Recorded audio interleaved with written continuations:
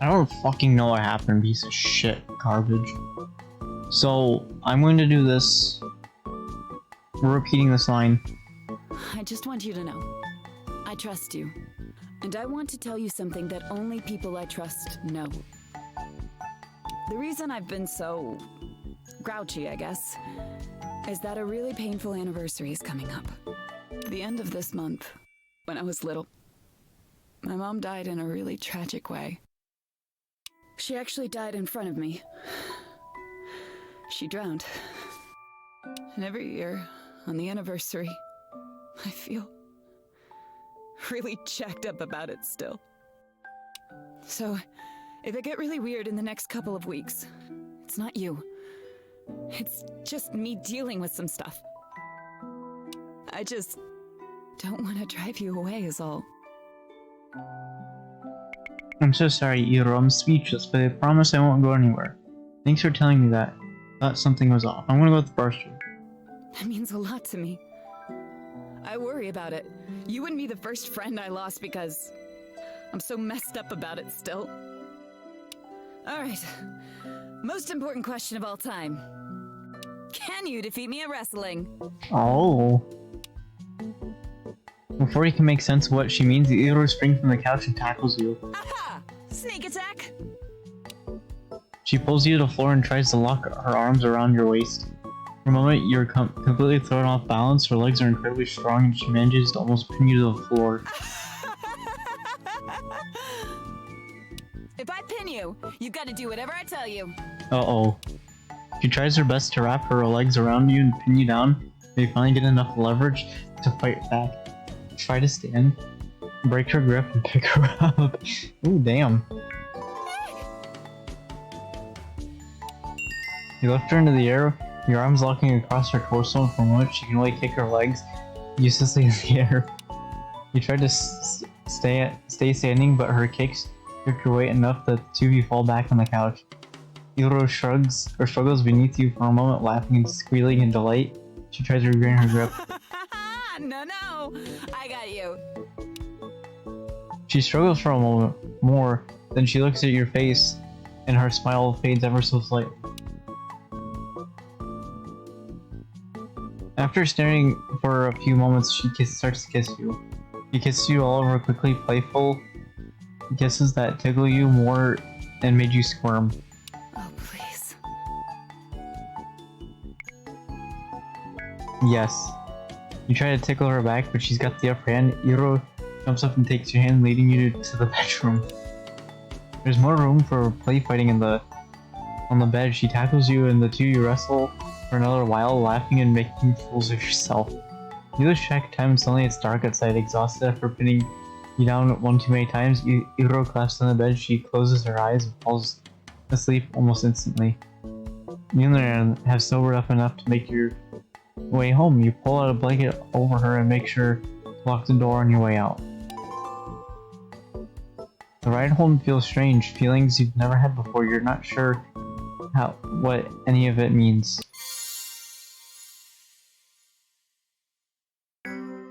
Wow. Hey, how's it going? So... are we a thing now? Do you like me? Was this an accident? Because, well, I hope it wasn't an accident. It was amazing. And I'd be lying if I didn't admit that I want it to happen. I realize that I like you a lot. And I hope you like me too. So are we and us? Oh yes, we are. I'd say I'm pretty darn sure we are a thing now. Oh yes, we or us.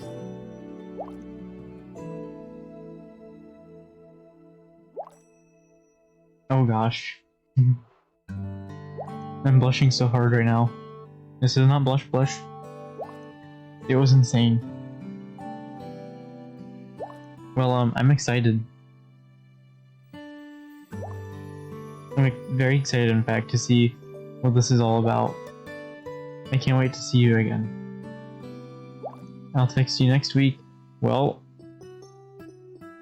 in the meantime, keep thinking of me. Shut up, self. I don't want to fucking hear you.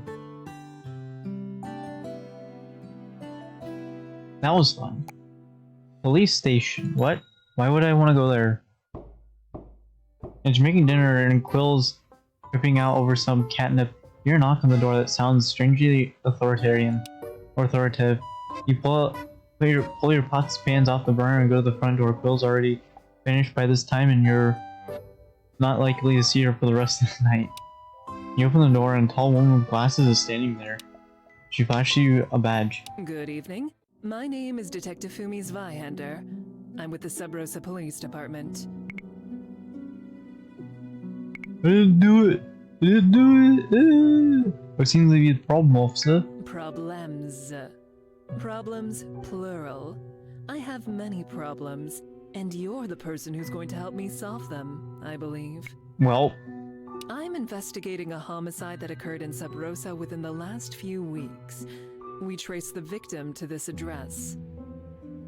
okay. From what I've been able to find, you arrived in town only recently and took up residence here shortly after the victim went missing. Thanks, goddesses, for doing this to me. In police nomenclature, we call that suspicious as hell. Alright. Am I under arrest? This is gonna sound weird, but I won a contest and the prize was in this house.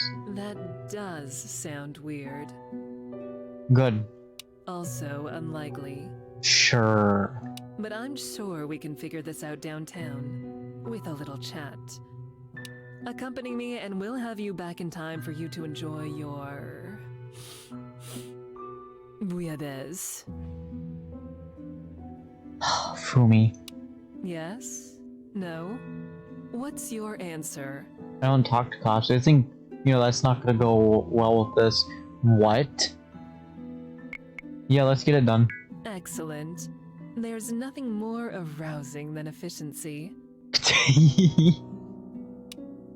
You get the cop car, Detective Fumi drives you downtown. She spends the whole way with lights flashing. It's uncomfortable to say the least. When you arrive, Fumi leads you inside the building through the side entrance. Every cop passes, waves hello, or greets her warmly. Hey, Detective. Fumi, kicking ass out there? Hey, Zweihander. Brought back a little something for the box? Not yet. We'll see how they cooperate. Fumi leads you into an interrogation room where she promptly closes and locks the door and pulls the plug in the security camera. A little privacy. Oh, I know what she's fucking doing. I feel like I'm in serious trouble here. Nice. That's only the thing I want with privacy. If that was a pickup line, you'll have to try considerably harder. That's right, because you are just a random creation of Marshmallow. I'm not going to give you favorable treatment just because you're cute. Let's go over a few things. You arrived in town on flight C69 air ferry on July 1st. The house you're currently residing in is a private residence, which you claim to have won in a sweepstakes of some sort. You have no contacts in Sub Rosa, no friends or family. It's your claim you're vacationing here. So tell me, are you a drug mule for a major criminal cartel operating out of Sub Rosa? Totally. If your answer is yes, I can fetch you a lawyer and we can be super quick here. Hell yes. Is this where my suave comes in to save my ass? No, I was with you until the drug mule thing. I mean, I'll be whatever you want me to be, officer. What I want is for you to be compliant. Which is perhaps a poor choice of words. Anyway, it was worth a try. You'd be surprised how often that works. Just asking the criminal if they're guilty. Listen, I'm going to lay things out here as clearly as I can. You've stepped into some major shit, and you had no no idea, but you've been tracking it all over the place. The SPD has been keeping a close eye on persons of interest, and you yourself are one of them right now. You've been reported interacting with certain other persons of interest, and we can't find any evidence of this so-called contest that brought you to Sub Rosa. Well, that sounds bad. That's a cool coincidence because I would say you're pretty much my number one person of interest. Alright, I'll be back, I guess.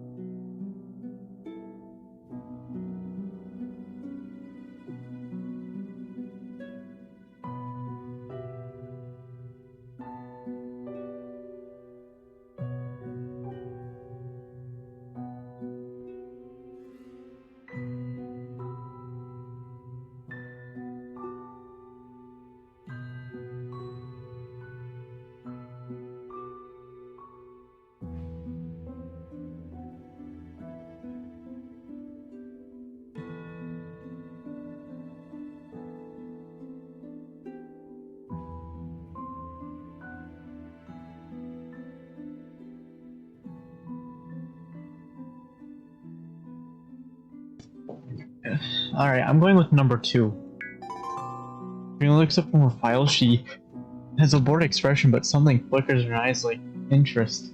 If you're flirting with me, I would suggest ceasing. Oh, sure, you want me to cease. I would break you in half, and not in the good way. Sure. Moving on. In any case, you couldn't be acting more suspicious if you tried. But your background check didn't turn up anything strange or remarkable. Or remarkable. Bro, I literally have like, I don't know how many harems between all these dating sim games, alright? So there's nothing remarkable there? Wow. You're not on any of our lists.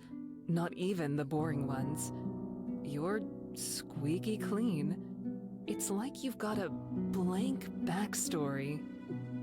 But you wouldn't be the first person to come to Sub Rosa and get caught up in the absolute underworldly bullshit that goes down here. So, here we are. You're not wrong about that. I'm telling you right here and now, you're on my radar. In the good one, right? And if you come across anything that might prove even the slightest interest to me, I highly recommend you report it to me. Easy. So, do the right thing and be my pawn out there in the field.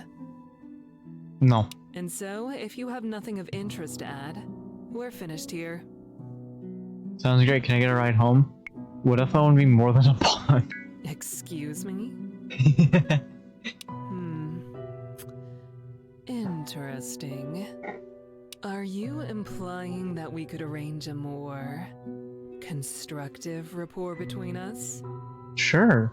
Because, if so, then I could arrange for a few perks for your assistance in this investigation.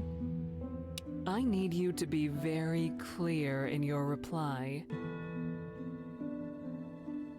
Does this mean I ruin everything between me and Will?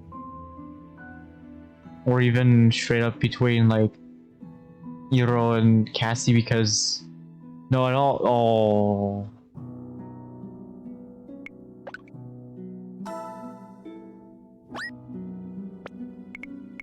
Excellent.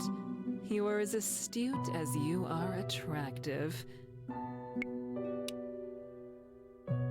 When you reach into her jacket and hands you a card. This is my private number. If you call this, it will come directly to my secure line. If you're upfront with me and contact me with any suspicious activity, I'll return the favor by keeping your ass out of the crossfire. We'll be like a team. Team Fumi. Agreed? I've already saved the game, so let's do this. Your enthusiasm is misguided, but adorable. Alright, if there's nothing else, you're free to go. Make sure to call me if you need me. Ah, no, you can get above level 50 with any of these abilities. Oh my god, thanks I will. Damn, this might be out of line, but you're really attractive. She is. See that you do. Officer Beverly will show you out. The hulking bear cop practically carries you to the front door, till he tosses you into the street. You eventually hail a cab that drives you home. Your bubbleless is cold and goopy when you get home, though it looks like Quill lapped up a bunch before passing out on the counter. You grab a slice of cold pizza and call it a night.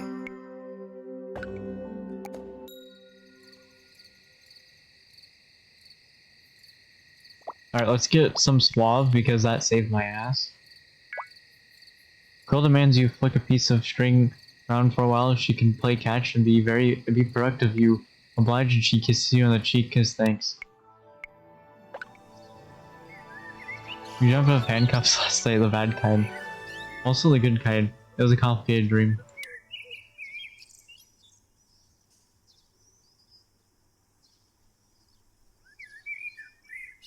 Oh, what do I want to do? What do I want to do? I'm gonna do some swab to save my ass.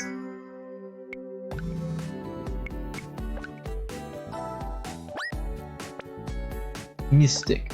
Hey, good morning. Let me guess, you had an interesting evening last night. Sorry for not warning you soon. I'm trying not to spoil the fun stuff. Detective Fumi is definitely in that category. And not get too far in the reads, but you believe the weird stuff that pops up in your destiny. Sometimes time travel, sometimes she's a doctor. It's nuts. But in any case, you may be wondering what to do with this version of Fumi. The one with rather fetching stiletto boot heel on your throat. And the answer is, it depends. Depending on your choice, she can have a big impact on your destiny. Your choices, Fumi, are essentially one of three. Shut her out, originally accept her help, embrace her. And really, there's a fourth that's also embrace her, but completely different, meaning behind the world. When you choose to work with Fumi or not, it won't affect the final outcome of your story, but certain things will prove easier if she's your backup. Perhaps you're an independent type that doesn't want someone who's in another lifeline could pass for a time-traveling librarian assist. That choice is up to you. Just know that there's no downside to keeping Fumi's good side, and also lots of good sides.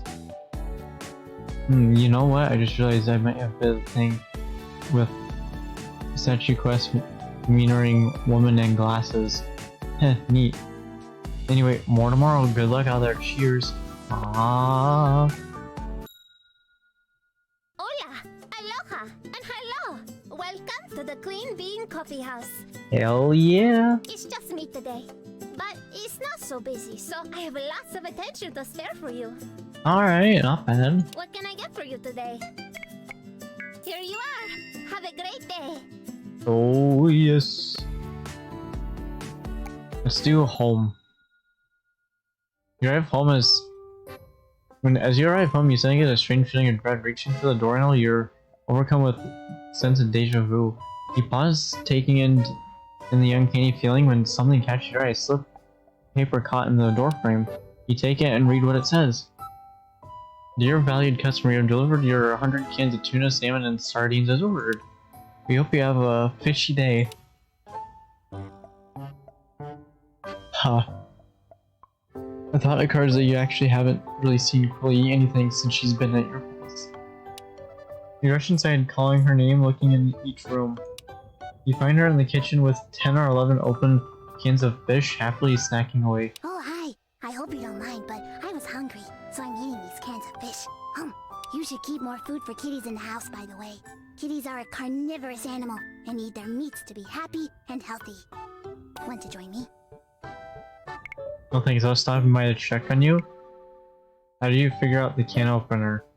Or open the can? That's what I want to know. It said it was childproof, but luckily, I'm not a child. I'm a kitty. Now, if you'll excuse me, I have a prior engagement. Well, since it eats fish for a while, you hang out, make sure she doesn't eat herself to death, but luckily she passes out after the 5th can. You scrunch her hair a bit and she purrs in her sleep. You have the strangest feeling that you've dodged a tuna can-shaped bullet.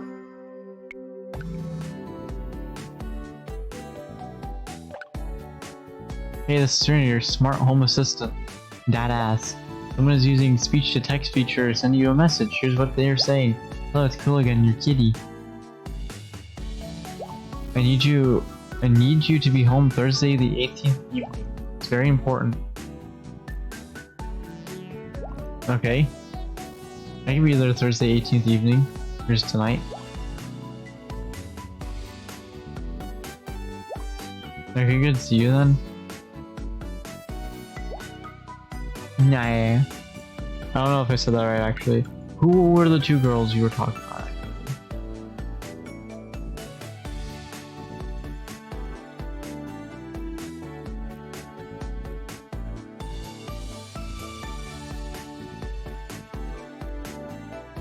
I have Friday and Saturday to date Cassie and Elle downtown at the track.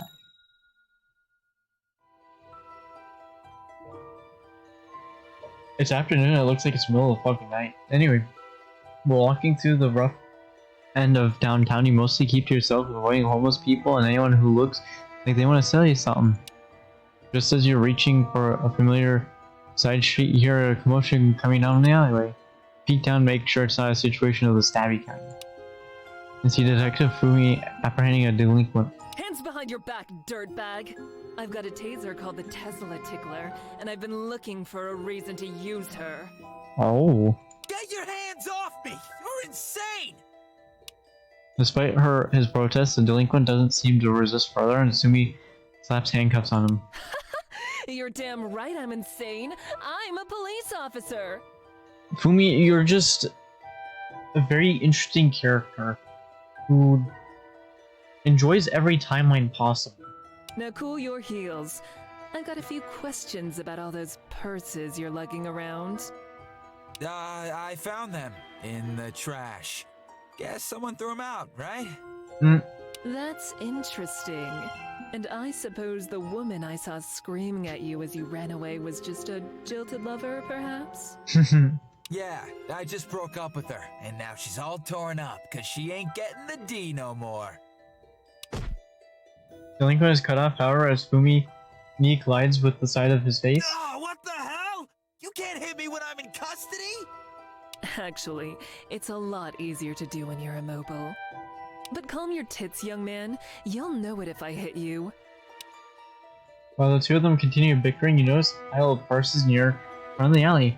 One of the purses spilled its contents all over the ground, creating a mosaic of makeup, gum, meds, and travel-sized cans of chips, and a wallet stuffed with cash. Pick everything up and put it back in the purse. Sounds like the most logical option right here. Because I'm not taking the cash, I'm not taking the chip and enjoying it. You carefully pick everything up, returning it to the purse and close it. You make a neat pile of the evidence and then sneak off for any awkward questions. As you leave, you catch the tail end of the conversation between Delinquent and Fumi. Hey, cop. I think I might be packing an unregistered weapon in my pants, if you want to reach in there. Well, Oh, it'll be too small to rise to a felony, I wouldn't worry. Oh, look! Mrs. Tesla Tickler has emerged from my holster. I wonder what trouble she wants to get up to today. oh my god, Fumi. The Delinquent goes quiet as you leave an earshot. It is what it is, Delinquent. Hey, Quill. Driving home, you notice a few of your neighbors are looking towards your house oddly. It takes you a moment to realize there's fairly loud music coming from inside. You go a little wave, mouthing the word oops, and quickly unlock the door. Once inside, you notice the distinct smell of laundry detergent filling the air. Your eye system is turned up to max and it's playing a song that is vaguely familiar. What's new, kitty cat? Whoa. You make your way through the house to the laundry room where you find piles of clothes all over the floor. Will sitting in front of the washing machine watching the clothes go round and round and round. Clear your throat? Hey, so someone learned how to use the washing machine? Anything good on? We'll go with that. Here go my Nash. Oh, it's you. Hello, you're just in time. Please get undressed. I need more dirty clothes for the machine. I tried on everything you own, just to make this last one. And I don't like putting on your undies, because they're not made for kitty tails. Okay, hurry! Maybe we could fold this laundry first.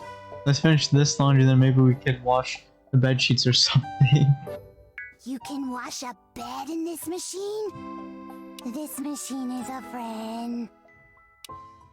It takes 6 basket load, but you finally get all the laundry into your bedroom. Quill helps by carrying a few selected socks, which she says are problematic. You start sorting chaos into managed piles of light, dark, delicates, etc. Quill creates her own pile of interesting laundry, which is thankfully not very large. You begin to whirlwind the process of folding roughly 4 weeks of clean laundry.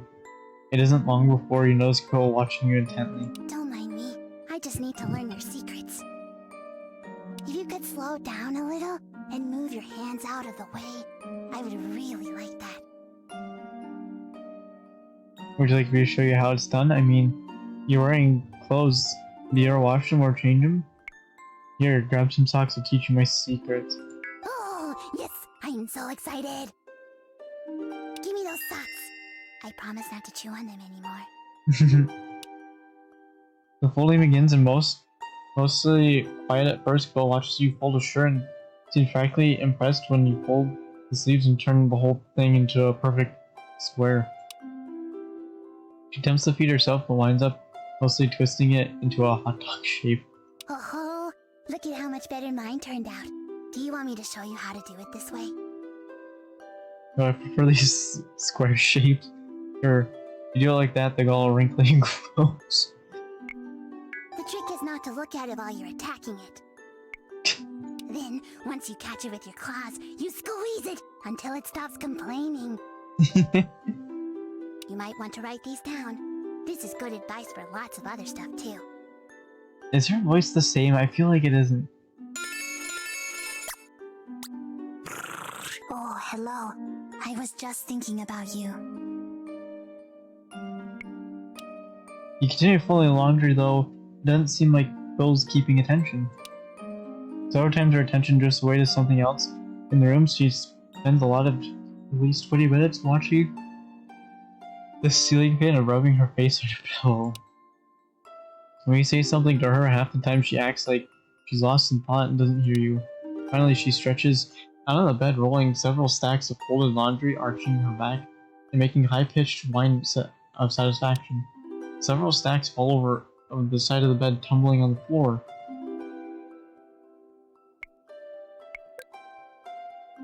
Of course, I stopped doing Lucky and now it's all fucked up. Damn it, Quill, what the hell are you doing? Why don't you just tell me what's going on? Hold back frustration, stand up and walk away. No one dead yet, but I do know people will die if I don't do everything right. Because I already screwed up. Alright? Because as you can see, I'm on day 18 and no secrets from Al. Only one secret from Iro. Cassie, one secret. Mio, I'm on a roll.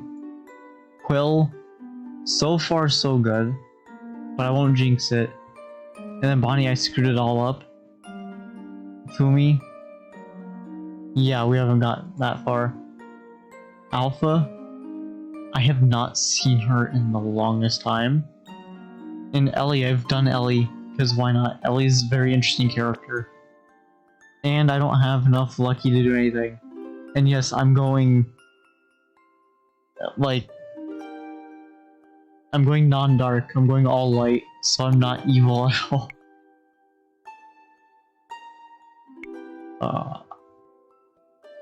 want to say the first one so badly though, which is damn it, Quill. What the hell are you doing? Why won't you just tell me what's going on? Because I feel like she's gonna get upset. In Crush Crush, she becomes human when you finish dating her. Hey there! I was just practicing some new dance moves. Since they can't be uploaded directly into my brain anymore, I got to learn them from scratch. It's fun! So then, she's like that's one of my things is she's human in this. She's not the hologram, which means the events of Crush Crush probably have already happened, which means as Marshmallow, you know, you've technically dated all the women, and if you play Blush Blush, you've dated all the men.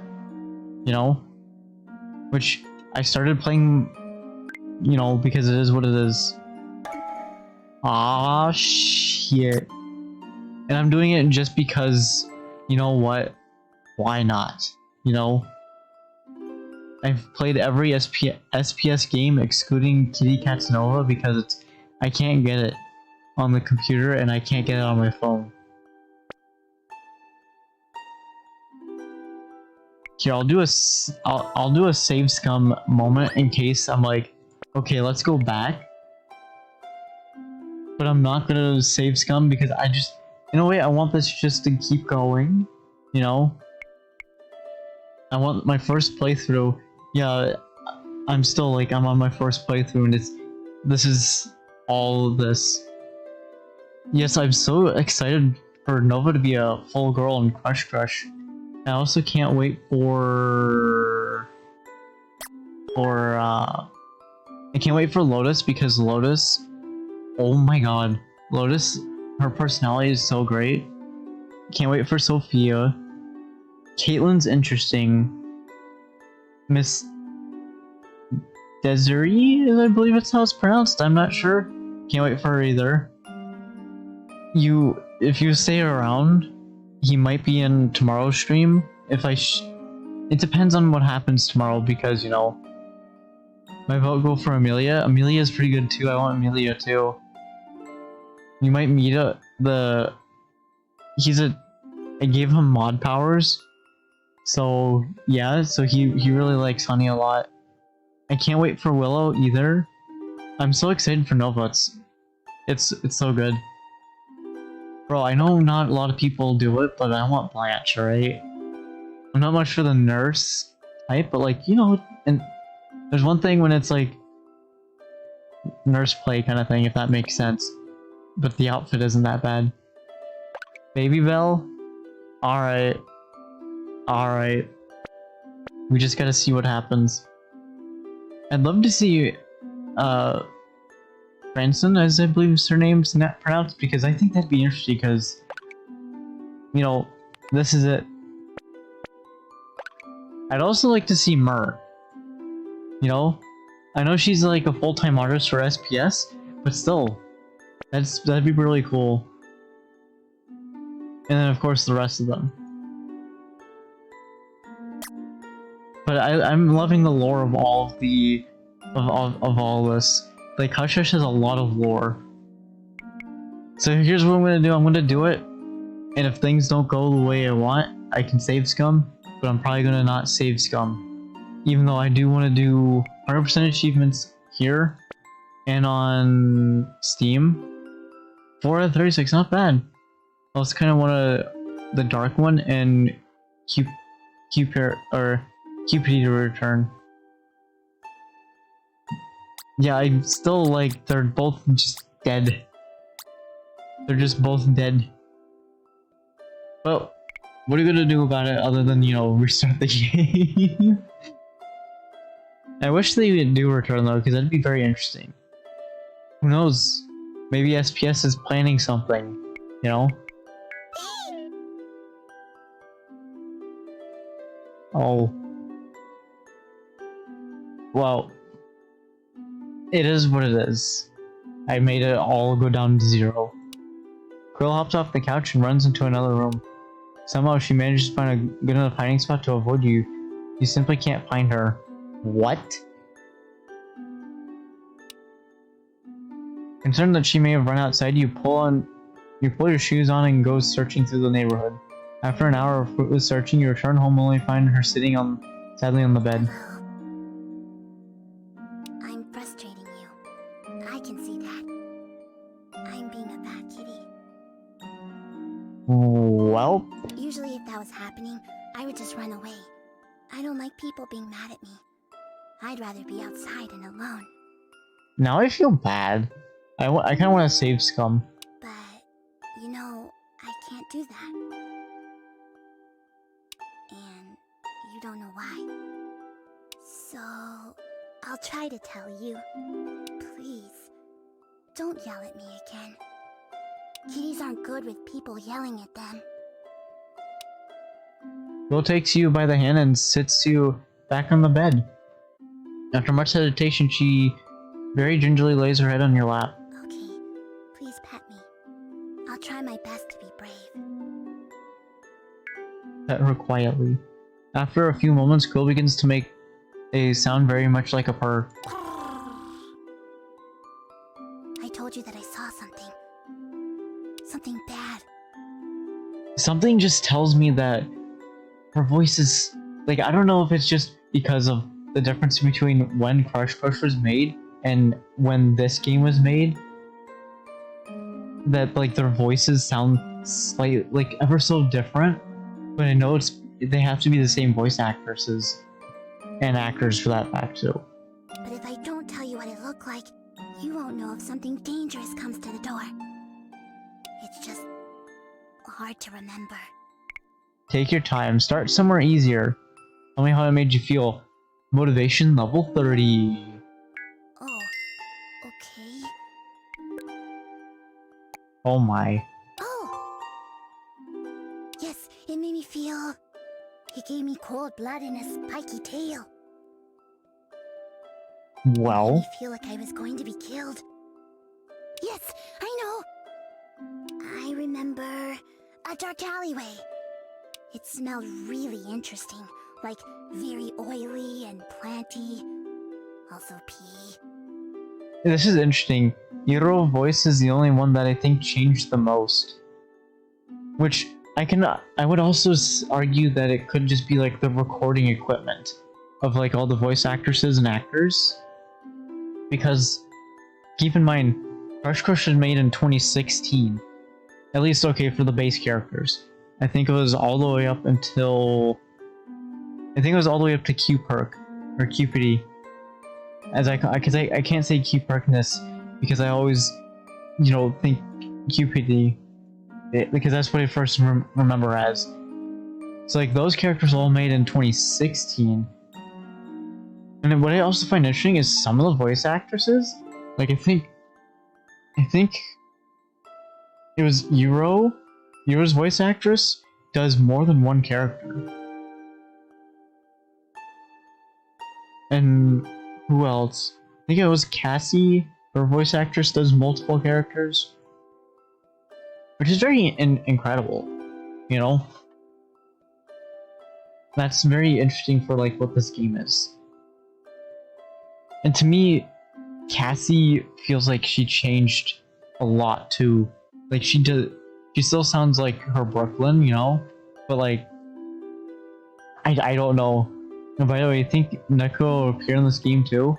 I wouldn't be surprised, but at the same time, I kind of spoiled which characters are and aren't in the game by looking at the art book a few days ago, because it lists all, or supposedly I would say all the characters, but I wouldn't say that it would be supposedly, because, you know, it's an art book.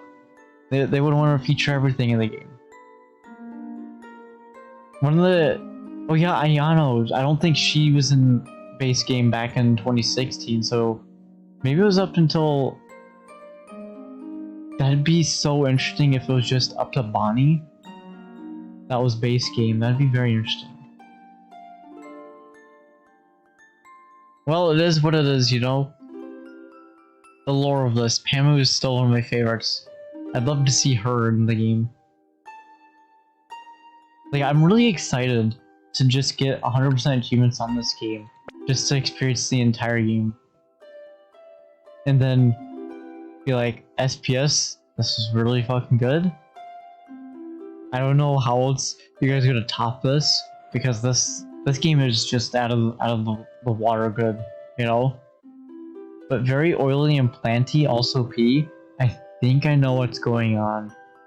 I was waiting for someone, and I heard them. And then there was so much noise, and scariness, and horribleness, and badness, and get away!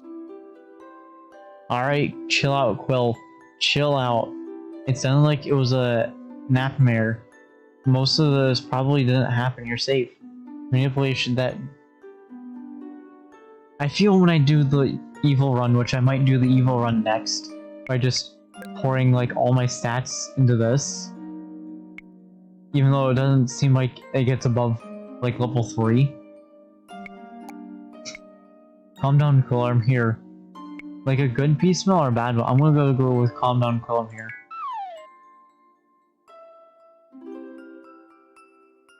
So, being nice to her lowers it. Alright, so I guess you gotta be evil to Quill, which is not what I wanted to do, but okay.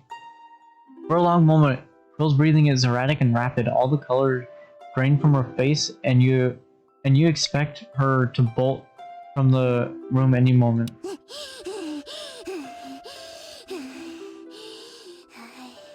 But her breathing slows, and she manages to take several large breaths to try to get herself under control.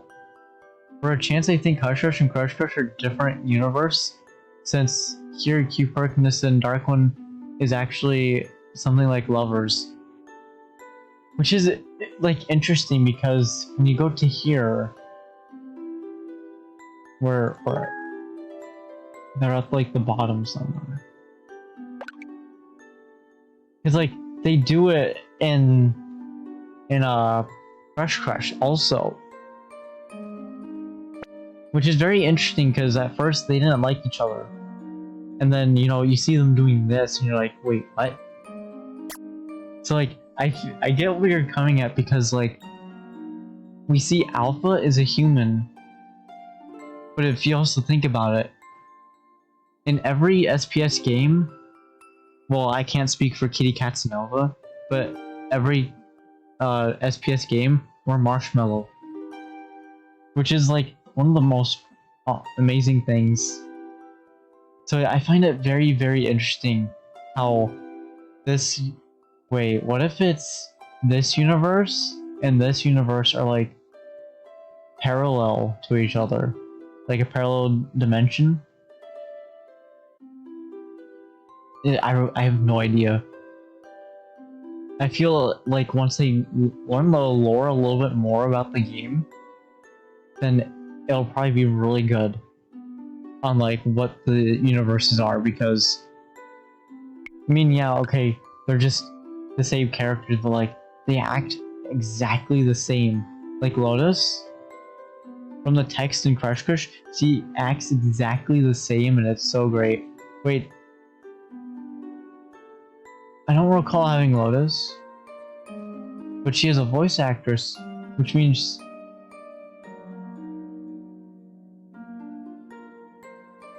that's right. Last night's stream on Miu's channel, she was doing voice, or was it the night before? Either way, one of the two streams, the last night or the other night, Miu was doing voice lines for Lotus. So we're gonna be getting Lotus at some point in the future, guaranteed. So I'm sure she's gonna get voted soon. But her breathing slows and she manages to take several large breaths trying to get herself under control. At least a call. Yeah, at least a call. Hey, it's better than nothing, you know? But I think all of the characters in here that aren't in the game, well, maybe not Mur because, you know, she's not, I don't remember seeing her on the voting list. Which would be very interesting. But I think that'd be very interesting for us to date Mur too, because if you go through the lore, you find out she's friends with Lake, and they go to the same school, so technically, you know, unless Mer moves like to the other side of the world in Crush, then you know you can't even consider that. Well, actually, I take that back because we date just a straight up space There mouse. seems to be a strange gravitational pull between your lips and mine. They're on a collision course. Oh no! Fucking Bree. Bro, she's such a great character too, I love it. And you meet her from the moon. Out of curiosity, did you buy the patch? Yes, but of course because Twitch, I'm like, alright, I'm turning it off. You're so adorable. I just want to buy a body pillow of you and sleep with it. Wait. Like, I think one character you could take to do like direct voice actress comparison to is Mio, because for sure she has the same voice actor. You know that for sure. Even though, okay, yeah, they in the credits they do show that some of the characters from here are in the other game with their original voice actresses and actors. And then your special characters have all that. But there's nothing wrong with buying the patch, right? You know? Okay, I don't have what's it called? The Panda Pass. I don't have it, alright? And I probably should get it, but at the same time I'm like, maybe later, you know? Because I have the patch for Crush, I have the patch for this game. And it is what it is, alright? After 10 minutes of committed petting and coaxing, she touches your hand and says, Okay, I'm okay to continue. And that's when I peeked. And I saw what I was afraid of. It was a person.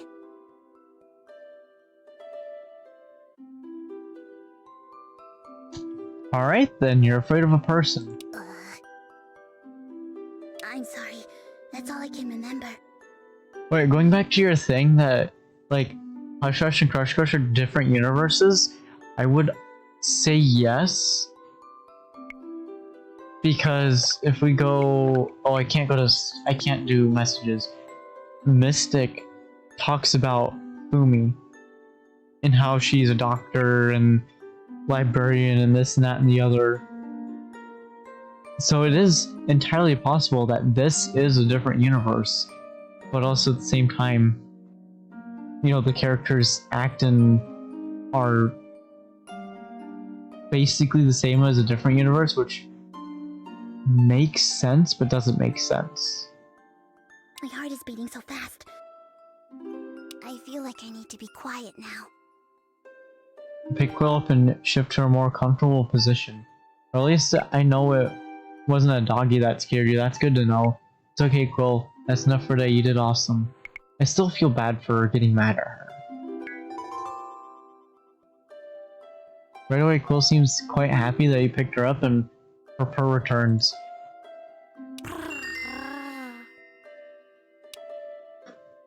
You maneuver her so you both can sit comfortably on the bed, further scattering your piles. She curls up next to you, nuzzling her face to your chest and sighs. There is a short silence. Quill gasps. Oh my, I just remembered. I caught a mouse today, and I trapped him under a laundry basket. Well, good job, Quill. I'd better go let him out. He's going to be very cross. Or, depending on if you, because of how you forgot about him, you could have probably left him under there for like several weeks now, so he could probably be a dead mouse. But that's fine. Thank you again for helping me with my...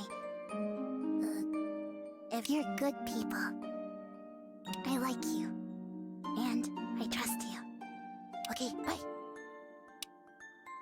Quill rushes out of the room before you could say anything. Not long after you find her napping in the laundry room, yet another pile of freshly dried clothes.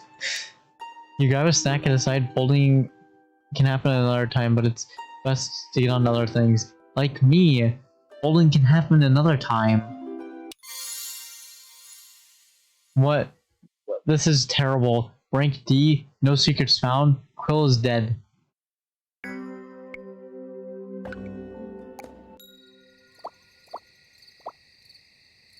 Oh, great. Alright, I have... So apparently I have... According to Mystic, I have to date Cassie and Elle. Except I cannot do any of it.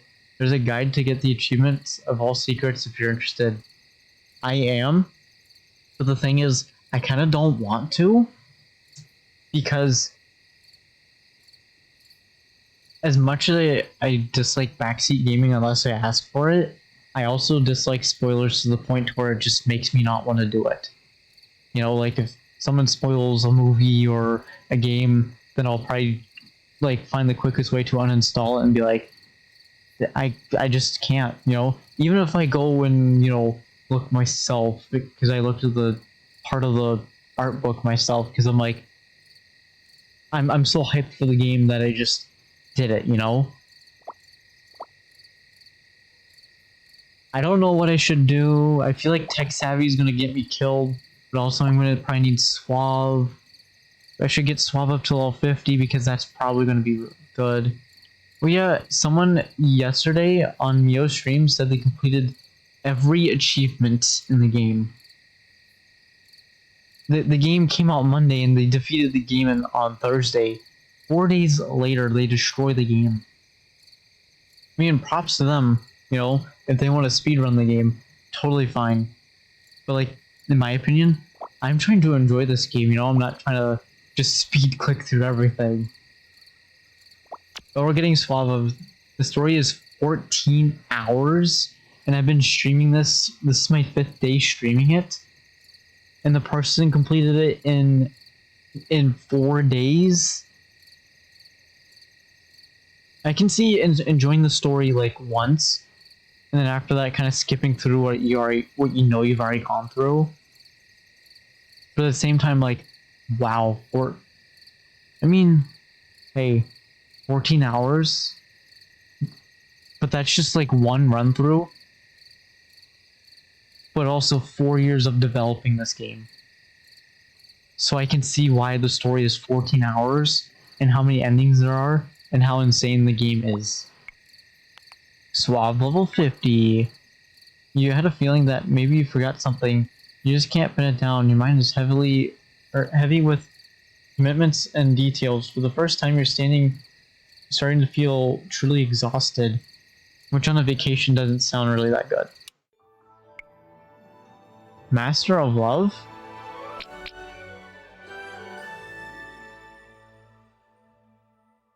Oh, you boosted your Suave stat to 50. Oh. You had a nightmare. You has a nightmare last night. Cassie was there, but then things got dark, swallowing her up until you could only see her face. Her scream woke you. And yeah, I thought it'd probably be Quill. Also, I got the achievement for quickest way to game over. I want to too. How interesting is it on a scale of like 0 to 10, with 0 being like meh and 10 being like best shit ever kind of thing? I can make my Suave even higher. Yeah, no. We're gonna get some... I want to get everything to 40 right now, though.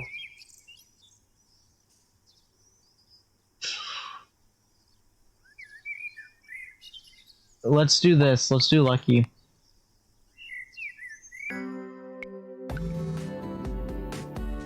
We first start with Mystic, and then we go on. A piano almost fell on my head yesterday. These intoscripts are becoming a bit of a liability, depending on just how irate our pair of friends get. I may need to cease this service without notice. Anyway, here's that. The time has come. Here's your hint. Bring cash to your date with Cassie, like 4,425? Give or take. Okay, not that much of a hint, but a pro tip. I'm honestly not not so great with the whole make everything sound mysterious biz. I'll work on that. More tomorrow, cheers. It's pretty simple. It's that simple. So what you're saying is I could have, instead of doing my first run of actually going this far, I could have just done that. Well,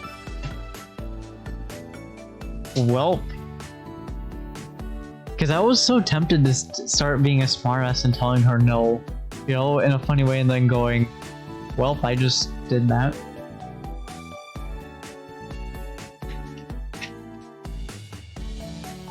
I mean, like, if I was given a vacation but I had to go like save 5 girls, I'd probably be like, wait, what? How am I going to do it? I'm only a single man, you know?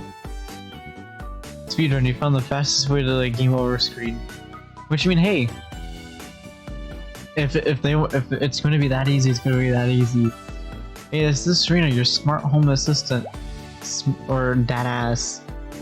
Someone is using speech-to-text feature to send you a message. Here's what they're saying. Hey, thanks for spending time with me. You were a good human. Okay, bye-bye. Her happy cat face. Or at least content. You can beat the game if you don't play. Or yeah, you can't beat the game if you don't play. You're not wrong about that, actually. You know, you're not wrong. Hey, hot stuff, drop everything, because Cassie needs your undivided attention. I'm back, I'm hungry, and I'm starved for attention. What do you say? You and I go out on a date. Like a good proper date. A fancy place on 3rd. You dig me? You in? To treat me like a princess and make my dreams come true. Let's say Friday 19th in the evening. Say yes, you gotta say yes. That's the easiest test in the world. Yes, I'll prove to you I can clean up good. Boom. Roasted. Got it done. That's what I want to hear. I'll meet you there and get ready to rumble because I'm gonna be looking for a knockout. Oh wow, I'm excited and never been up to this place. You don't shoot us up. See you soon, sweet cheeks. Alright, L. Is your date tomorrow?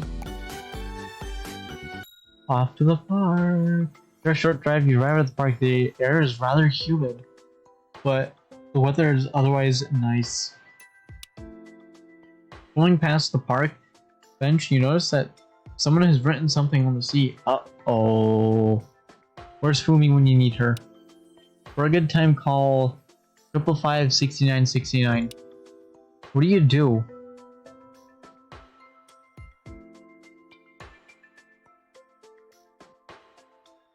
Call the number. You pull out your cell phone and dial the number. You can feel excitement building up as your anticipation grows. Wait, this... Shit, I forgot to save the game. Oh well. A few moments later, a recorded voice informed you that your number is not in service. Your disappointment is immeasurable and your day is ruined. You leave the park rather undefeated.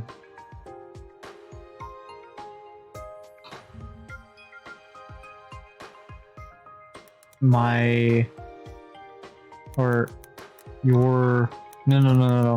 My disappointment is immeasurable.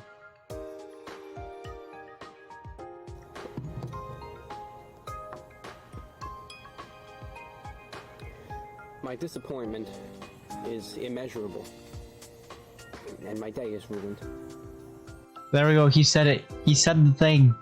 He said it for me. Alright, I guess I didn't need to save the game. Alright, we're gonna save here. Even though it's in the afternoon, I'd rather save in the morning, but it is what it is. Alright, do I have any events right now? Just the evening. We're going to the arcade. Drive by the arcade, take a quick look from you, but you don't see her anywhere. The only reason why I went. Mulling over your options, you say to make the most of the moment, and did nothing really. Play some games, get drunk in the bar. We're doing that because I got the money to do so, alright? Drop some major bank and get drunk at the bar. Fortunately, you do so alone, so it's not exactly the most thrilling way to spend your time. Wow, what a waste of time. You wake up in your car a few hours later, dehydrated and disappointed. The drive home is mostly unpleasant.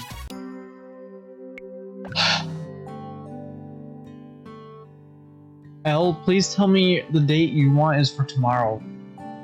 Not right now, because it will not work out. This is gonna be interesting. Hello, it's Elle, and I hope you're having a wonderful day. I have an odd question for you, and I'm hoping you find it more charming than alarming. Oh look, I made a rhyme, and I'm a poet, and I didn't know it. Or sorry, I got distracted. I need to look up that, because that's another reference that I don't understand. But I heard it twice. Anyway, I wanted to ask you out on an outing. You see, my brother's birthday is on the 20th, and he's throwing a big party, a big, noisy, crowded, dreadful party, and it's sure really upright, filled with snobs. Do you want to go with me? I can't imagine anyone else who might be able to make something like this more fun and wonderful. Oh, the 20th. Okay, yeah. We're doing it. That's a tall order, Elle, but I accept. I would love to be your date. Wonderful, thank you. That makes you my +1. That's fun to say, isn't it? The birthday is up at the winery. Don't be late. Dorian makes a scene when people are late.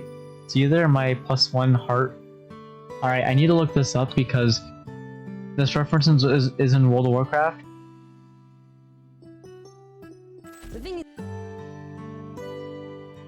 save to playlist reacts. We're gonna do it later. YouTube has some serious issues. Jacksepticeye 9 hours ago. Let's be real. Everywhere has issues.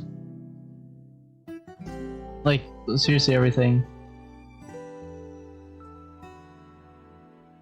Ranking every Genshin character based on their hentai. I'm a po, and I didn't even know it.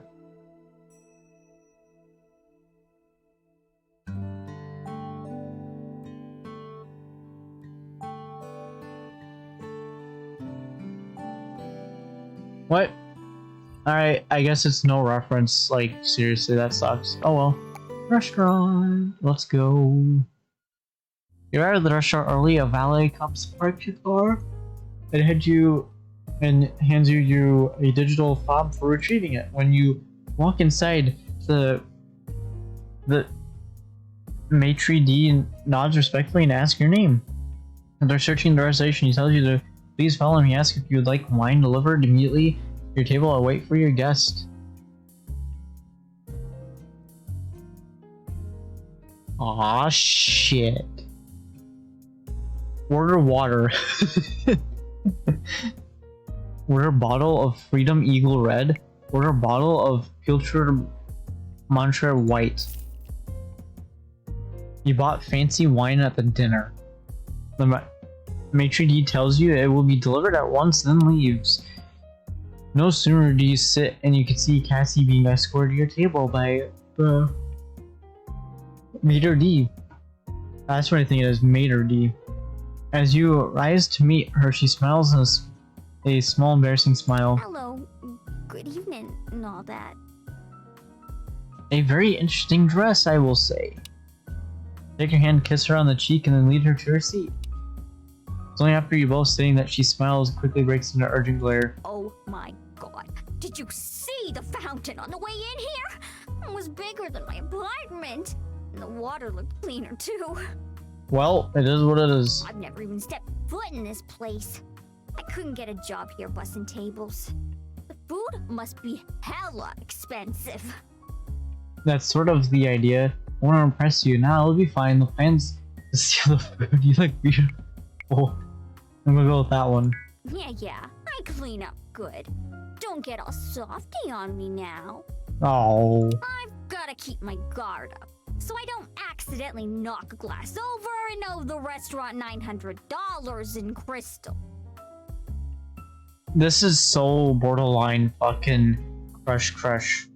I know it's diamonds and Crush. Alright, give me a break. someone here arrives and delivers you a bottle. What? 2003? That wine's almost 20 fucking years old?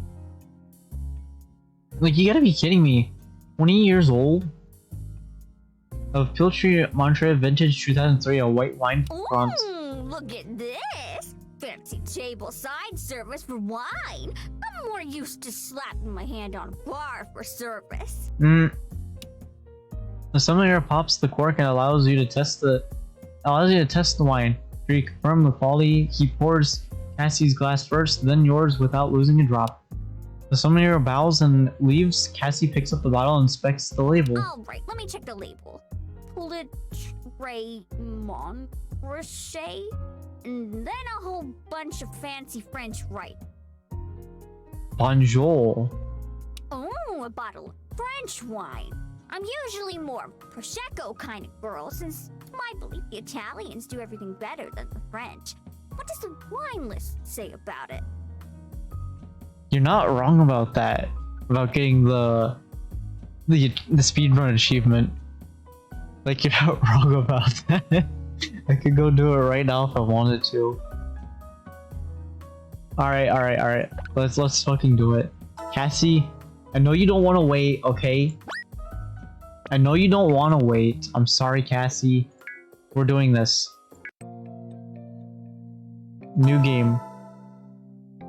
I don't want to click do not show this again. So when I complete my first run through, I'll like go into my second one where I go down the darker path. I'll probably read it and just go, okay, this is what happens, yada yada yada. I'm probably gonna skip most of this because I have read it, but why not? Well, I do have read it. Alright.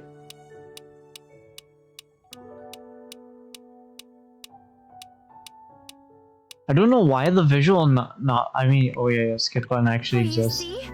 Without your help, there are 5 girls that are doomed to perish.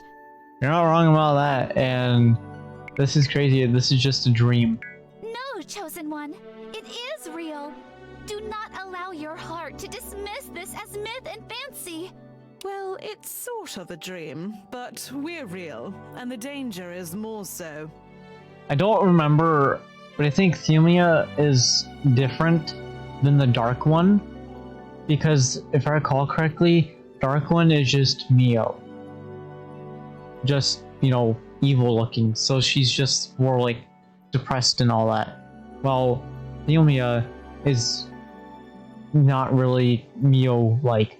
Wait. The hair looks familiar to one of the other characters that's not Cupidity. Here is I forget. the task.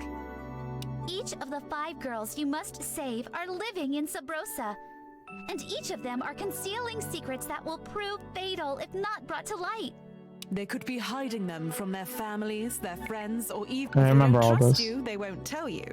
Do whatever you can to gain their trust, admiration, affection, lust, whatever works. You want me to flirt with 5 girls? No, we need you to gain their trust. Put your full heart into it. If you hesitate or hold back, you may lose them. Look, it is what it is, right? You're saving their life, so do what you gotta do. The how is up to you.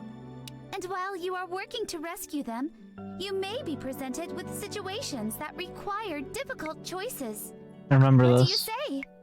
Yay or nay? Yay, I will do what I can. Yeah, I will do it as in, yeah, best quest ever. Nay, this is too strange for me. Just so true. As you wish. It is not for us to decide your choices. If we have not stirred your heart, perhaps we have failed to impress upon you the need. Too bad. Spoiler warning, if you had pulled off this quest, we had a special reward for you. Oh yeah, I remember this one. Remember reading all Maybe this. another time.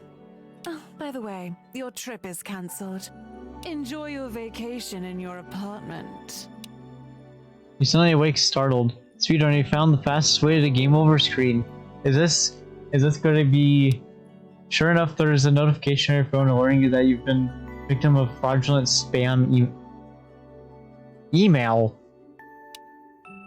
Somehow they drained all your credit cards and stole your identity. You're not sure how, as you never gave them your credit card.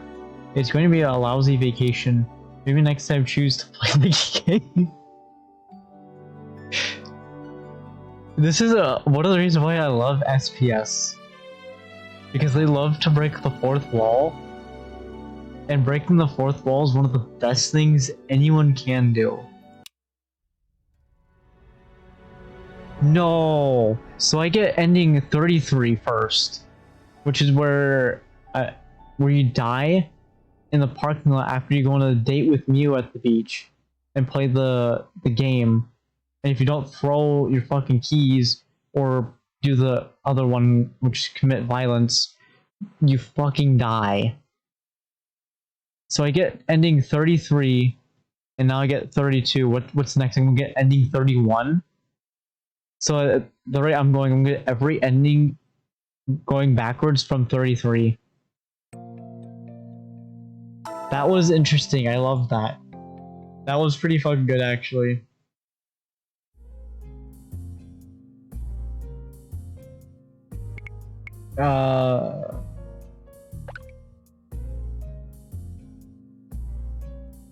No! What happened? Did I break the voice line? Aww. Log. Yeah, I broke it. The game's broken. Oh no! Time to report a bug. I don't know how to report a bug. And I'm sure... Like, the thing is with me, I'm like, the bug's probably already been reported, so I shouldn't do it. But at the same time, I'm like, I don't think it's been reported, but at the same time, I do. I click the log, and then it gives me the one that was before the one she said, and then the one that she just now said. It's not going to let me do the one before that. I don't know why. Let me do this. Oh my god, this wine is $4,000! Yeah, I got that in my back pocket. Alright. Yeah, it won't let me to have her say it. Oh well. It is what it is. What? Did you know that when you ordered it? Why did you get this? Well, I was hoping to get you drunk, so... Would you just raise your glass and let me cheers you? Money doesn't matter, the company does. What would Cassie want me to say? Even though Mystic said, don't say what you think they want you to say. He's like, just be different. Don't be the same person. I'm like, I understand, but at the same time, I don't want to be a different person.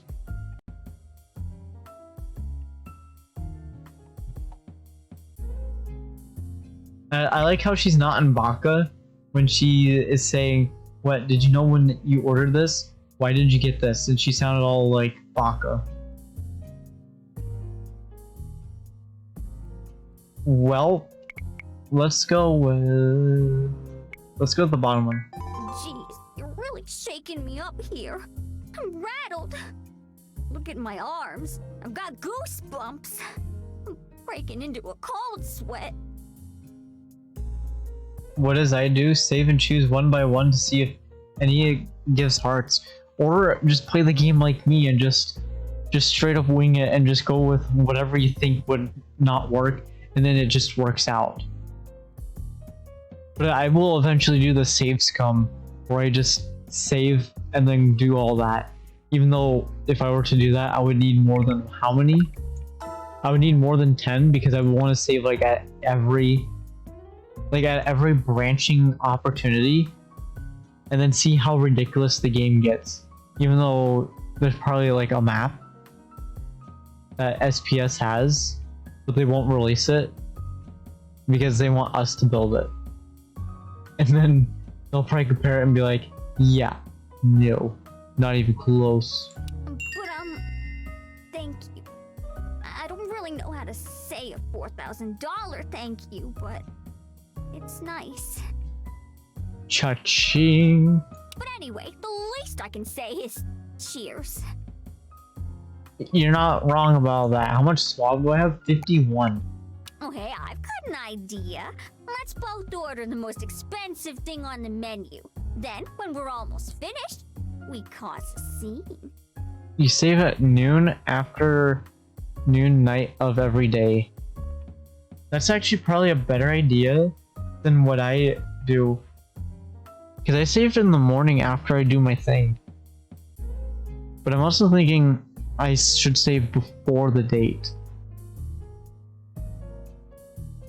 Because also at the same time with this run through, I just want to go through the game as if save scum doesn't exist. Like, I'm just saving in case, like, you know, I happen to just die and get ending 33 because, you know, I chose to throw my wallet instead of my keys and then die.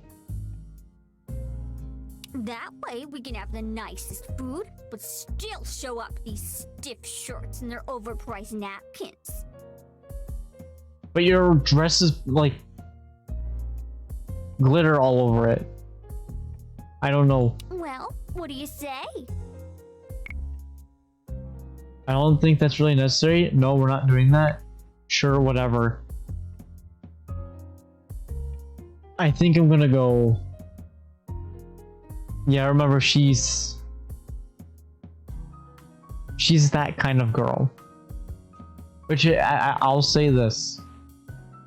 There's nothing wrong with that because I understand that this game is the way it is because look at DDLC for a moment. Monica kills everyone. Monica kills absolutely everyone. And then this game, because to me, this game is DDLC x SDV x Elden Ring. That's what I think this game is. And I love it. Well, also X Crush Crush and Blush Blush. But that's where the universe came from. But either way, I think this game is like really dark and you know, it is what it is. Just be happy with it. We'll go sure whatever. I mean, don't you think it'll really chap their butts? Girl, I know you're gonna do it either way. I can't stop you. Well, okay, whatever. I just thought it might be fun to cause a little trouble and get some free food out of it too. Of course you want free food out of it. You like free items. The waiter returns and explains that the full course meal is grilled yellowtail served with ponce neveu and a caparelli. Look, my pronunciation is on point, okay? I know all the French shit. Unless this is not French and this is like another language, I don't know. I don't suppose you have any fancy cheeseburgers on the menu tonight? Maybe with some of that caper aioli? I'm sure Cassie's voice actors practiced that a million times, but geez, Cassie knows it right off the bat and I don't. There's a pause as the waiter momentarily caught off guard by the question. Oh god, I'm just joking, you two. The blow ties cut off circulation to the humor parts of your brains. You're probably not wrong about that. The waiter chuckles politely, finishes taking your orders and departs. Why is everyone so uptight in here? Because it's a fancy restaurant, right? Are you not enjoying this? Do you want to go somewhere else? It's a fancy place. Look, it's a fancy place, Cassie. Read the room. I'm gonna go with the second one. Ouch! Well, sorry if I'm making it hard for old rich people to enjoy their duck a la carte or whatever. It is what it is. Well then, I leave the lurk and I'll try to save everyone. Hey, you do what you gotta do, you know? Go save everyone. And I hope you've enjoyed because I'm enjoying this game a lot. I literally asked for a cheeseburger. I didn't throw a plate or anything. Hey, so, I've been thinking about you a lot recently. Uh-oh. Actually, I've been thinking about you ever since you know. You did that thing with your fingers and made me scream your name. Look, I haven't seen any of those yet because I haven't looked at the 18 plus shit. Because it is what it is with the game. Oh yes, I call that piano stretch because I'm reaching for the key of G. I don't know what... I don't know, alright? I'm just gonna leave it as that, and maybe someday. Alright, let's continue. Yeah, it was fun. Can't skip leg day. Can't skip fine motor day. Oh, 32. If you are or aren't skipping, please continue to do so. I've got a few tricks of my own I'd like to show you sometime. When you're feeling adventurous. Just then, one of the wait staff is walking by with a tray of Hondoveros, and it looks like they're heading toward a banquet in one of the private halls. Cassie's eyes light up, and as the waiter walks by, she quickly reaches up behind him and takes one. Cassie!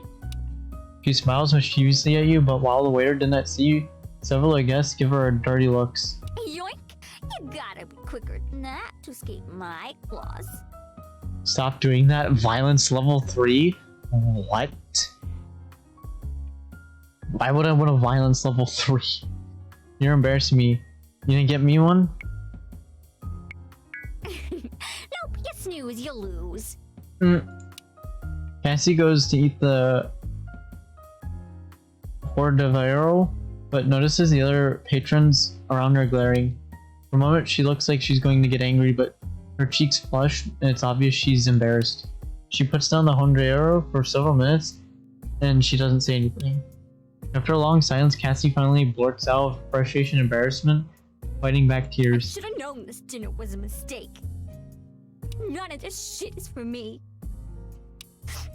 See you around. Well, there goes Cassie.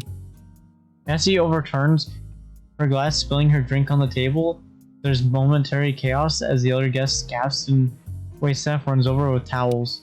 You watch Cassie run out of the front door, and even though she marks it Mater D to leave her alone, you can tell she's crying. Mater D says they will comp your meal if you would like to leave. You decide to take them up on that offer. When you leave the restaurant, there's no sign of Cassie. She's gone. Holy shit. We're rolling with it. Alright, whatever happens, happens. Even though I want to go fix it. Party is tempted tonight to go out into the night and take all the things you need to succeed. You feel the shadow whispering to you, making promises. 11 days left, apparently. Your alarm goes off, the local radio, and a very happy birthday to Dorian Reed. Love you, Mom, Dad, and Sister Eleanor. Ah, that's a lucky guy. Alright, let's get some coin.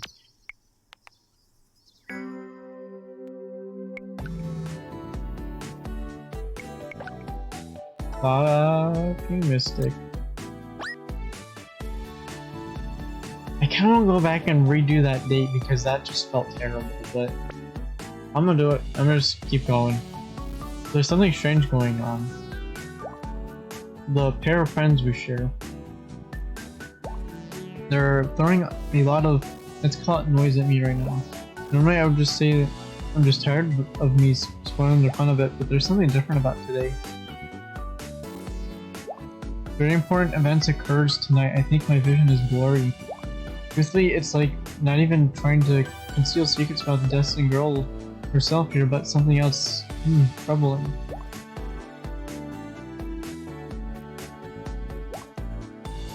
I can only tell you that you need your swab is going to be need on point, and by that I mean love around 60. I'm going to probe more into this noise.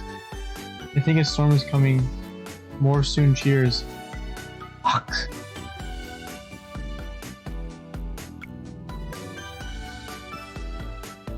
Nine points. 9 points.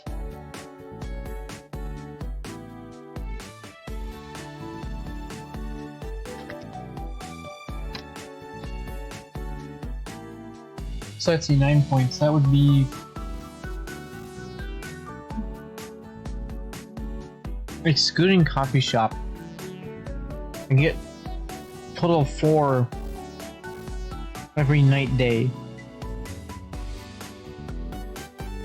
I would need like 2 days minimum to get that shit. Fuck. This will not end well. There's no cafe. I can't go see Lotus. Hey, it's me. Look, I gotta tell you something. I'm gonna say I'm sorry. Sorry for acting so immature. And causing a ruckus and all that. And I want to thank you. Let me get stuff off my chest. You're a special person, and I like the person I am when I'm around you. I hope we can do this again sometime.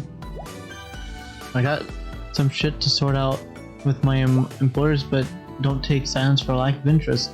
More interested now than ever. Okay, I gotta go. Take care. I'm thinking of you. Ciao for now.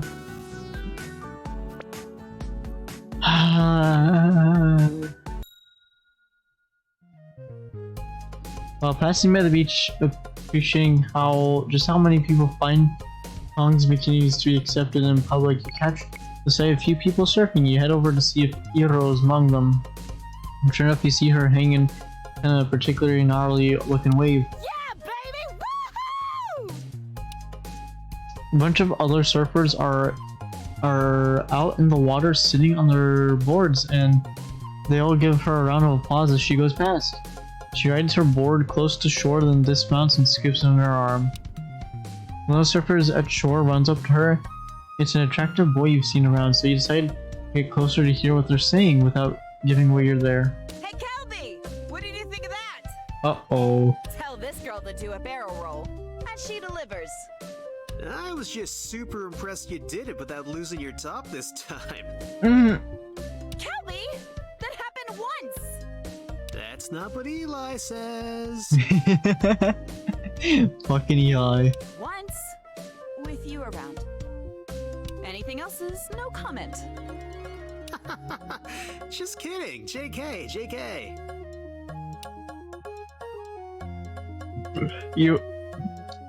Yoro comes closer and punches him in the arm. He gives a mock expression of pain, and the two of them head to a spot on the beach to sit. So hey, I wanted to ask. No, you can't. It's against the law. What's up? Didn't you mention that you'd met someone that was gonna surf with you? I feel like you've been practicing more with me than anyone else. Uh-oh. Oh, well, it's just that you're a better surfer is all. The best in town.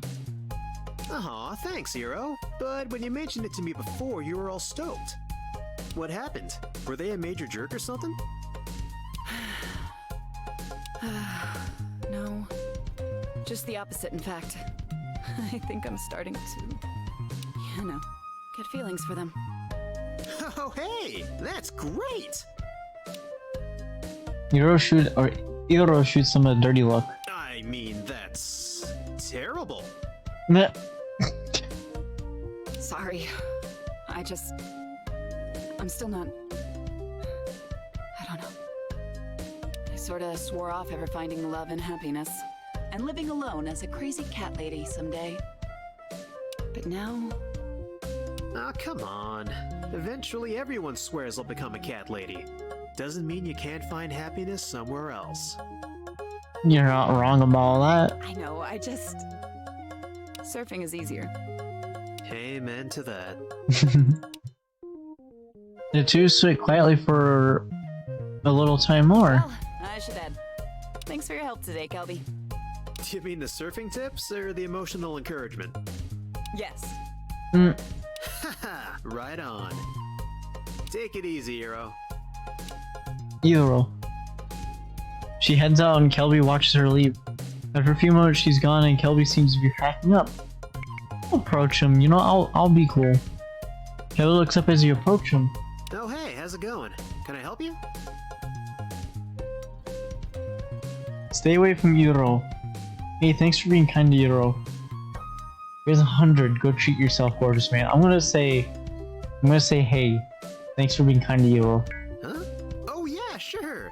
I mean, I try to be nice to everyone, but it's nice getting a thank you.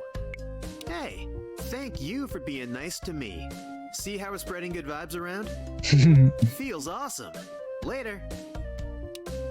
Kelly gives you a high five, then packs up the rest of his things and departs. You leave the beach and carry on with your day.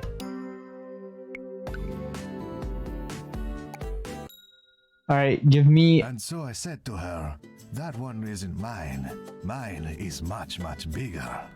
Give me some suave, alright? I need it. I'm gonna die. Dimitri, we have a customer. Shush your crazy mouth. It's Dimitri. What can we say about him? Hola, aloha, and hello.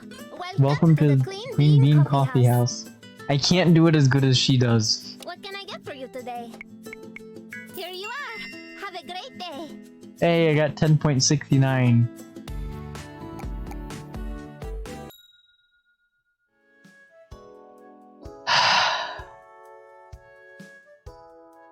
It's not gonna work out tonight for the date, and it is what it is. We're gonna roll with it. We're gonna get one of the endings by the 31st of this game.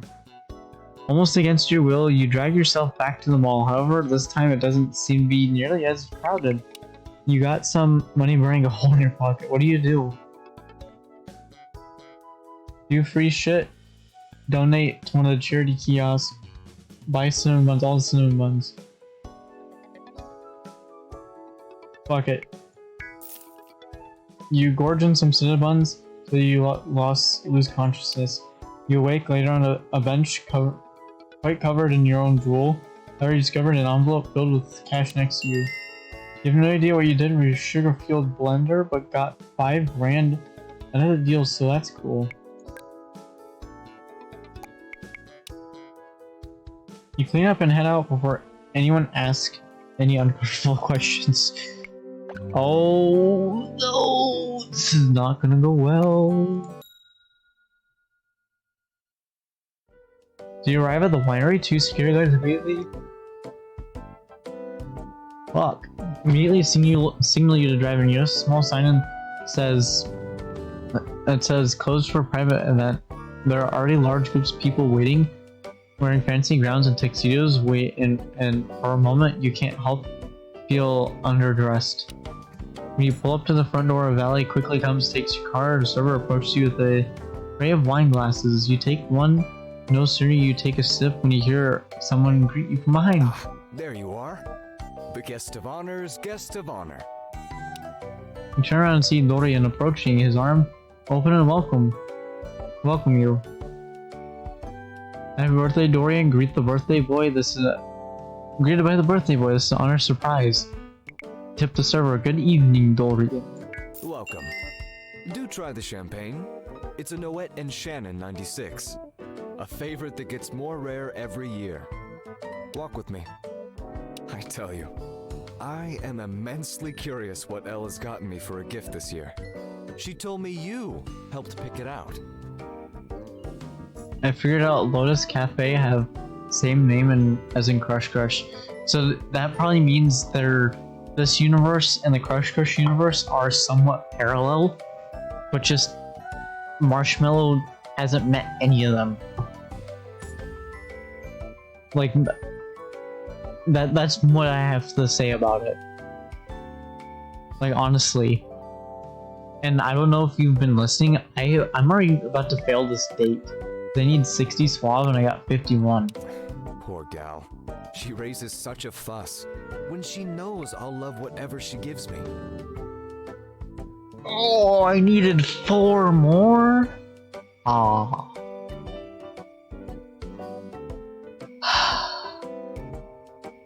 Why do they even like? My thing is, all the stats are useful. Isn't there a perfect ending? There has to be. Wait, that's how you meet Peanut? You have to go out with Bonnabelle, and then you can meet her cousin? It is what it is, I'll do it later.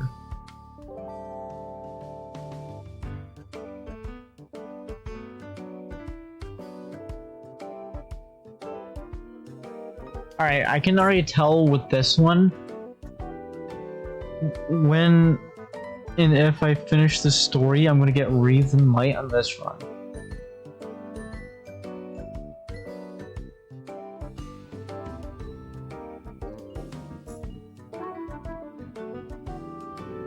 There's a perfect ending in this. I know there is.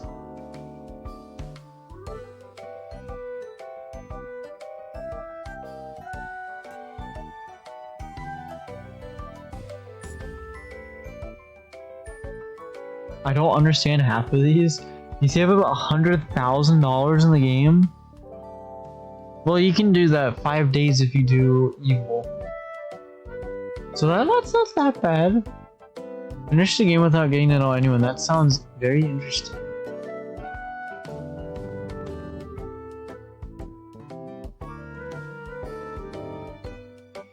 Wait, no, I missed the opportunity to be the potato lord that I am. Not my potatoes, you ate the potato chip. Oh. Elle and I had fun picking it out. Yeah, she seemed pretty stressed, but I want to go had fun picking it out. Well, it's especially thrilling for me, because it shows Elle is becoming more independent. Yeah, she is. There was a time she would drop by the bakery and the park only, but lately, I hear she's been practically the girl around town. Ah, speak of the angel and she will appear. Elle, over here! You look to where Dorian is waving, and at first you don't see Elle. For a moment, her pink hair finally catches your attention. I was about to say. And realize that she's wearing a beautiful gown. Elle, I found your date outside, walking lonely and aimlessly without you. Oh, Dorian. Calm yourself. Elle sweeps across the room with perfect posture, her head barely bobbing with each step, her hands folded delicately in front of her. You catch yourself staring and have a break a gaze for a moment when you notice Dorian peering at you sideways. Good evening, you two. A pleasure to see you. I need to move my camera, but damn, Elle, you're looking on point. Brother, you're looking very handsome tonight. Thank you, my darling sister. But I fear I shall never command a room's attention as you do. Dorian leans over and kisses Elle on her cheek. She smiles faintly, then kisses her, Given or the his. occasion, I would be pleased to sing a solo rendition of Happy Birthday, if it would not put you on the spot. Oh well. Only you could offer to embarrass me in the most endearing and tempting way possible. I mean, why not? But no. Don't fuss about me. There will be plenty of time to sing and shower me with gosh attention later. I just wanted to make sure you two found each other. Have a great time tonight. I have many more guests to greet, if you'll excuse me. Elle smiles and sees you nod, and Dorian takes his leave. I don't pronounce. Elle remains silent. Oh my gosh. I feel like I'm losing feeling in my lovely lady lumps.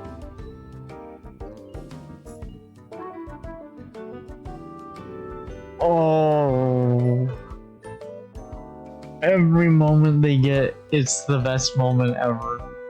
I let Dorian's fashionistas tie me into a bodice, and now I'm afraid I'm going to pass out for the first time ever. Not due to my narcolepsy. Alright, now I know this dress is called a bodice. Please tell me, are my lips turning blue? Am I peeking out of this dress anywhere? Let me take a look, stare. No, I'm not doing that. I'm not gonna be too weird to her. No, but that There's a stark shade of red you're wearing. You might have to rub it off later to check. You look utterly magnificent, gorgeous beyond description. I'm gonna go with that. Oh, wow. Thank you. Goodness, I don't know how to take such compliments. You'd better be careful, though. If you make me swoon, you're now officially the designated owl catcher. Take your duties seriously, I implore you. Well, I'm very happy you're here. These sorts of family functions are normally very dry and stodgy. They have wine. I used to have to wear these enormous pleated skirts and hats tied under the chin and go about telling everyone how school was going. Fortunately, since my life is significantly less interesting than most of the families, they don't tend to ask as many pressing questions anymore. At some point, I realized that mundanity was my best defense in these situations. Yeah, I'm about to fail, guys. Straight out of the gate, fail. I genuinely have no idea how to say that if you didn't know, I'd mistake you for a movie star. Failed the entire date by just not being able to tell her that I'd mistaken you for a movie star. Holy shit. I bet you were a cutie back then. Well, I could ask you a million questions, you're anything but mundane to me. I'm gonna go with that one. Oh, well, if that's true, you've definitely had a hand in it. I've been finding myself more and more eager to try going to new places recently. Not letting the fear of having an episode decide where it's safe to go. It sounds silly, but I have this daydream, I suppose, where if I get into trouble, you'll swoop in to save me. So, I guess that's my way of asking you to stalk me and assure my safety at all times. We have at least an hour until cake and gifts and everything. How shall we spend our time? Good question. And normally I would mingle, but I do so dislike mingling. Well, at least I'm not a single Pringle ready to mingle jingle. Any thoughts? Wanna make out, really? At the birthday parties I go to, we have a tradition of pranking the birthday boy or girl. My plan was to drink until everything felt better. I'm gonna go with the middle one because that one... No, that'd be a Lotus Dimitri thing. And wanna make out just doesn't sound right for this. Well, I suppose that's something that many people do. But they don't tend to declare their intention to do it so brazenly. Well, I was given like options and I'm like, man, I don't know. Incidentally, I must confess, I'm not completely sure I've ever been drunk. Same. One time, I drank enough mojitos that I found a flock of pigeons to be quite comical. But even then, I couldn't be sure. They were, after all, quite comical on their own. Yes. I think it's obvious, at the very least, that nothing is bound to happen without a bit of courage. Isn't that what they call alcohol? Lick squid courage?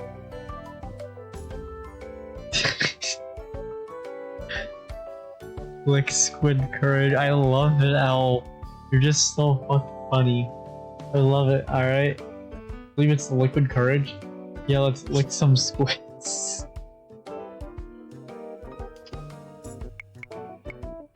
Oh, that makes it sound somewhat more carnal, doesn't it? Yes, totally. Makes them sound much better. Well, no matter, I suppose. Whether it's squid or liquid, we've got to taste it. There's a huge difference between squid and liquid. Elle raises her hand demurely. Croissant, s'il vous plaît. Elle is French. Bonjour. The server brings over a tray of wine glasses, offering Elle a glass first, then you. Elle takes a glass of white wine. Once the server moves on, she raises it towards you. Cheers to friends. I could do one of them. I could do a swab finally. Cheers to friends, and more than friends, cheers to you. Level 50 swab. Elle clenches her glass to yours. She's blushing, but her expression is happy and unguarded. For the next hour, you notice a change in Elle. She drinks her wine with a little faster than you do. She begins to laugh a bit more loudly. Several times, the two of you are interrupted by other partygoers, introducing themselves to you and wishing Elle good health.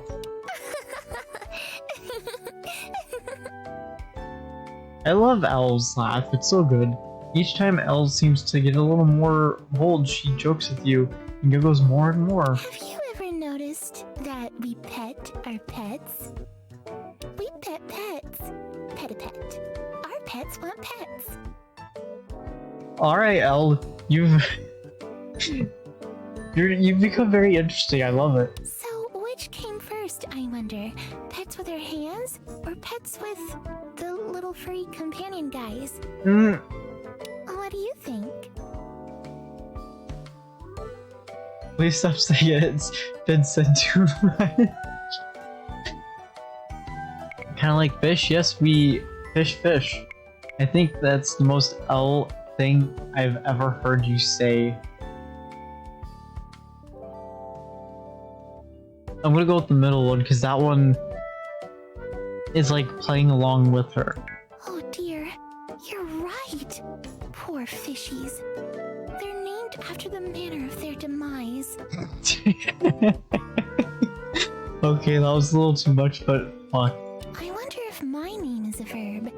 Can someone L me? I wonder what that would look like. Uh-oh. Okay, I think maybe now I'm ready for shenanigans. What should we do? I would like to cause the mischief. No. Elle is another version of Cassie, but I would say more tame, because Elle doesn't just go outright steal from at a fancy restaurant and then run out the fucking front door after I spent $4,000 on a bottle of wine in the game, because holy shit, that was expensive.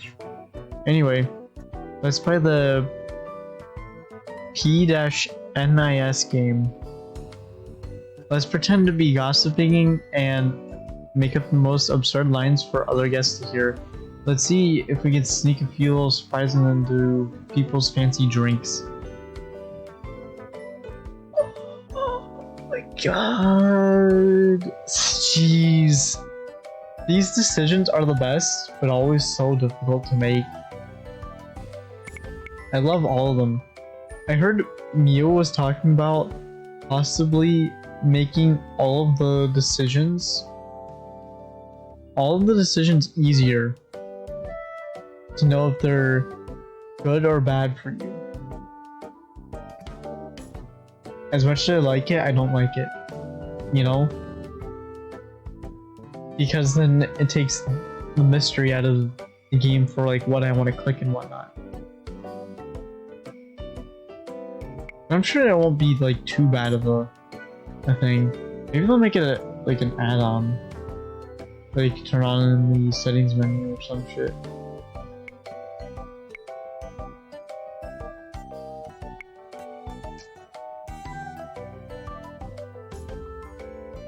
I'm gonna go with the middle one. That sounds like fun, but I'm afraid I'll have to follow your lead. That should have made sense in my head because she's not the best at socialism. I'm not terribly imaginative, I've realized. I'm just as likely to say something true if I get flustered. Alright, you'll be great, I'm sure, but hold on, I guess. On second thought, I have a different idea. Let's go with that. Wonderful! There's nothing wrong with second thoughts. I'm having them myself this very moment. Well. Other ideas?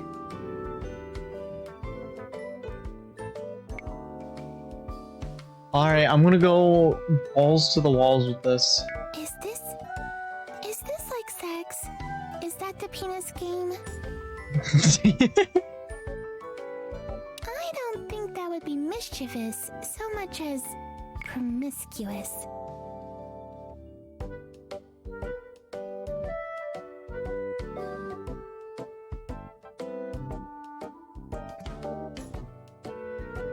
This is so difficult.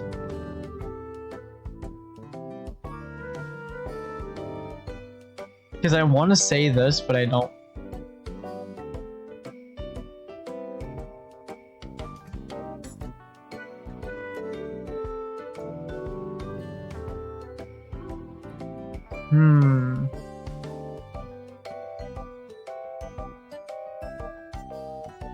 Fuck it.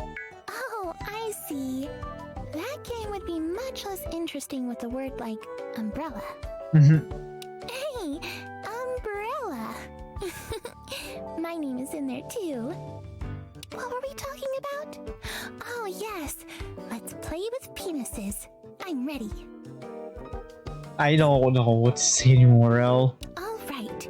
Each person must say it louder than the person before them.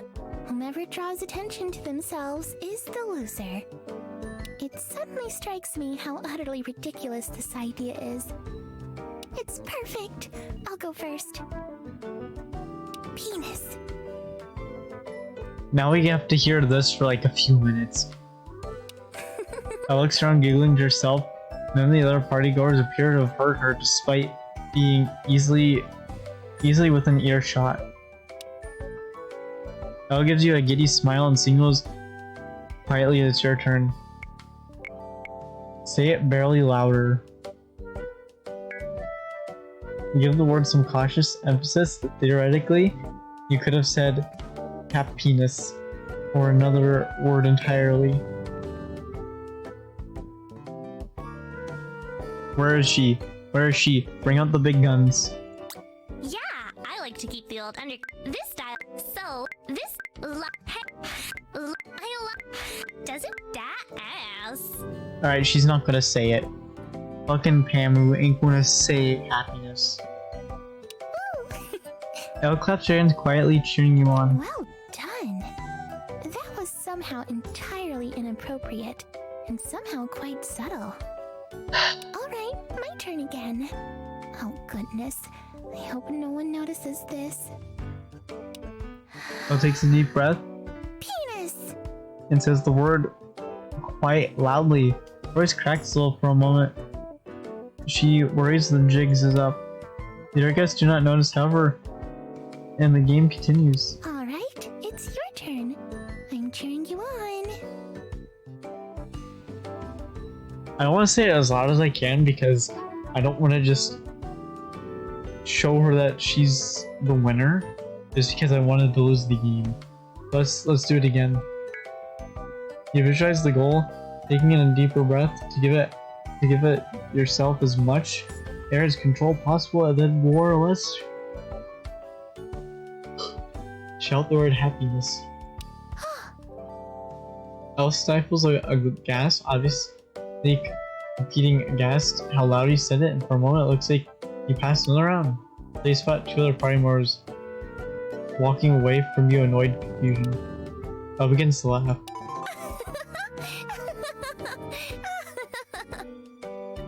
Alright, she won at least. I'm happy about that. I believe that means I've won. Now let's make haste before the awkward questions begin.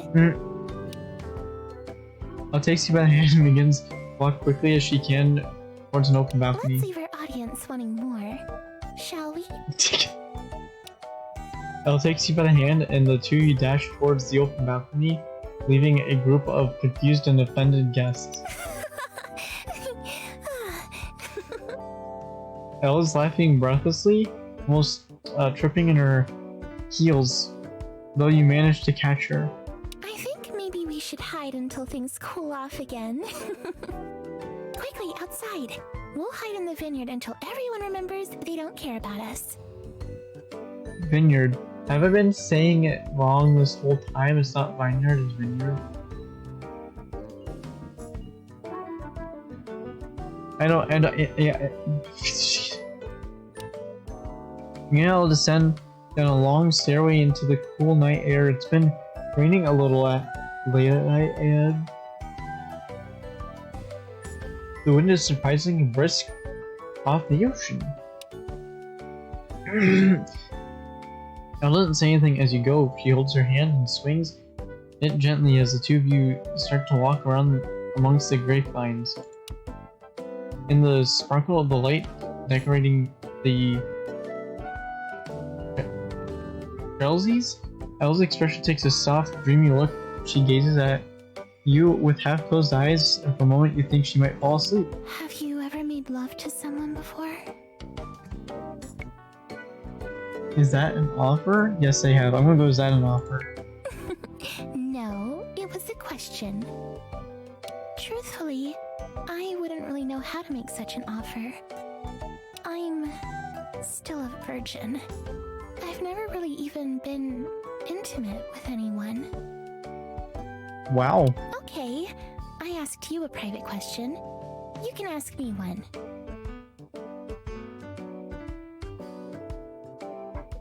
Oh gosh, do I try to go after a secret? No, really? I'm not who you think I am, Elle. That sounds like a... Oh god. You wouldn't do it with me? Things are... I don't want to ruin the mood though, you know?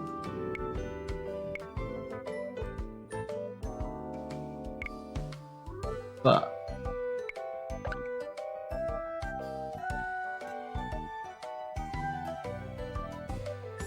I mean, I gotta get a secret out of her.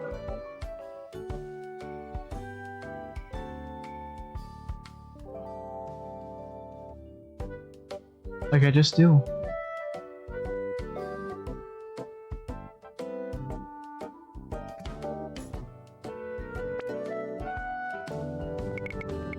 Alright, here's what I'm gonna do. I'm gonna save. I'm gonna probably perform a save scum. No. Things with Dorian are complicated. Ever since I was young, my brother and father have both been very controlling. Uh-oh. It took me a long time to convince them I could live on my own and do things for myself. And I've struggled with depression. For this and many other things. For a long time, I've been hoping things would work themselves out for the better. Dorian's work is going to take him overseas, eventually. Daddy doesn't work around here. So I feel like I've just been trying to keep a smile on for a long time. But ever since you got here, I've been having fun. I want you to kiss me. Oh. Elle closes her eye and leans towards you, her lips parted ever so slightly. I'm gonna do it delicately. Not passionately, but not lean and stop. You lean in slowly and your lips hanging above hers for an impossible moment as though it never arrived. Then you press forward and the softness of her lips surprises you. She barely moves as the two of you kiss. She doesn't draw any closer or put a hand on your cheek. It's over in moments and Elle breathes in a shuddering, excited breath. She's absent in spite of herself. That was a very special first kiss for me. Thank you. We should get back now. Elle demurely takes your hand and leads you back up the steps to the party. You and Elle make your way back inside and it looks like the party may have been processing the whole mingling phase. Hold on, I'll be right back. I just need to powder my nose. Elle takes up towards the steps for a moment. You're left alone in the crowd of strangers. For a moment of an attractive but hard-looking woman approaches you. Remember me?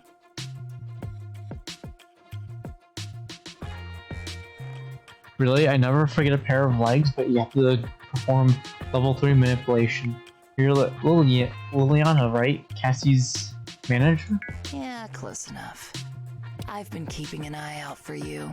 You've been sticking your nose in a lot of other people's business. Yeah, sure. Consider this a friendly warning, and the only warning you'll be getting. Get out of Sabrosa, or things are going to work out badly for you. I haven't the faintest idea what you're talking about. Have a good night. I find it interesting that a friend of Cassie's is such an extravagant affair. Where'd you get your invites?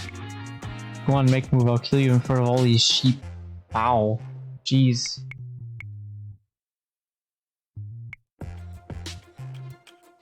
Yeah, and that kind of shit is going to cause you problems, friendo. No. You have no idea who you're messing with. Get out of town before you become a headline.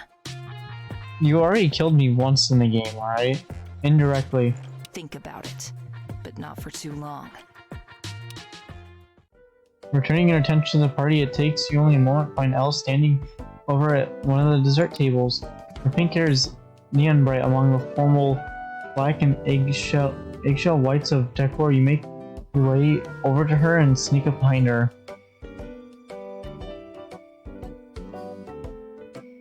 Press up against her and wrap your arms around her, pinch her bottom. Yeah, no. Softly rub the small part of her back. It's not about to drag, but things are gonna get interesting. And I do like interesting. I'm gonna go press up against her and wrap your arms around her. That's a friendly hello, if I ever had one. Wait, what? Hold up. Hold up. I'm glad I didn't go for pinch bottom because, yeah, that would not have ended well.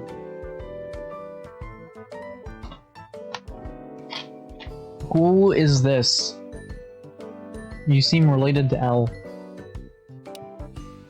You step back and the woman turns. It isn't Elle at all, but someone dressed almost exactly alike with a similar hairstyle. Got like an ultra look and Elle and Iro Miu's secret in a row. Bro, congrats. That's actually pretty interesting.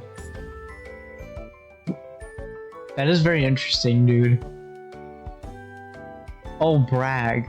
I read it as drag. It is what it is, though. Hey, sexy.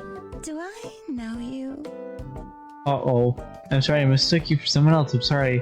Related to Elle Reed, you look a lot like her. I'm sorry, my country, our greeting are somewhat more passionate. Oh.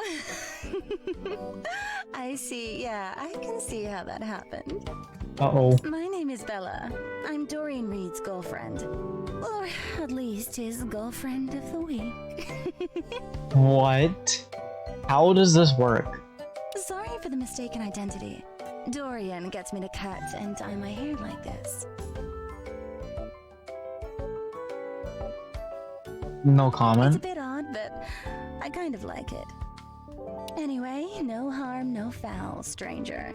Though, if you greet me like that again, I'm going to take it as a promise. Please excuse me, but a pleasure. Yeah, for sure.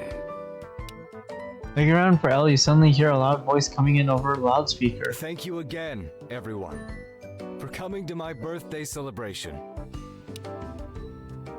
You look up and see Dorian standing in front of the crowd. Elle is at his side, somewhat kinda abashed. As you know, very soon, I'll be taking a sabbatical of sorts.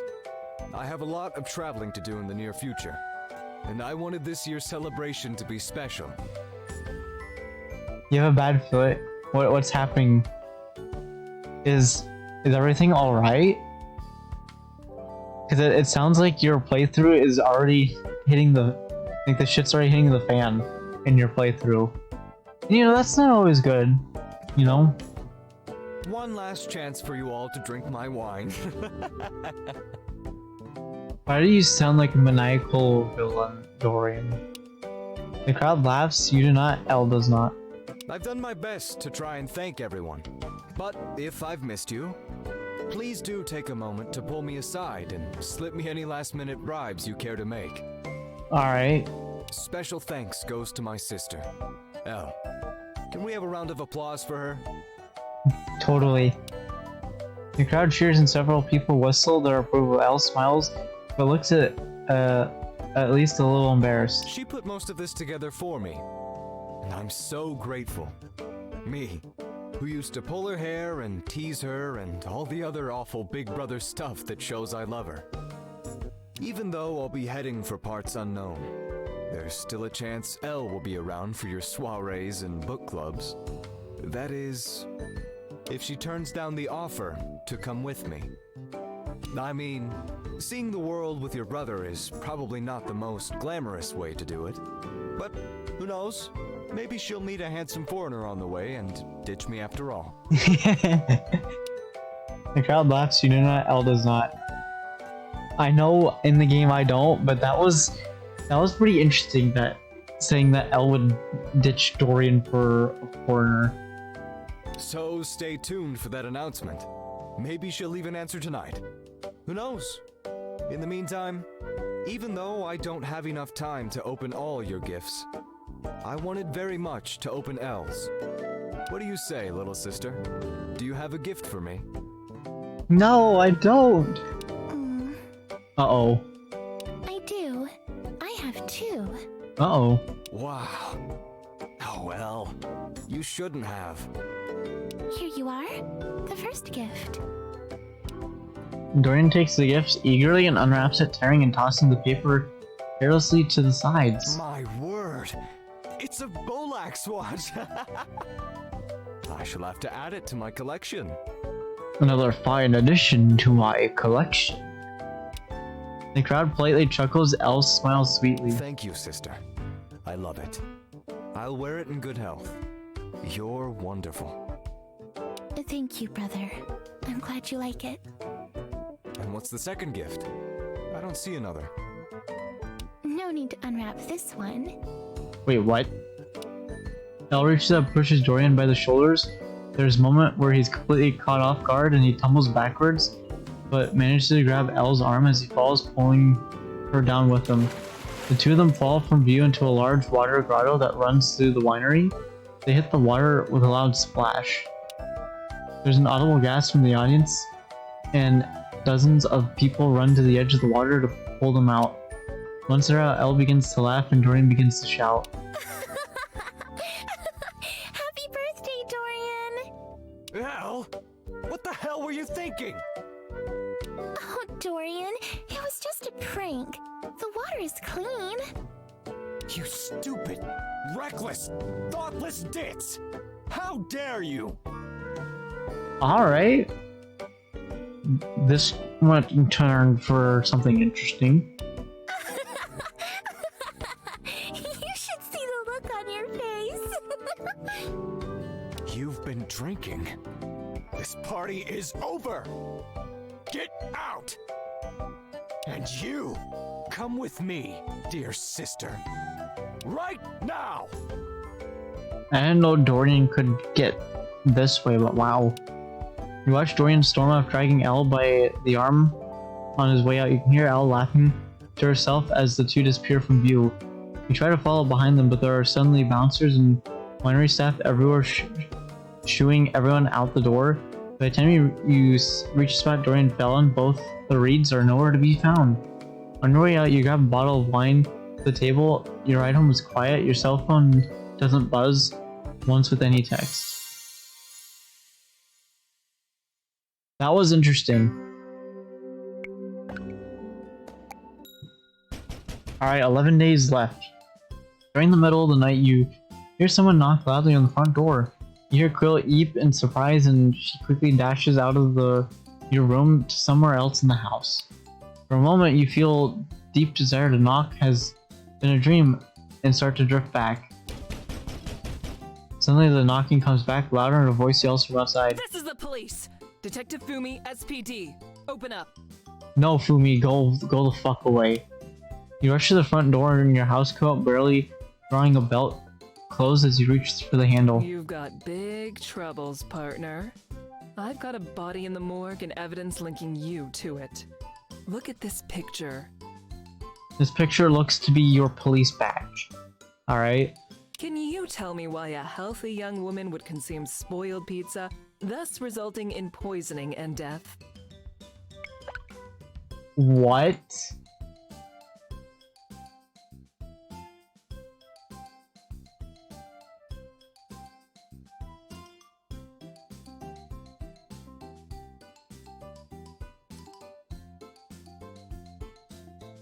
I thought it was when they got down to one of those two moods, then... But her text, what?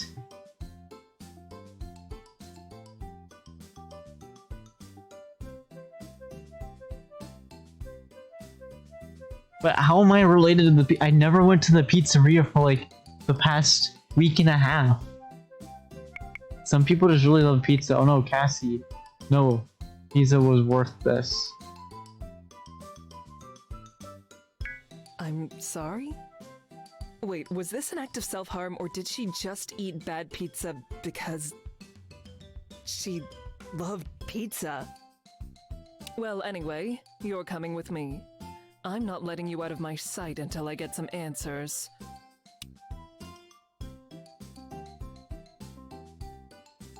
Cassie died and it was ironic. Fumi takes you downtown to confirm Cassie's identity and the failure of your quest.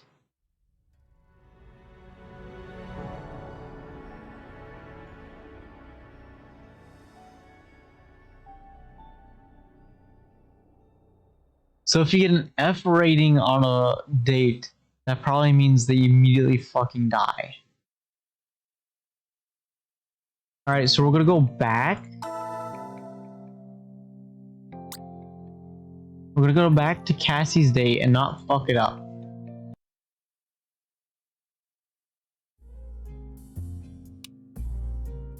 What? Did you know that when you ordered it? Why did you get this? Jeez. Well, what do you say? I'm gonna say I don't really think that's necessary. Aw, are you afraid the small men in tuxedos will get mad at you? Don't be scared. Cassie will protect you. Maybe we'll do it next time, when you're feeling more confident about the whole thing.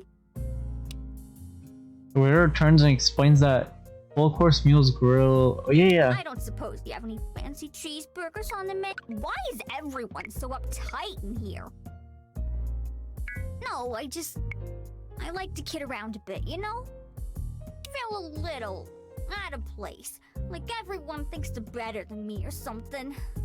Ugh, never mind. I can literally hear how paranoid that sounds. I'll just try to cool my jets a bit. Hey, so I've been thinking about you a lot recently. Actually, I've been thinking about you ever since you know. Alright. Did that thing with your fingers and made me scream your name. Can't skip leg day, can't skip fine motor day. Whatever days you are or aren't skipping, please continue to do so. Yoink! You gotta be quicker than that to escape my claws. You're embarrassing me. I just... Oh, this is such bullshit. Where do you get off? Cassie's voice trails off. Her anger slowly morphs into embarrassment. She puts down the words of war and for several minutes doesn't say a word. After a long silence, fuck. I should have known this dinner was a mistake. None of this shit is for me. Single.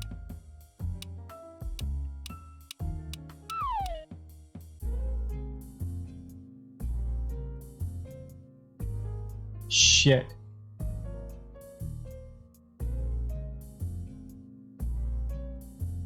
Alright, let's try that again.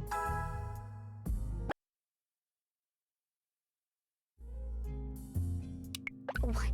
Did you know that when you ordered it? Why did you get this? Alright, let me try a different one this time.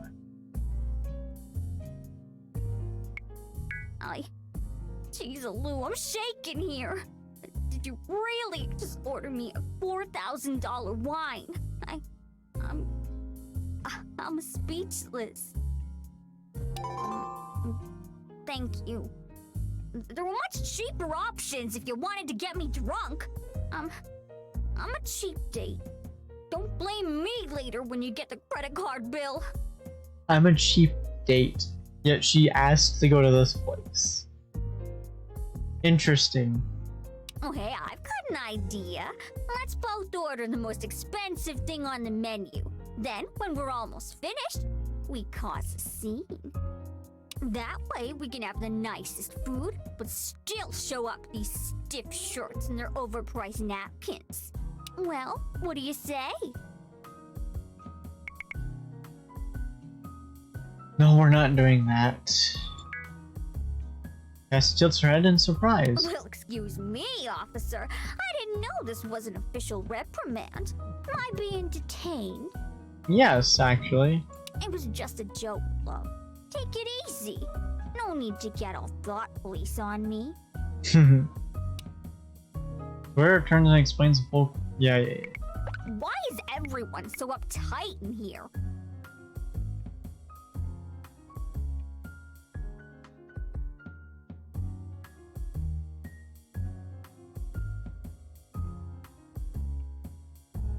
Oh god. No, you did that thing with your fingers and made me scream your name. Whatever. Yoink! You gotta be quicker than that to escape my claws. So, I'm sorry for embarrassing you. Oh, fucked it up. I missed some voice lines. Or, I don't think I did, but hey, Shots. Long time no see and long time no stream. Feels like it's been 2 months since I have fully streamed, even though I think I've streamed over the past... or in the past month sometime, I don't know. Alright, let me, you know, I'm not surprised after how long the break was you're playing something like this. This game came out on Monday, actually.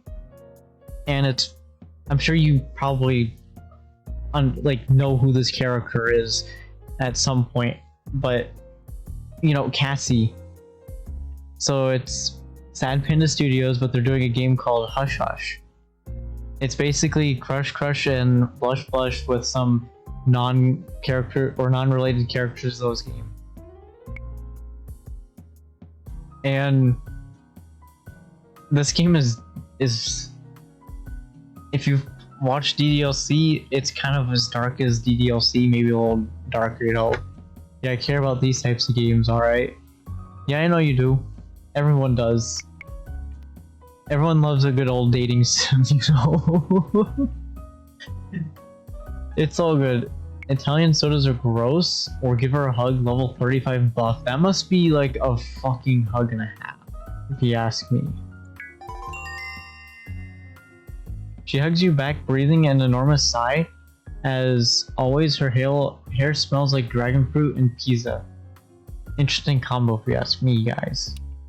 Dinner arrives shortly after, along with a complimentary bottle of dinner wine. The two you eat while making small talk. I like these as much as like having mint. I hate mint. You know, I hate mint too. Like, mint toothpaste sucks. Because it just feels like it burns in your mouth, and yeah, no. But I mean, like, mint chocolate isn't that bad. But okay, I have Twix for the one challenge that I said I would do, and you guys funded it with your guys' potato points, so I have to do it. But I'm playing this game and I don't know when I want to do that challenge, because I don't know how long this game's going to take me to beat. Because I want to get all 42 endings in this game, and I want to get every single achievement in this game too. And no, I'm not just going to try to speedrun farm all of it. Finally, someone who agrees with me about mint. It's just the mint chocolate, because it's mint chocolate has, as long as it's a subtle hint of mint, then it's fine. Otherwise, mint, it's not a bad smell, but you know, it's just like bleh. After finishing her first glass, Cassie helps herself. Eventually, you allow her to finish the bottle of a $4,000 wine. As you're waiting for dessert, you feel her reaching her foot across under the table, softly rubbing against your leg. She has incredibly nimble toes. I just read that on Twitch. Yeah, mint chocolate isn't too bad if it's mostly chocolate. I prefer regular chocolate more. I think most people would, unless they're mint fanatics, or whatever you want to say. And yes, my English is still as bad as it was 2 months ago. Her voice is even slightly slower. The wine has set up shop in the cheeks at this point. You know, I bet you'd look good if you dressed with a bit more pizzazz. you know? A little more nonchalant, but still fancy. Flipping and blinking. A, in my opinion, dangerous combo. Cassie giggles at her own observation, just as you hear an unusual cell phone alert. Cassie's expression changes to concern. Mint fanatics or just have taste buds to like mint more than chocolate? I'll relate it this way. You don't fancy these dating sim games, but I do. So that's how I'm seeing it right now, you know? And no, I'm not thinking that because I'm playing the game and all that shit. Okay, it is, alright. But like, basically exactly like that. Everyone has their fancies. Even Raptor. And Raptor's character that he wants to be in this game ain't in the game. So Raptor's screwed. What the heck? Why would they be messaging me now? Sit quietly, who is it? You seem concerned. Fair enough, I won't continue tugging on this. I mean, I don't mind tugging on it, you know? It's nothing. Because, I mean, hey, I don't expect everyone to just want to talk about this game, you know? Just like I don't expect everyone to talk about other games, too. It's game yourself, self-explanatory. You did it. Hydrate? Yeah, this probably actually be a good idea because I haven't drank my root beer in a while. And, you know, I've been doing a lot of reading with this game. Well, no, but it's... Look, I really like you. I mean, I really, really like you. Oh yeah, and Shots, you just missed me dying or losing the game because she died. I forgot I have 118,000 potato points. Wonder how many Raptor has. And I've been struggling over whether or not to trust you. And I don't mean with, like, my Wi-Fi password or whatever. Yeah, I don't need no Wi-Fi password. Fuck that shit. I mean, like, some real shit. I can trust you, right? You keep a secret. So you're wanting me to hush hush? I want to tell you. Tell me I can tell you.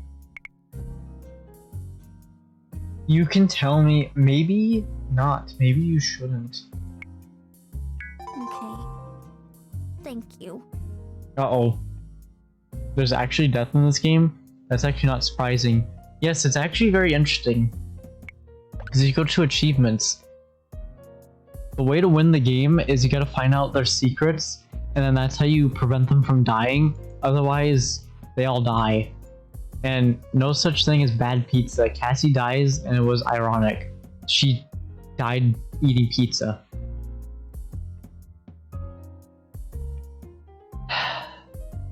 Oh, you can also be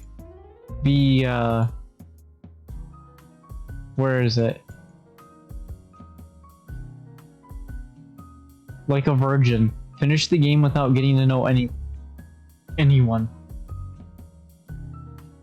Which is the most difficult thing in this game. So she's lactose intolerant? No, she actually just eats spoiled pizza. That's what happens. No, there's multiple ways they die? No. So Cassie died by eating the poison or the spoiled pizza, but you can also have her die when she goes fucking shopping. And also there's a rival in the game, but I haven't met the rivals. At least yet. I'm also friends with the police officer in the game. And I haven't eaten the potato chips, and I missed my opportunity to do that, so I'll have to do that next time or some shit.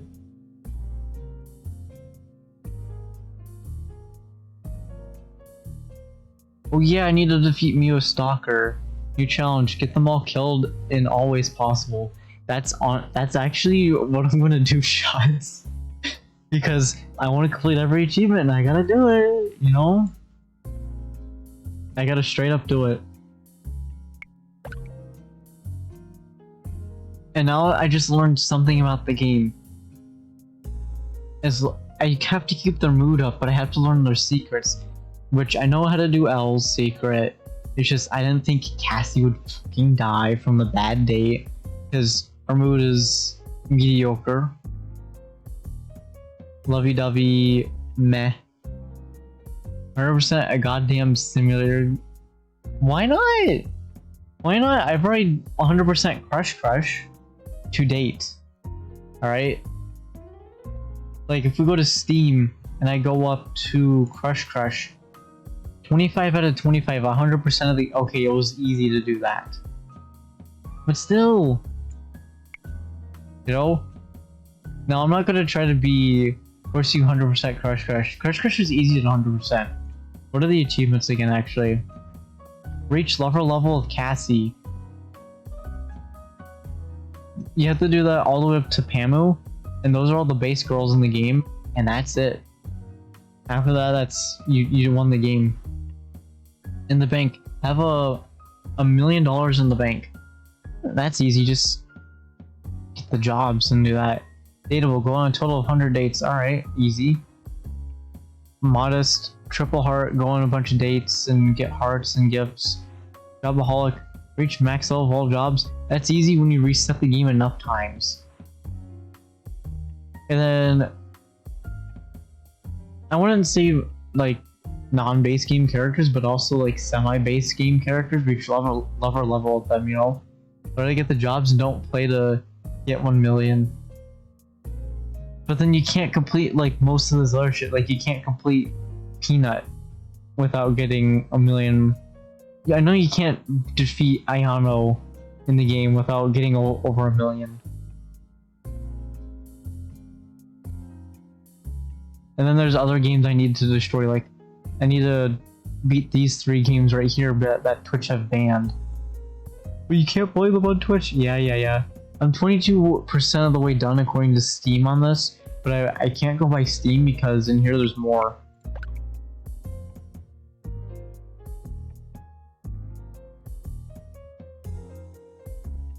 Wow. Alright.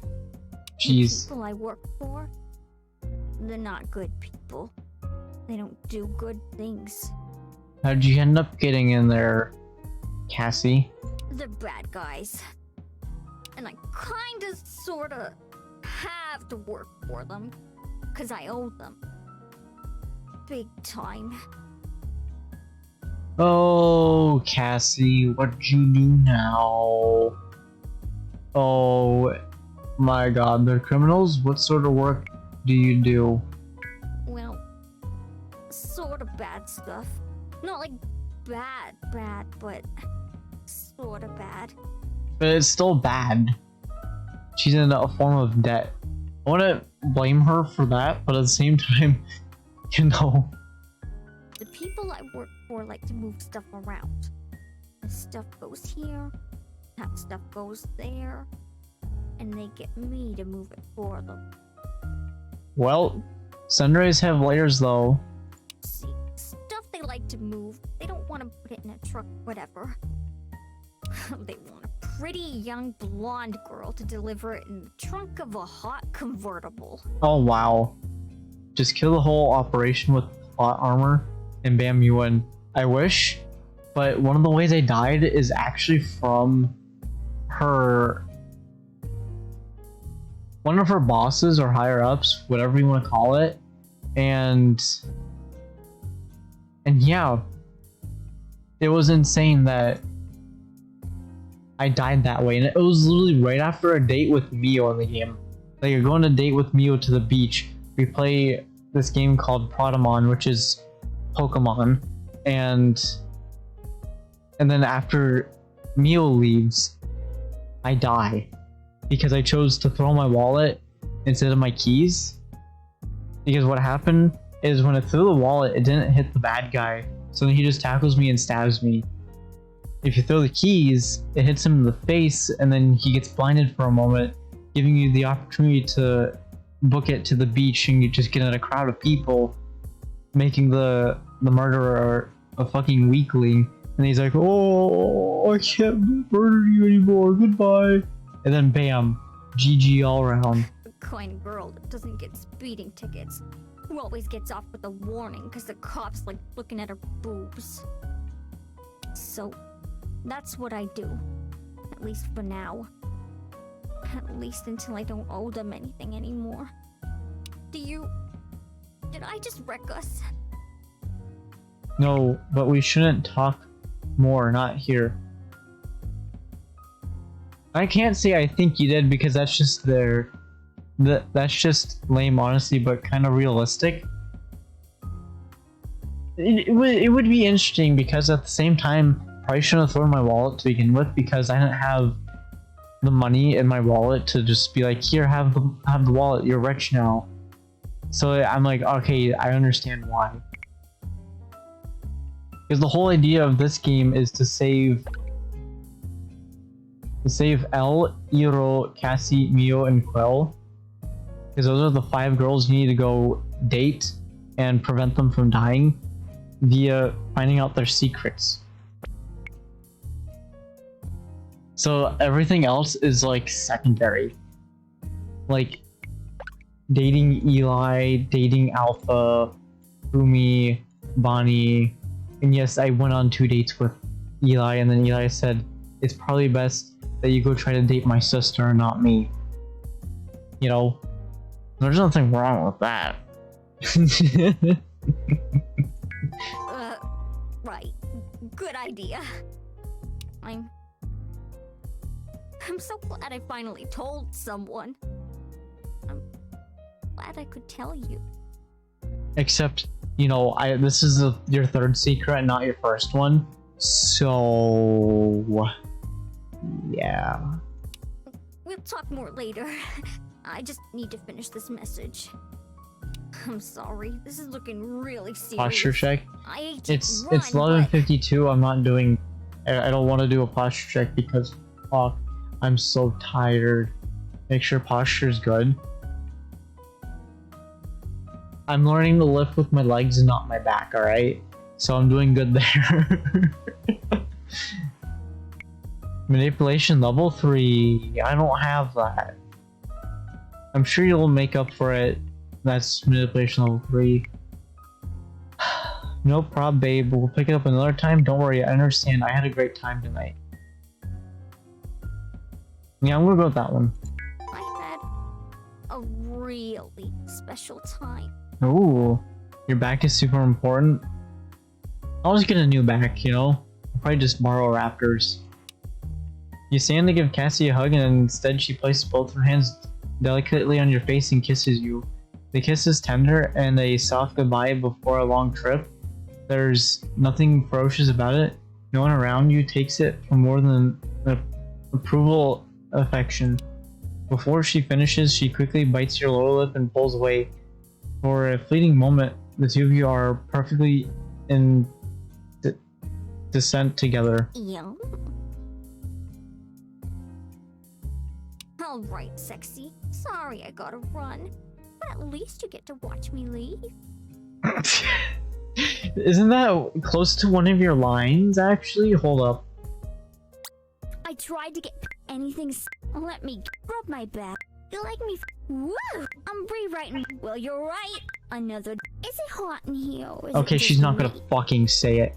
Every time I try to go to Crush to pull out why the universe of Crush and Hush Hush are parallel or exactly the same, they all fail. Thanks for everything. Ciao. Blow a kiss. That sounds like a good idea. Cass catches it and then waves goodbye and it softly slinks away. You can't help but admire the curve of her beneath the dress, calling to your imagination. The Mater D comes by shortly after with your bill. Aww, I can't run. I mean, I could, but time to do dishes. No, we're paying. You hand Mater D the cash, sip the last of your wine, and walk out the door. The valet quickly fetches your car, and you're soon on your way back home. Alright, Cassie, do me a favor and don't eat the spoiled pizza because I cannot have you die.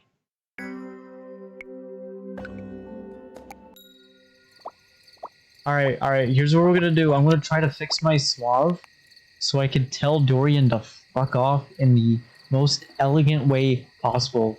If you don't leave a tip, you gotta leave a tip. First, Cassie secret, buddy. Yeah, I don't have any of those. But I think, are you saying you got it? Because if you got it, congrats, man. I feel the first secrets are the most challenging because of what you have to do. Especially if you want to go for like every achievement. Or no, I wouldn't say achievement, but every secret in one go. You know? Are you tempted tonight to go out into the night and take all the things you need to succeed? You feel in the shadows whispering to you, making promises. I'm gonna do one more day, I think. First date, ask for shoplifting.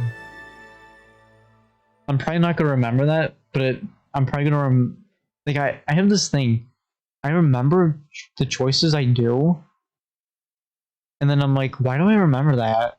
Like, it's the most odd thing I do. Your alarm goes off. It's the local radio. I'm very happy. Oh yeah, it's birthday boy. Aw shit, I don't have enough suave.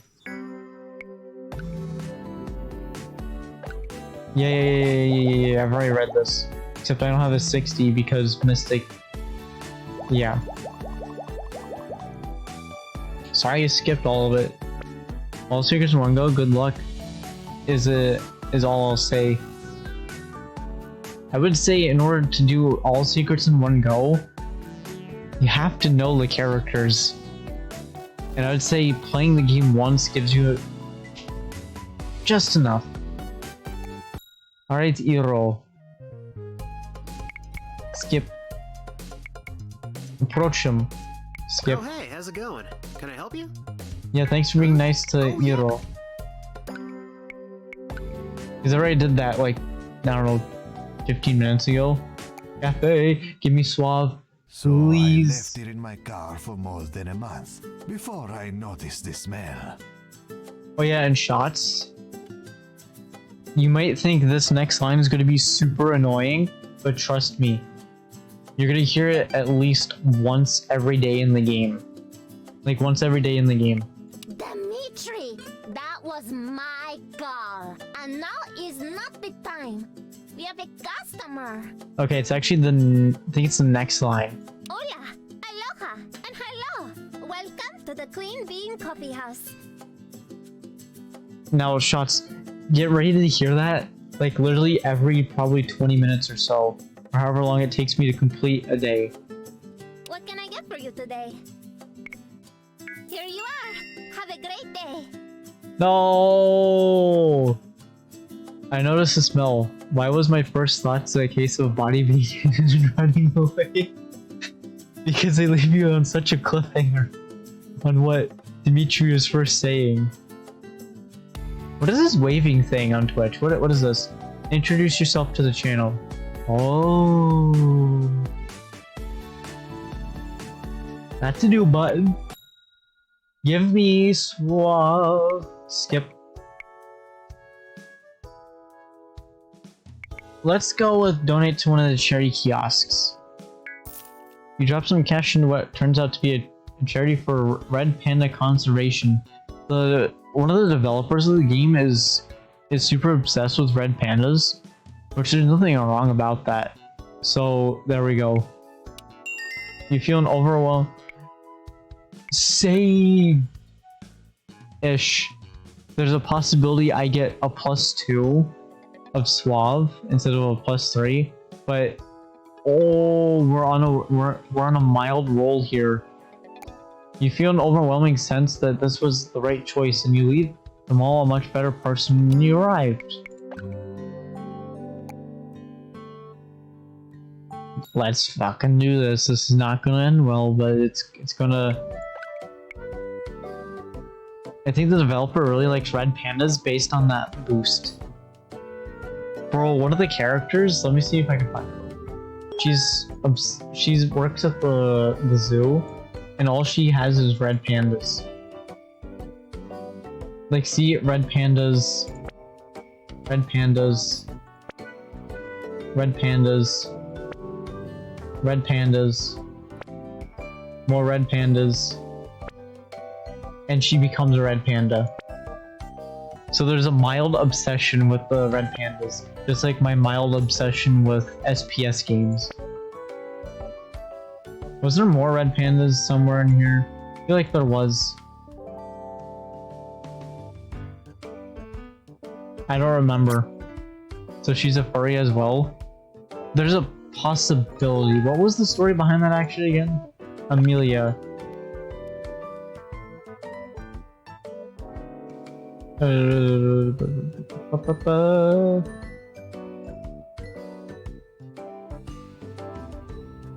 want to redo all this too. I want to, like, I know Shots, you're super excited for this idea of a stream, but one of my ideas for a stream is when Nova gets released, then I want to take the entire Crush game, do the soft reset, and go through every girl to date. And that's when Nova comes out. When is Nova coming out? I don't know. But I could say for sure, probably not for the next 3 weeks. Or 4 weeks, I forget.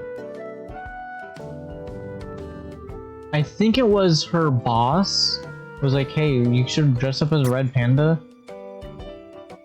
See, I knew Shots was excited. And Shots, alright, I'll be, look Shots, I'll be a gentleman here, okay? Watch this. Tip the server $100. Alright, I'm being a gentleman right here, alright? Welcome. Do try the champagne. It's a Noette and Shannon 96. A favorite that gets more rare every year. Yeah. Poor gal. She raises such a fuss when she knows I'll love whatever she gives me.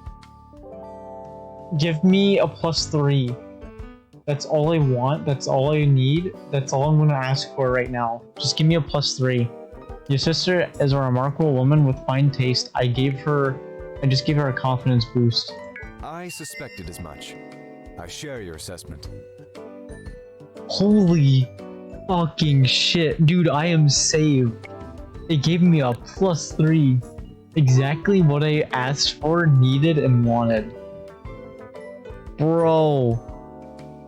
Alright, that's a GG. I won the game. First try. Never died in the game. I didn't die from someone stabbing me. I didn't die from, or lose the game from going to jail because, you know, Cassie decided to eat spoiled pizza. Your real life lucky stat is off the chart, or off the chats. My lucky in this is so terrible though. So like, my luck in real life is much better than my luck in game, which is incredible. The sooner Elle can come to see herself as you and I do, the farther she will go in life. I'll say the story and you're evil. Ah, speak of the angel and she will appear. Elle, over here. You look where Dorian is waving and first you don't see Elle. After a moment, her pink hair finally catches your attention. I'm gonna go back over here and I'm gonna skip all this because we already seen. Are my lips turning blue? Am I peeking out of this dress anywhere? You look utterly magnificent, gorgeous beyond description, Rose. Oh wow, thank you. Goodness, I don't know how to take such compliments. Well, you just took one, so... You'd better be careful though.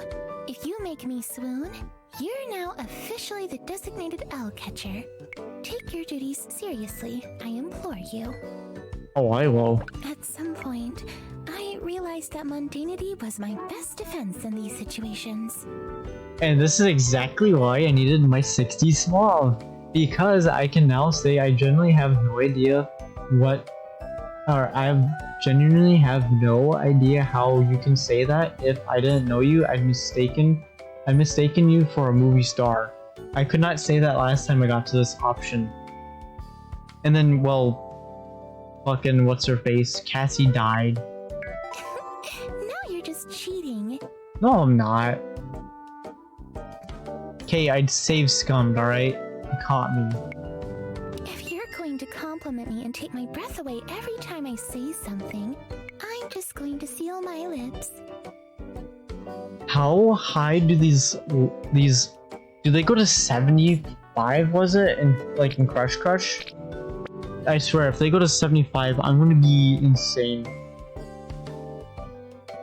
You're completely dedicated to making me blush, and it's not fair.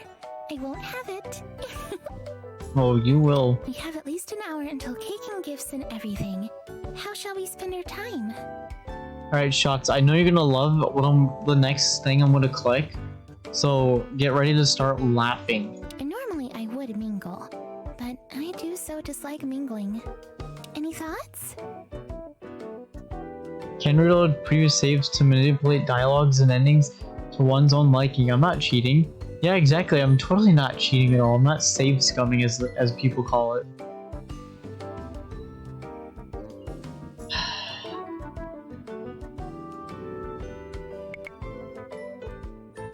Oh gosh, no.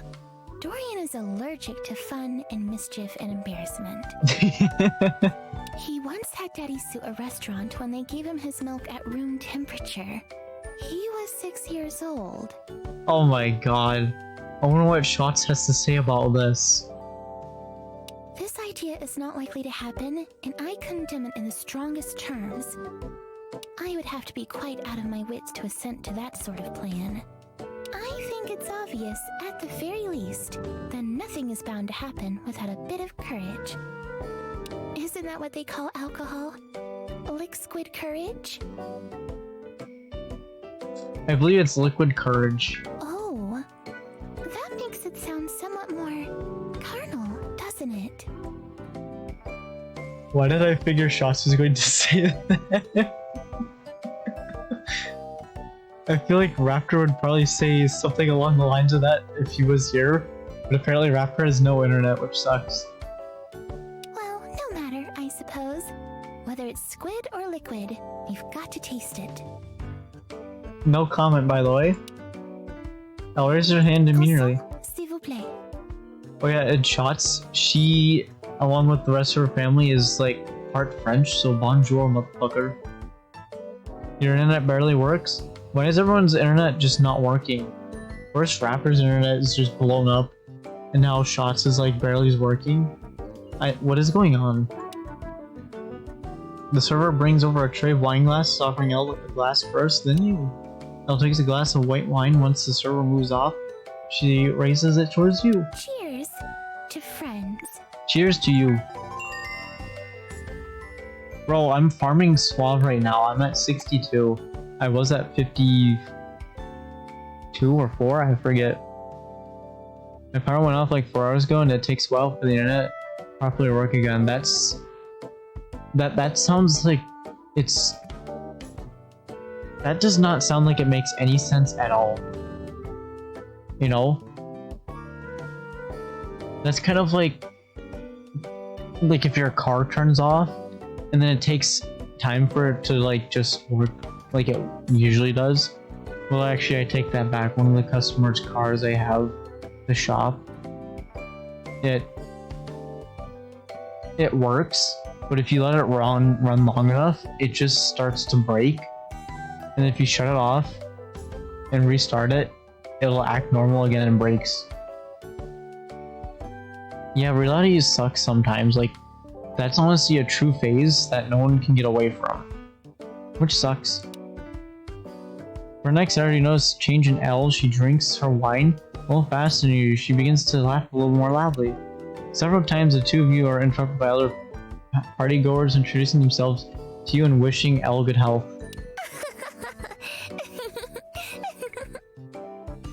Each time, Elle seems to get a little more bold. She jokes with you and giggles a little more and more. Have you ever noticed that we pet our pets? We pet pets. Pet-a-pet. Our pets want pets. So, which came first, I wonder? Pets with our hands, or pets with the little furry companion guys? I would say something positive, but I don't want it to turn negative. If you know what I'm referring to, then you know. I exactly know what you're talking about because I'm superstitious that like if I say something like, oh, such and such is like working good, then it's going to just fucking break in 2 minutes. You know? So I'm kind of like the kind of guy who's like, you want to talk about it? And then I'll be like, you know, whatever it is what it is. And that's all that matters. What do you think? I'm gonna go with, I think that's the most L thing I've heard you say. That's good. I would be very concerned if someone else was more successfully L-ing L. L-O-L. Like, lol. My name means laugh. Oh gosh. I'm scared to make half of the jokes I have in my mind for Twitch reasons. Honestly, well, like, can I show you some of this shit? I know you're gonna be like, oh, look at this. Twitch hasn't banned me yet for this, alright? Twitch hasn't banned me for this. Hasn't banned me for... What else? Hasn't banned me for this. You know? What else? Oh yeah, see, Cassie died from eating pizza that's spoiled. You see, she's fucking dead.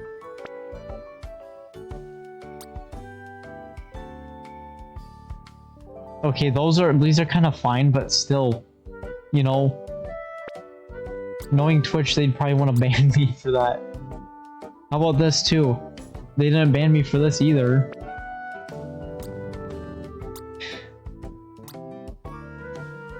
Or how about this? Alright. They didn't ban me for this one either. Or even this one either, you know? You know, people just don't instantly die from eating rotten food and more just experience food poisoning. But what happened is... So shots, the date I just went on with Cassie is a date I failed. And then this day went by. And I completed this day, then it was the next day. And I went through that entire day. And, well, because that was the last date I had with her was the last time I had any interaction with her. Basically just sent her to death. Like, there was no way I could prevent it at that point after failing the date. So I just went on the road of, you know, she's gonna fucking die. Which is very interesting.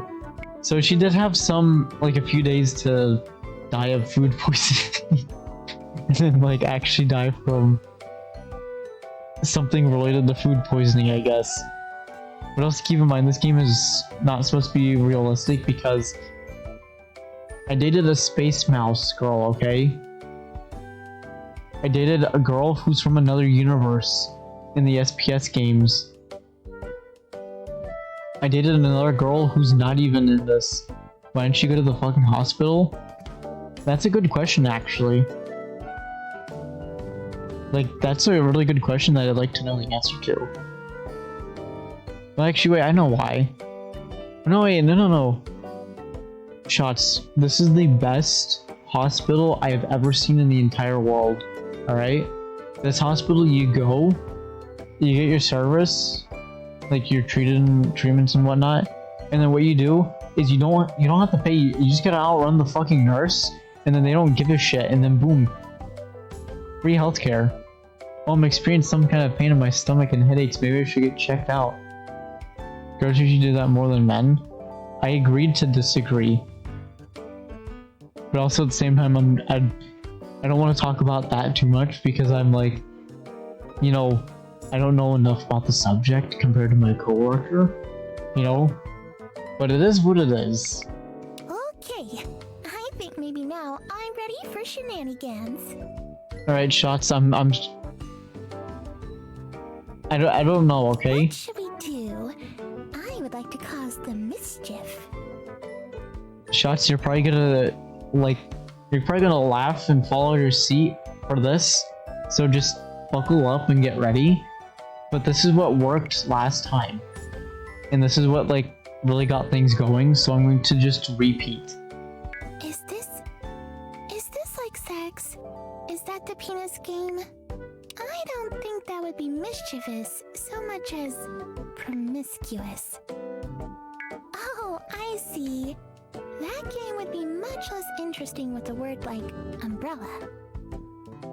I'm laying in bed, so I ain't falling easily without rolling. Either way, buckle your seatbelt, because this is gonna be some funny ass shit, alright? Hey, umbrella. My name is in there too. She gets easily distracted, alright? She'll also just randomly fall asleep because of narcolepsy. What were we talking about? Oh yes, let's play with penises. I'm ready. Fucking hell. All right. Each person must say it louder than the person before them. Whomever draws attention to themselves is the loser. It suddenly strikes me how utterly ridiculous this idea is. It's perfect. I'll go first. Of course, ladies first, am I right? Penis. Elle looks around, giggling to herself, and none of the other partygoers appear to have heard her despite being easily within earshot. Elle gives you a giddily smile, then signals quietly that it's your turn. I'm gonna say it barely louder. You give the word some cautious emphasis. Theoretically, you could have said half penis or another word entirely. This is also a reference back to what do you call it?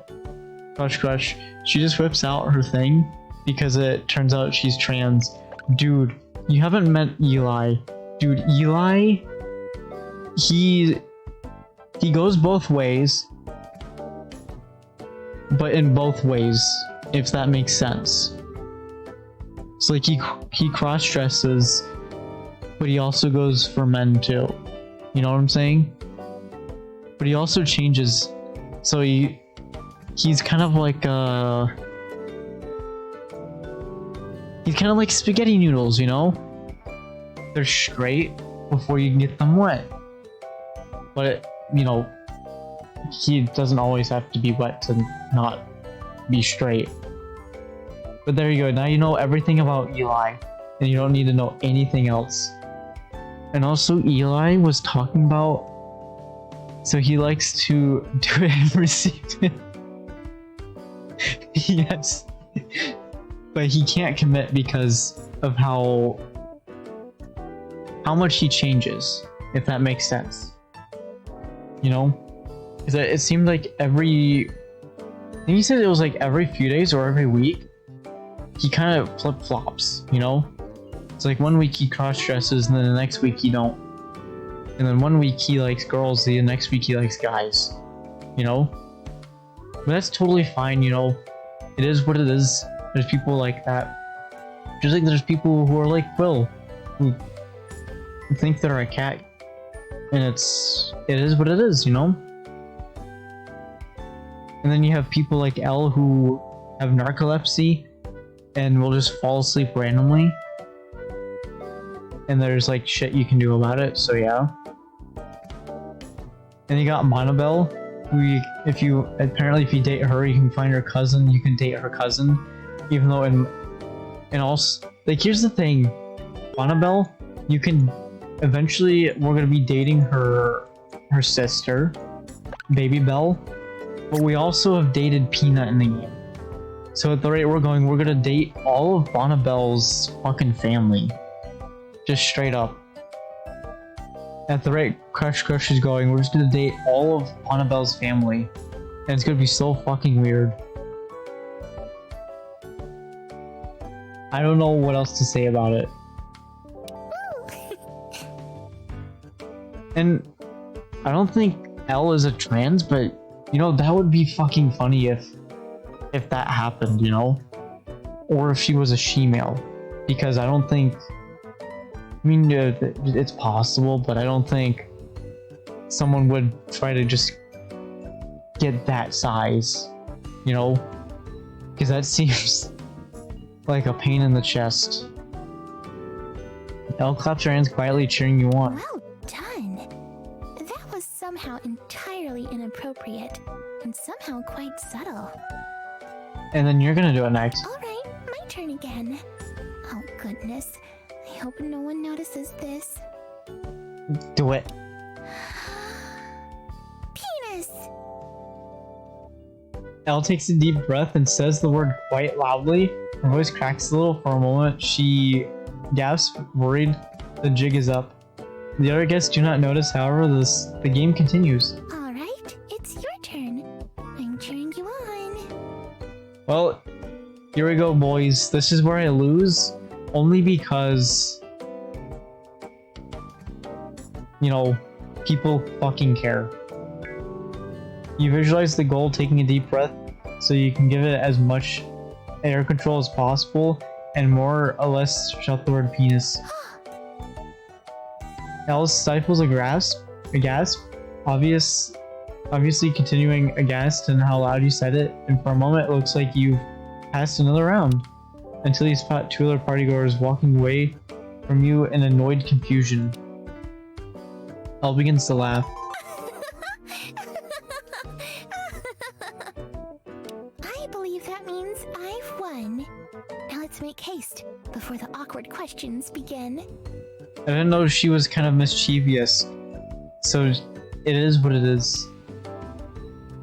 Elle takes you by the hand and walks quickly as she can towards an open balcony. Let's leave our audience wanting more, shall we? Yes. Elle takes you by the hand and the two of you dash away towards an open balcony, leaving behind a group of confused and offended guests. Hydrate. I'm glad I brought a second soda, but it's almost room temperature, but it's still cold. But I'm not gonna drink it because fuck.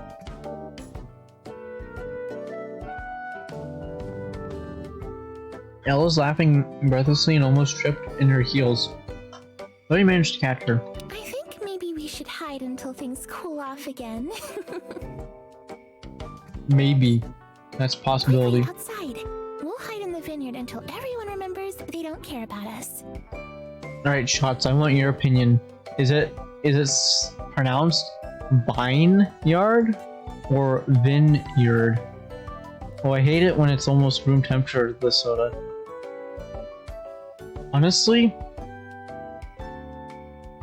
that's something I believe majority of people agree with. That room temperature soda sucks.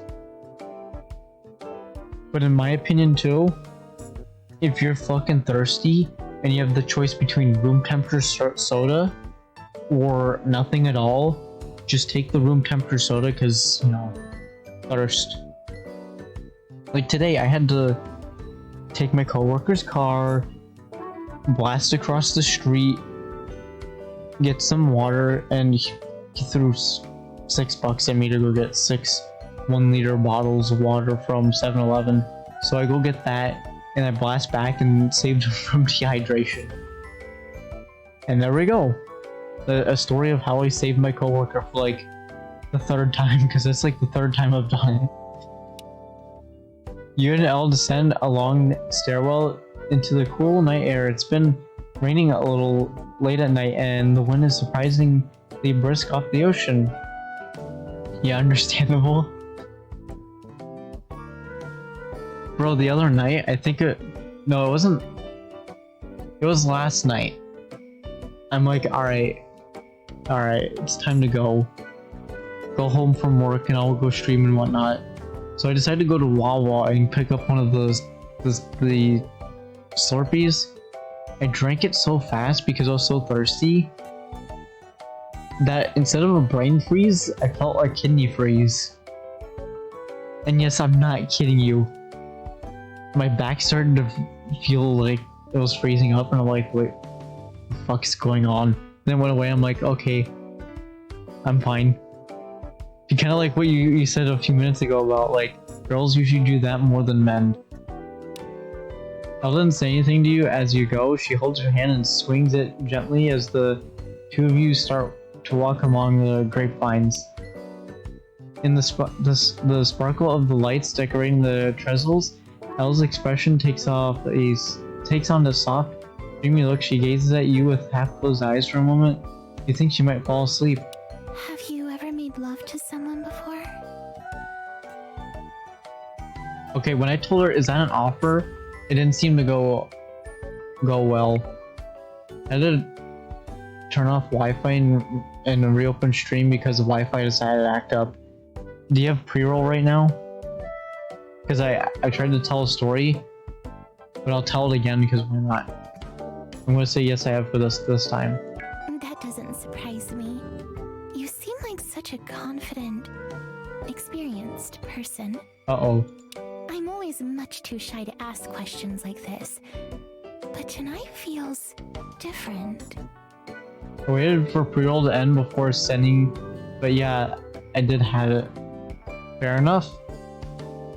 So my story was, it was the 25th, right? I decided I'm gonna go to Wawa and pick up one of the Slurpee ice cream things. I forget, I don't know what they're called. It's from the icy machine. And I apparently drank it so fast that instead of a brain freeze, I had a kidney freeze. It's kind of a similar thing to a brain freeze, but you know, you feel it in your lower back and you're like, the heck? And at first I'm like, did I get a kidney stone or some shit like that? And I'm like, ah. Now I'm not gonna say whether I've had one or not, but you know, it sounds painful to have. Okay, I asked you a private question.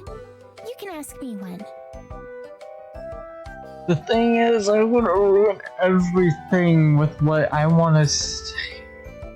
Now cellular acting up. Fuck me. That is so fucking weird how everything just started to act up. But oh my god. The answer I want to, or the thing I want to click is gonna take away some of these. So I can bring me down to here. No.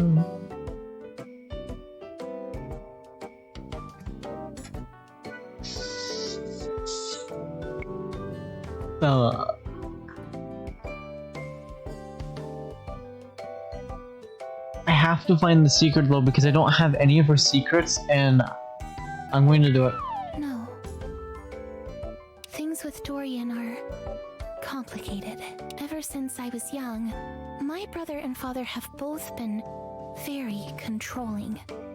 It took me a long time to convince them I could live on my own and do things for myself.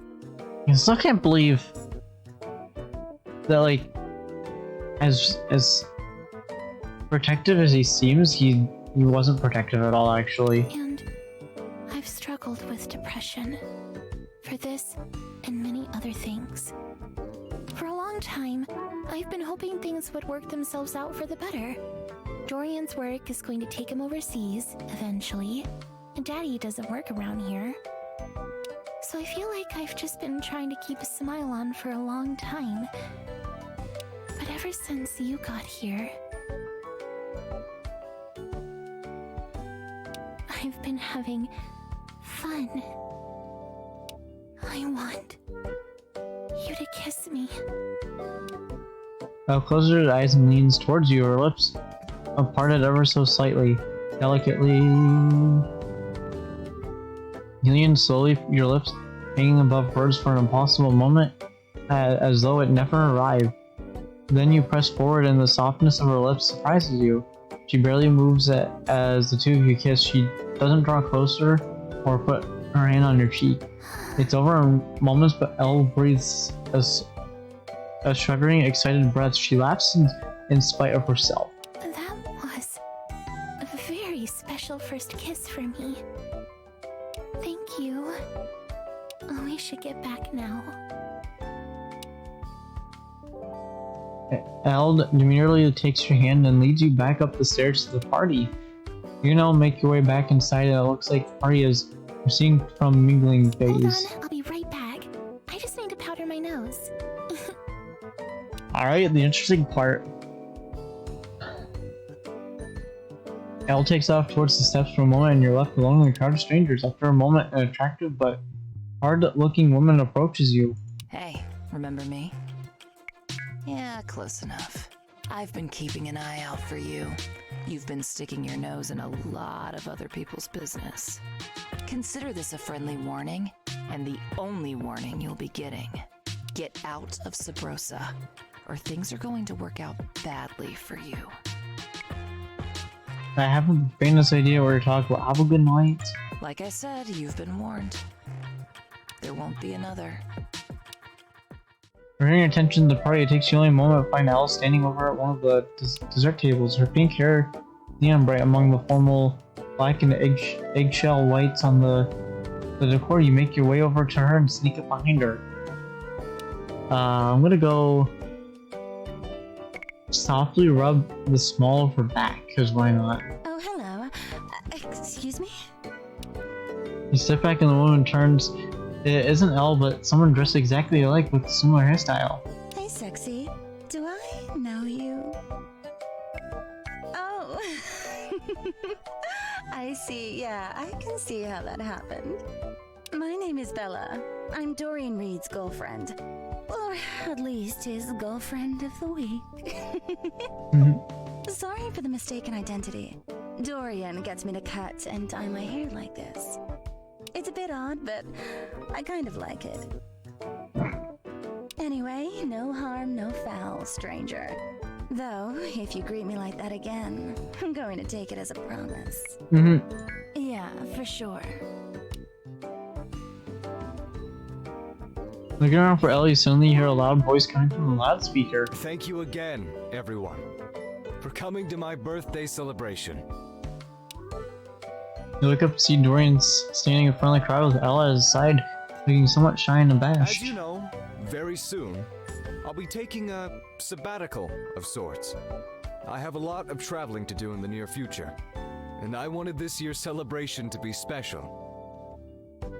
One last chance for you all to drink my wine. The crowd laughs, you and Elle do not. I've done my best to try and thank everyone, but if I've missed you, please do take a moment to pull me aside and slip me any last-minute bribes you care to make. Special thanks goes to my sister, Elle. Can we have a round of applause for her? The crowd cheers and several people whistle their approval. Elle smiles but looks a little, at least embarrassed. She put most of this together for me, and I'm so grateful.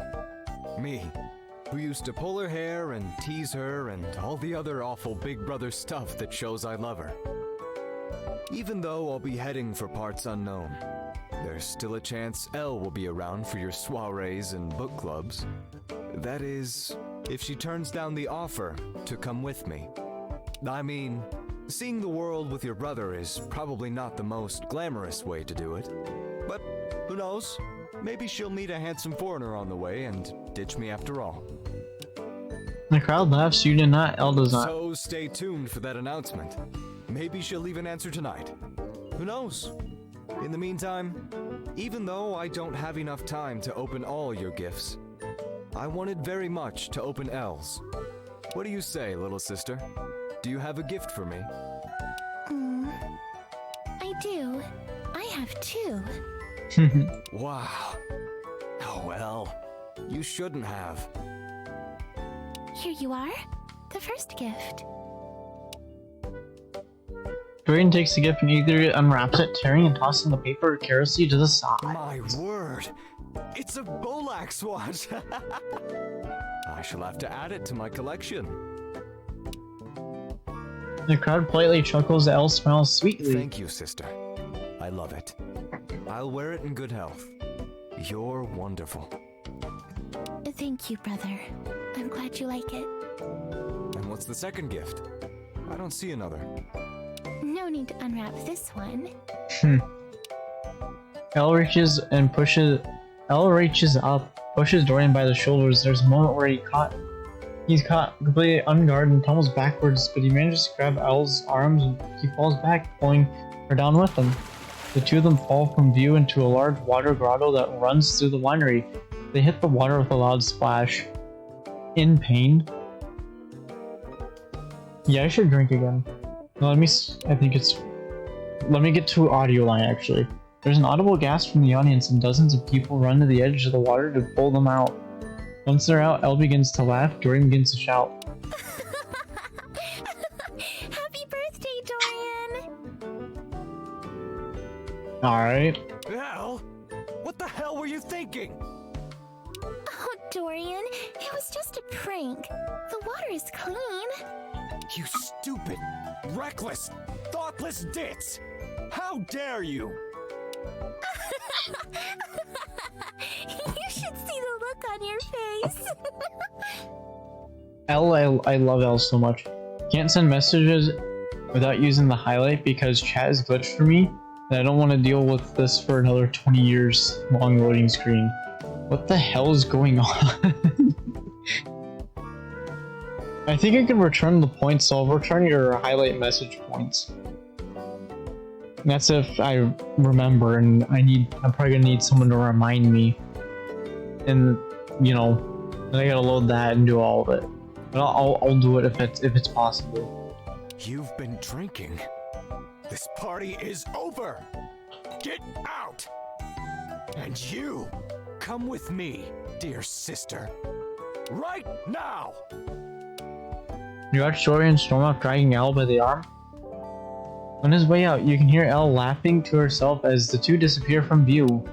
You try to follow behind them, but there are suddenly bouncers and winery staff shooing everyone out the door. By the time you reach the spot Dorian fell in, both the reeds are nowhere to be found. I don't care too much, I literally have 100k or 100,000 plus points. I mean, yeah, but 100 points is 100 points per message, you know? On your way out, you grab a bottle of wine at the table. The ride home is quiet, your cell phone doesn't buzz once with any text messages. Alright. I might do one more night because, you know, why not? Alright, what do I want to do? Yeah, it does. Eventually it does. Motivation. You're feeling tonight particularly mischievous. You have an urge to go out in the night and cause trouble. At least I could send messages. You're not wrong about that. Rapper can't even send messages or watch stream because apparently he doesn't have internet. And I think his like cellular data is probably worse. You feel sluggish, you didn't sleep well, and the air is definitely much colder lately. You feel a storm coming. No. Shots, I have a superstition that Iro's gonna die, alright? And it's something I'm gonna have to do to save. No, really? There's Quill in the background? It's her leash. Or collar at least. And the cat? Oh boy. Cause there's a hurricane that's... Apparently everyone puts it on their schedule that a hurricane's gonna go at X date of it. And then apparently when that hurricane comes, everyone goes surfing. And Iro wants to go surfing, and it'll be her first time doing the 50-foot waves that happen. And she might drown. You know? And also her mother drowns, so... You know... Yeah, it is what it is. For me, it's the opposite. My internet usually sucks and cellular is decent. Like, for me, cellular is always sketchy. Like, it works, but it also, like, depends. Because some areas it's like, oh, we don't work, even though the cellular tower is, like, you know, there. She will with the 50-foot goddamn waves. That's what she wants to do. And she wants to do it with me in-game. Which is another reason why I'm trying to get my buff up.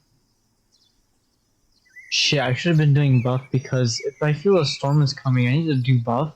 So if I need to, I can save her ass. Alright, we're doing buff. Or... I think 5,000 will be enough money for right now. I think so. We should be good. Alright, Mystic, what do you have? Quiet day today. Don't be shy to motivating strangers. You're gonna need cash soon. Start saving if you're in the low figures. You haven't finished Quill's date for this week. Tonight is your last chance. One more thing. Do you want to continue Hintoscopes? I'm legally bound to ask. Yes, I would. Sounds good. Look forward to more mystical readings tomorrow. Cheer. Have I gone on the date with Will today? For this? Yes, I technically have. Oh yeah, and shots. Will, she lives in my house in the game, but also... Hello, it's LO. You can't tell, but I'm giggling. So in the game... Wait, what was I gonna talk about? I don't fucking remember anymore. Listen, I don't have much time before Dorian comes back and yells at me some more. Just wanted to tell you that I had an amazing time. I just feel over the moon today. I've never had so much fun in my entire life. Anyway, I'll message you when it's safe again. Don't worry about me. Take care. My sweetheart. Short-term memory is great. Yes, it is. I will say this though, Shots. When I'm doing the phone fling stuff in this game, if it gives me a choice, I have to act in a reasonable amount of time. Because in this game, the girls ask you out on a date via text, and you get 3 options. 2 of them are visible, 1 of them is not. So you have one that says yes, one that says no, and the other one is you don't click either of them, and it says no. But it says no passively. And the girls prefer if you say no, you say it passively, versus clicking the button saying no, fuck off. You know? Home. Oh. Well, it's time to go to the cafe, so Shots, get ready to hear a line I told you to hear you might hear every like 20 minutes. You swing by the Queen Bean, but it appears to be closed. What? There's a sign that says gone fishing in one rather smarry font. It says another no BRB in 15 minutes. Appears to be a few customers outside rather annoyed that they can't get their morning coffee. What do? Do nothing too dangerous. You don't think it's too dangerous to do anything outside of a coffee store. Give a motivational speak, laugh at them. I'm gonna give a motivational speech. Let's do it. Summing up your inner fire, you can go to the waiting customers, a rousing, almost Shakespearean speech on the virtues of patience.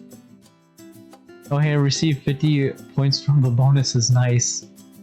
And you spent double that just to send a message, which fucking sucks that you have to do that. By the end of it, many of them are cheering and applauding, and an old man wipes a tear from his eyes and feeling like you made a difference in the world, you continue on about the rest of your day. What? We don't get to hear Lotus say the line that Shots is probably be like, can she just stop already? Here we go. So, I gave him $400, and he said he'd get it back to me by next week. At least you're not in Raptor's situation. You're right. Because Raptor's told me he has a lot of homework and studying to do tonight. And his internet might be going out, which, judging by he's not here, one or both are true. Dimitri, that was very foolish. But save your story. We have a customer. Hola, aloha, and hello. Welcome to the Clean Bean Coffee House. Shots is probably like, I've already heard that line today. Can you skip over it? No, we're not going to skip over Lotus saying that. It's one of the best lines in the game. What can I get for you today? Here you are. Have a great day. Alright, I'll accept a tech savvy because I think I'm going to need a tech savvy in the future, because I'm sure Mio is going to be very insane. Alright, off to the bakery. Wait, Annabelle! Drop by the bakery, see that it's packed as usual. There's a line of people outside the door waiting to get their sugar fix. At this point, when do they realize that you're a regular and just skip the dialogue? You're right, because I've been there for 21 fucking days. Like, I've gone in there 21 times to get coffee. But also, some days I've gone there more than once. And it's to do a side quest, actually, that's interesting. You help Lotus find a date. You know? However, as you get closer, you look in, you can see that the line doesn't continue inside. In fact, the store looks empty. When you peer into the glass, you discover why Detective Fumi's in there. What? Ah, shit. She does counter talking to Bonnabelle, and you wonder briefly if it's about something serious. Or more than regular, fantastic. Yeah, I'm a fucking daily there, and help her... Because Dimitri is the brother, and Dimitri's like, yeah, you're like a cactus, and no one wants to date you because you're a cactus, because you're all prickly. And then Lotus is like, yeah, and cactuses can live in dry weather for a while. And then Dimitri's like, yeah, but it's been more than a few months since the cactus has been in dry weather. Anyway, that's when you spot a box of donuts on Bonnabelle's hands and decide that it's likely a casual conversation. Oh, no. When it's police plus donuts, you know it's fucking serious as fuck. You decide to enter. And so I said to him, hands behind your back or I'm going to club you. This is one funny cop, if you ask me. Darling, that might just be the worst pun I have ever heard in my life. It's been a while since we've heard Bonnabelle's southern accent. Hell yeah, brother. Isn't it? I was, in all practical terms, completely disgusted with myself. Fumi's actually like happy that she made a terrible pun. Oh my god. Shots of a quick thing about Fumi is every game and universe that she's in, she's something different. So in this one she's a detective, in another one she's a librarian, another one she's like an agent and all that. That's what the baker sounds like. Very different than I expected. Dude, you should hear her cousin. Her cousin has a... Here. So that's Bonnabelle's voice. And here's her cousin's voice. Her cousin is named Peanut. Hey, good looking. Maybe today I'll be the charming suave one, and you can be the awkward college co-ed. Opposite day. There you go. That's her cousin. She has like the most non-southern accent possible. And her cousin has the most southern accent possible too. But unfortunately, the suspect started complying immediately, and I didn't have time to follow up with an even better pun. Yeah, because you seem like the very, very powerful Popo. Oh, well, look what the cat dragged in, but somehow managed to keep looking fine. Yeah, you won't text me, so yeah. They don't even sound related anymore. Oh, hello, citizen. It's good to see you. It's like... I don't know how to explain it, but it's like Peanut grew up in a different like part of the country, but at the same time, you know, like Bonnabelle and Peanut are within quote-unquote dating range or distance or whatever, you know? Are you picking up donuts? Ah, exactly the person I wanted to make feel safe. Oh, and Fumi is here too. This is exactly why I don't comply with police orders. The puns. I'm gonna go with that one. Indeed, well said. Spoken like a true patriot. Holy shit, hell yeah, brother. I can't say I quite agree with what you two are saying, or even understand it if I'm being really honest. Well, you are like... moving on. Exactly. Oh, now I'm extra confused. I'm glad you're here though, citizen. Bonnabelle and I were speaking about you earlier. Uh-oh. We both agree that you have a talent for persuasion. The only thing we couldn't agree on was how much so. That's not really what I said, Sugar. I was just saying that I enjoy listening to them talk. Oh yeah, in shots, Bonnie calls everyone Sugar. Or Sugar. Precisely. I enjoy listening to exactly no people talk, but you appear to be the exception. So I pose a challenge to you. Fumi takes the box of donuts from Bonnie. Convince me to give you my favorite donut. Oh damn! This is gonna be difficult. I am speaking, of course, of the mighty eclair.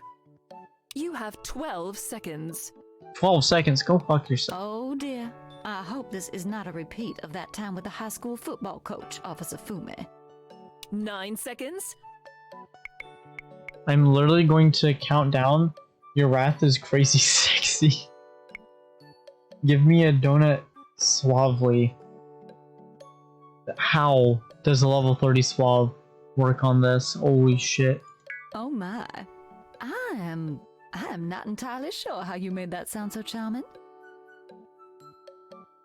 Well, Must resist Fumi lost. for the eclairs. Fumi strains for a few seconds, but then breathes out a sigh of frustration. Very well. Here is your prize. He hands you an eclair, and it tastes like victory. All right, I must depart. Miss Valentine, always a pleasure. Citizen, I'll see you later. Fumi leaves and Bonnie shakes her head and laughs. Speaking of donuts, I swear that one is a few short of a baker's dozen. Huh. But she's good people, I think. Oh, anyway, darling, I gotta tend to the rush outside, caused by Miss Fumi's rather ominous presence. Y'all have a great day. Take care, sugar. Hell yeah. Get outside and the crowd of relieved customers starts flowing into the bakery immediately. You hit the road with one or two people thanking you for driving away the popo. Oh. I'm pretty sure Baker's doesn't 13. Google to the rescue. I had to go back to the bakery, but I was just there. Baker's dozen. 13.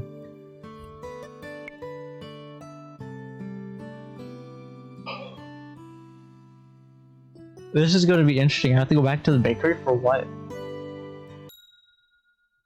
Driving by the bakery, you peek inside and see Bonnie, a dozen customers all vying for her attention. Instead of going in, you decide to admire the fresh loaves of bread through the window. Wait, was I literally at the bakery all day today in the game? Like, I don't even think... I don't recall leaving the fucking bakery. Yeah, I know the reason why a baker's dozen is 13, or at least the theory why. I don't know because, you know, it is what it is. And, you know, I don't know what else to say about it. As you're imagining all the various sandwiches you can manifest, you notice something odd on the flowers beneath the window. There's because bakers, when they make a dozen, they make an extra one in case they mess one up. That's actually not a bad theory. And you know, that wouldn't be bad either if they would do that either. So a lottery ticket, someone appears to have discarded it, or perhaps the wind blew it there? What do you do with it? Leave it, that's litter. Sure. Take it and check to see if it's a winner. Take it and give it to someone random.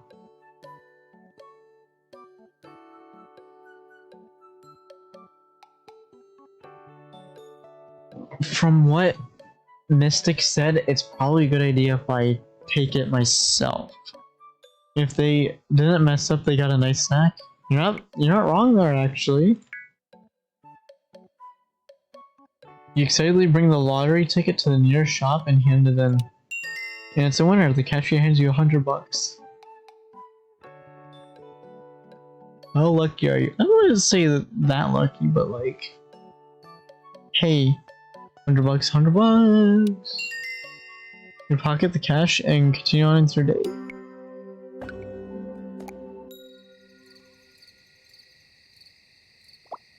Alright, let me get buff so I can save Iro. A roll of thunder jars you, letting you know that there's going to be rain. It was so loud for a moment, you thought it was going to rattle you to pieces.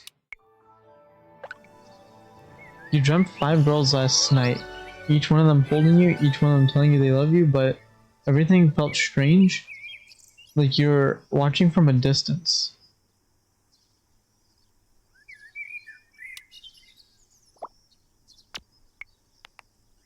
Alright, I'm getting my buff because that's some decent luck. You really win 5 from the lotto ticket. You're not wrong, actually. Alright, I want to see what Mystic says because with what was described last night doesn't sound good. Uh-oh, wow, things are definitely hitting the fan now. At this point, you may have been noticing a rather disturbing trend. Your dark options, the ones meant to test your mortality and all that, you became noticing they're becoming easier. Like you don't need much in terms in order to pick them. You can feel our pair of friends leaning on the board now, heavily. The storm that's rolling in is evidence of that, I'm certain. I think at least one of them really wants to rack up some Team Shadow. The thing is, I can't really tell what choosing them will do. My visions show you leaving Sabrosa successfully, even if dip your show into the shadow pool. Later shadow, the game looks the same. I think there may be truly paths though, but they may not come down or lighter shadow, or entirely at least. I'll keep looking, but I feel like you're not expected to find all of the secrets you're searching for. If you do, something will change. Bah, these are the worst fortune ever. I'd offer you a refund, but well, you know. More tomorrow. Good luck. Cheers. You got a story you remember? This one time I was scratching a lottery ticket. I got 2 separate wins on one lottery ticket that equated to the 350. That's not bad, actually. It's pretty good, you know?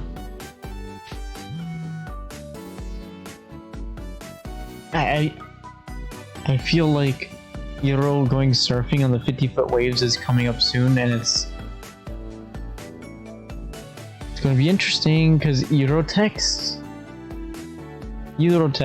Cassie also texts, but Mew didn't text. But Elle also texts. Let's see what Euro has to say though, actually. Hey, so here's the part where I invite you out on a date. Like we smooch and junk, you know? Or you never know, I'm free tonight, and if you honestly the rest of the week is looking dicey for me. Wanna go to somewhere fancy for a while and skip the good part back at my place? Tonight it is at that fancy place on 3rd. Keep those buffs up. Can't believe I said that. I gotta do what I gotta do, you know? I gotta make sure I'm gonna get to buff 50, and then I'm probably gonna focus on other stats. You know? Awesome sounds well expensive, but if you treat me, I'll be sure to treat you later on. Hint, the treat is you get to see me in a fancy dress. See you tonight. Alright, Elle, what do you have to say, Elle? So I have an idea. But please tell me if you think it's a bad idea.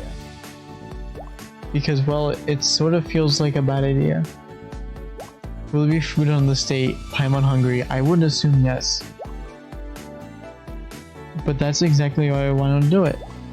I want you to come over to my house this afternoon and would like to spend time with you. Alone. Does that sound good on Monday the 22nd? Which is the current day, by the way. I mean, you can bring friends along. You think it'd be fun to play war games or something. Evening. I'd love to spend time with you alone.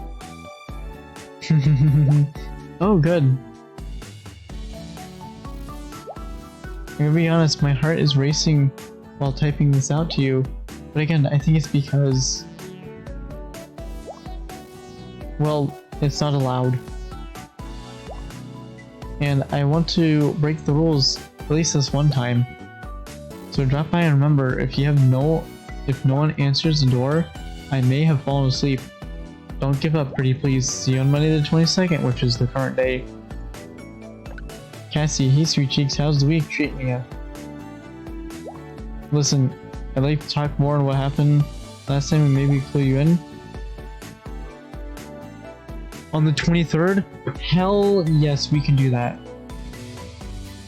Hell yes, we can do that. Are you serious?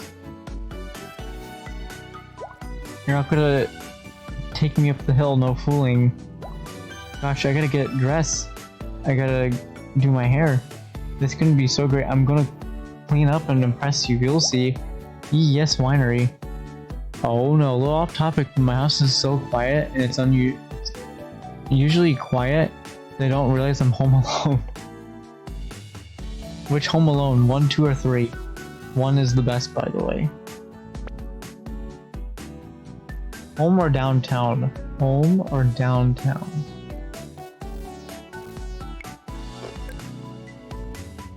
Let's go downtown. Fuck it. Walk through the rough end of town, you see the usual sad sights of homeless beggars and a woman standing on the street corner of a building with broken window. But something you didn't expect is what you hear as you approach a familiar alleyway. Sound of motorcycle ripping at full speed, engine revving, and screeching tires. You roll, chill out. I didn't watch any of the Home Alone movies.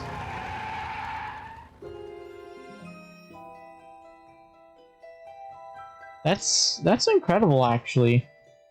That's incredible. They're pretty good movies. I would say 1's the best, and then, you know, it goes down from there, as it seems most movie series become if they're more than one movie, you know? You walk to the edge of the alley and peek down, and spot 2 people on sports bikes and full riding kit. One of them you recognize instantly. It's Iro. As if on cue, she removes her helmet as though to confirm it. That's 3 for 5, buddy. You owe me $900. Damn it! How the hell do you keep beating me off the line? Your ride is sickly compared to what I got between my legs. So you're saying I should start with the newest and go to the oldest and enjoy the series better overall? I wouldn't say no to that, but like that doesn't seem like a bad idea actually. Like that honestly seems like a great idea to watch. Like if people say X movie series is bad, going from 1 to 3, just watch it 3 to 1 and boom, you know? It's because you haven't got any heart, dummy. Let me guess. This is your first crotch rocket. What the fuck? You went to some dealership, dropped a ton of cash on it, and hoped to impress the ladies by showing up everyone who can't front the cash for a ride like this. Only the shitty part is, you can't fake experience or a love for the machine. She's right, you can't just fake a love for a machine and all that. You drove past her motorcycle. Me and this baby, we've been all over the state. I work on her with my own 2 hands. I pop wheelies and pull stoppies for breakfast. So, your game is weak because the rider is weak. I saw you wobble a bit on start. Ooh, damn. Go practice more and stop letting the machine do all the talking for you. Let the machine do its work. And you do your work, you know? The delinquent looks like he's going to boil over mad for a moment. He breathes a deep sigh and nods. Brutal. The truth should be brutal, so you can learn. Now, unless you want a double or nothing, I'll be heading out after you pay me. Yeah, I'll pay. God dang it. If you can catch me. Oh, easy. She'll catch you on her bike. Delinquent suddenly drops his bike into gear and speeds off. His helmet still attached to his handlebars. Come on, man! As Iro is putting on her helmet, you chase the delinquent rips towards you at top speed.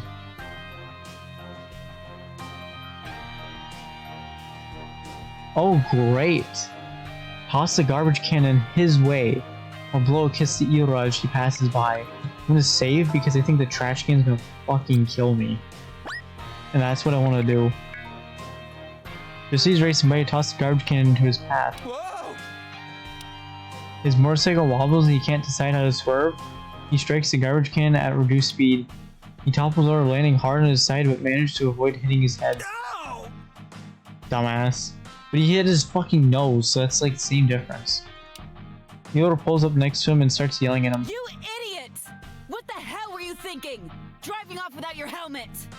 You're lucky you didn't split your head open. If you're going to be a stupid prick, at least take the minimum safety precautions so you don't kill yourself. Alright, well, at least we know whose side she's on. And that's all we need to know. Keep the money, idiot. Fix your ride. And fix your shit. Loser. Yoda speeds off in the opposite direction. You decide to make yourself scarce before Delinquent wonders where the garbage can came from. Oh, so I was invisible. Cool. No, I can't go to the cafe.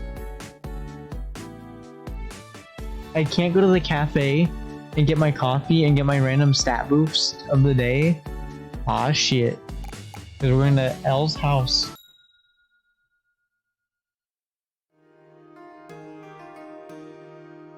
Your stealth is amazing. Honestly, yes. Even though I don't have a stealth skill, I have buff, lucky, suave, tech savvy, and motivation.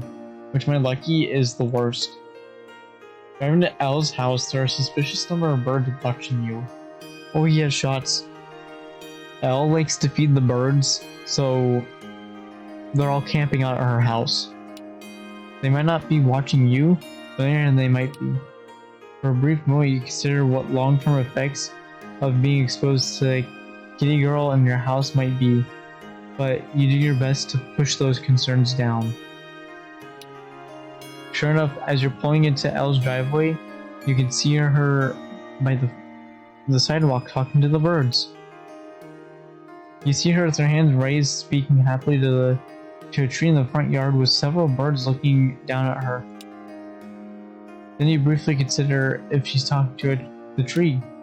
Shaking through a thought through your head, you climb out of your car and slowly approach Elle, a little perplexed by the coincidence. She gives you a big smile as you approach, puts a finger on her mouth to indicate stay quiet. Hello. How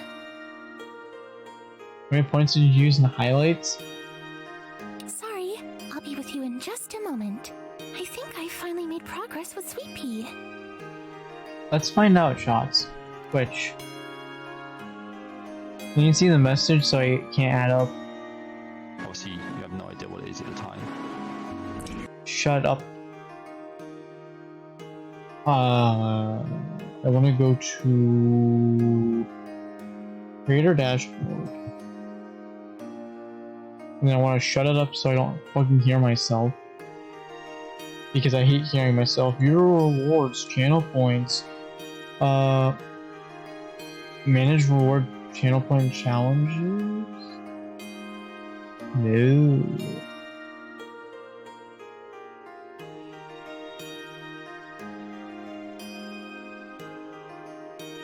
Wait, what?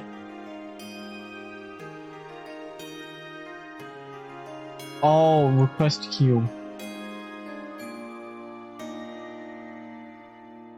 Wait, I can't refund the points? Oh shit. Oh shit. So let's see. 1, 2, 3, 4, 5, 6, 7, 8, 9, 10, 11, 12, 13, 14, 15, 16, 17, 18, 19, 20, 21, 2, 3, 4, 5, 6, 7, 8, 9, 10, 11, 12, so 32. 3,200. Make that 3,300. I don't know why I can't refund those. It's so interesting.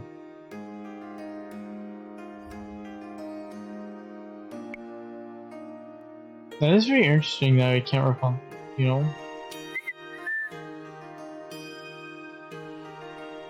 Elle turns back to the birds and whistles softly when she speaks. Her voice is even softer and more airy than usual. That's right. It's an extra special day today. I brought company to watch you. I think, given all the circumstances, you should definitely give flying a try today. Alright, CJ needs to stay awake because I want to finish the afternoon and evening and end this on the next day and then go to bed because fuck. That big blue sky could use a few more feathers, and yours are just lovely. Won't you give it a try? One of the birds ruffles its feathers and it wobbles its head back and forth in what you can only describe as seriously committed headbang.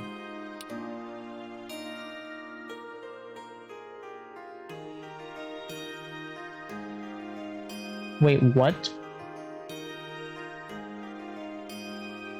Alright, I don't know what that was. I mean, I don't want to risk the BS of pain loading this. Morning in real life, I suppose. I wouldn't blame you, it's 1:22 a.m. or 1:12 a.m. Then the bird takes off the branch. You watch in amazement as the bird flies down the fence post near Elle, landing just for a moment before flapping back into the air to flutter just in front of Elle.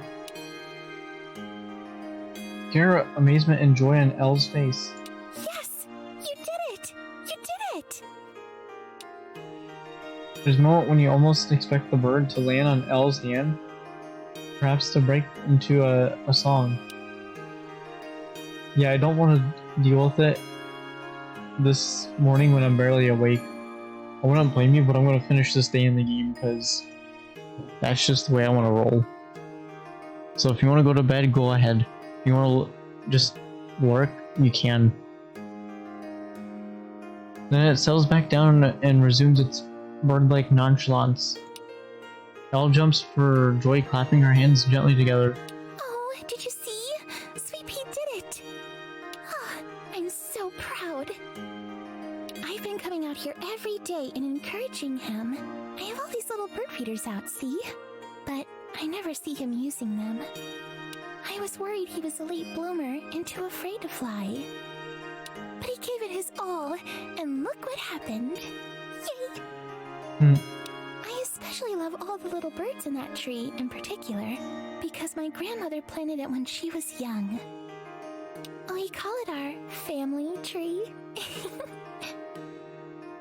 And I'll just be here most likely, and keep quiet to save points. Fair enough, shots. Oh my word! I got so caught up in the moment, I haven't offered you a beverage or to take your coat or anything. Oh, would you care to come inside? Good afternoon, Elle. You're looking shiny and happy today. I would love some water, thanks. Well, I mean, if I was stuck in a tree and you came to encourage me, I'd jump too. Don't be silly. You shouldn't jump off trees. You're not a bird. But if you were a bird, I would be happy to feed you sunflower seeds and encourage your flying. I bet you'd be a wonderful bird. Elle hooks her arm into yours and hugs your elbow as you walk together. She looks up at the birds and sighs. I'm sure a lot of people look up at birds and desire very much to be one. To be free to fly wherever you want. What? But every time I think about it, I get a little nervous, to be honest. Imagine a poor bird with narcolepsy. Sometimes I fall asleep on my walks. Can you imagine a poor bird falling asleep while flying? Oh no. So I'm content to give them seeds and let them do the flying for me.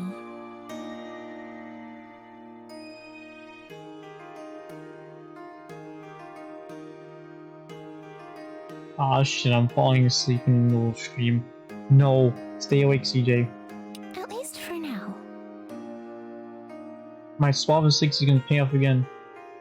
You'd be a great bird, we just have to rig up a parachute or something. I think birds better stop bragging about their flying powers, also stop pooping on my car. Well, I don't know about you, but that little bird looked like he thought you were pretty darn special. Well, I may have been pretending that very thing was true. So either you caught me, or it's true. As you reach the front door of Elle's house, she pauses, stopping in her tracks and staring at the door quietly. For a moment, you wonder if she's having a spell and falling asleep. But a deep sigh signals she's considering something. Is something wrong, Elle? Doors, I mean, what the heck, right? Elle looks over to you, her eyes have a deep, thoughtful look. No, not exactly. I've never had someone over before. By yourselves, I mean. Just family, servants, service people. I've never been alone in my house with someone before. Wait, did I miss a line? No, I didn't. I just can't click. I feel a little overwhelmed. Uh-oh. I have an interesting choice I could do. I could do motivation or suave. Do you want to sit outside instead? You're the boss here, Elle. It's your choice. What happens next? I mean, being alone with you has been a major goal of mine for a while. I'm gonna tell her that...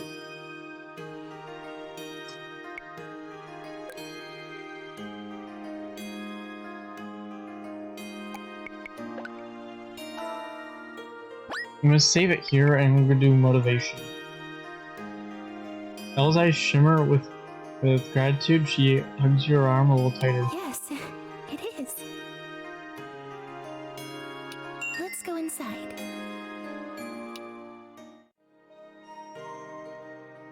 Beverly... Who else do we have?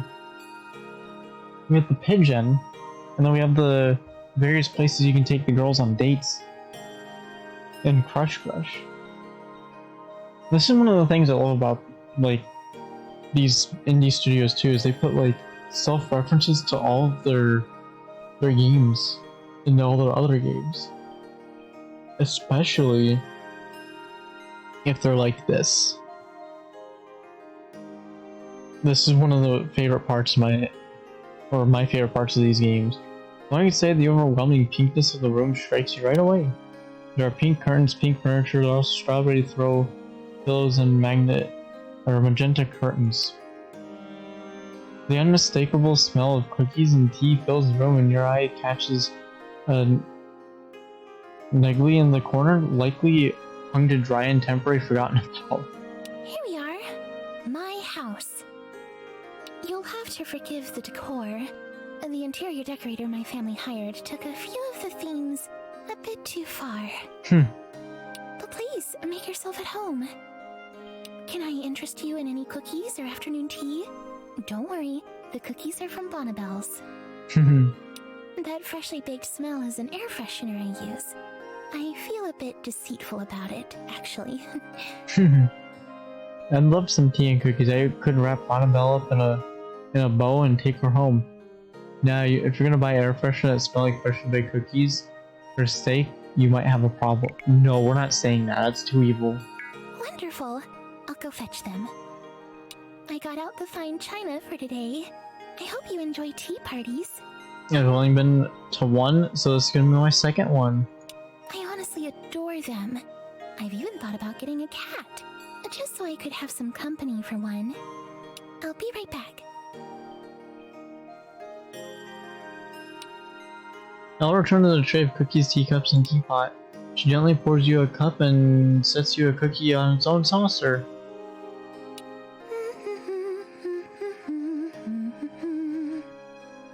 She hums a soft melody to herself as she does.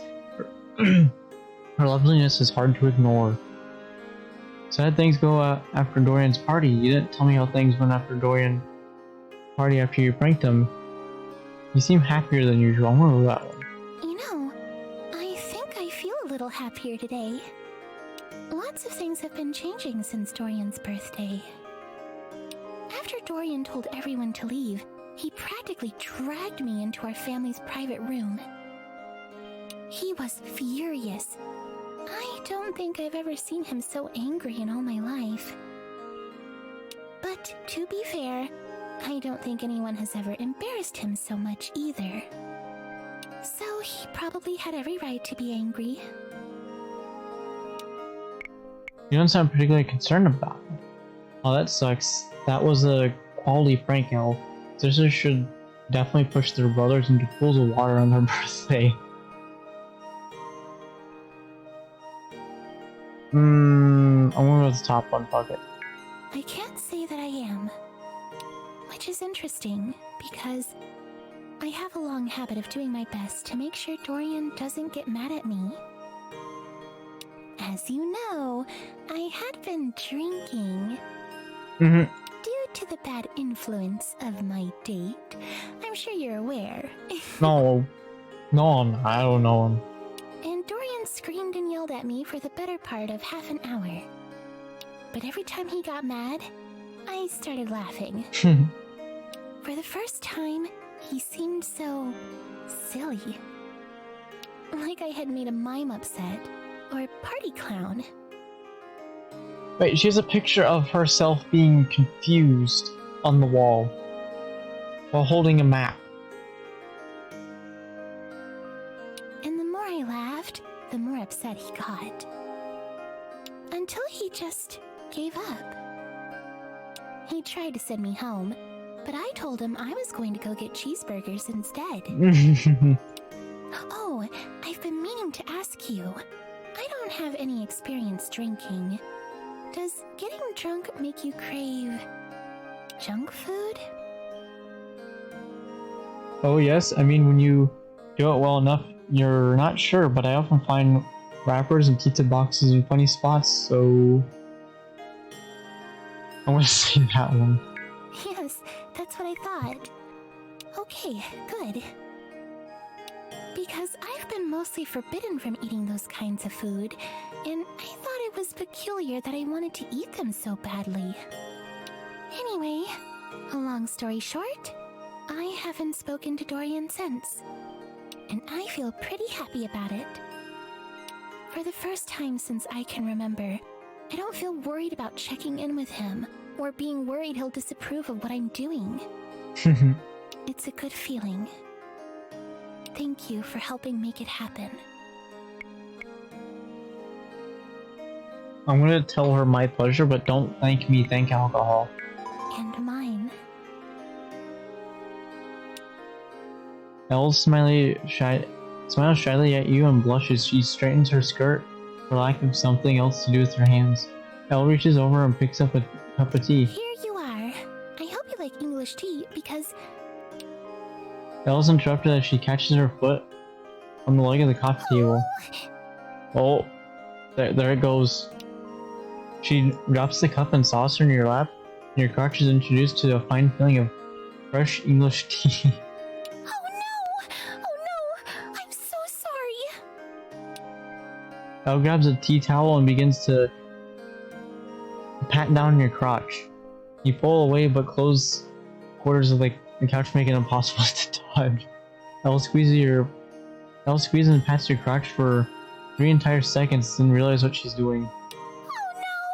I'm sorry! Oh gosh! You quickly take the towel from her to continue the cloth base fondly on your own, and Elle quickly gets to her feet and cries.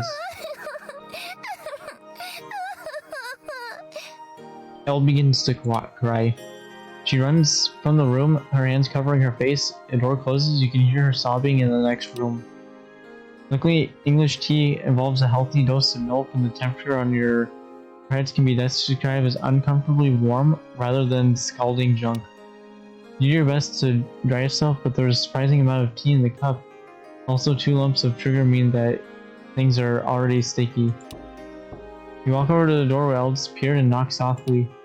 You can hear Elle sobbing. Please go. I'm so embarrassed. I'm so slow and useless and clumsy.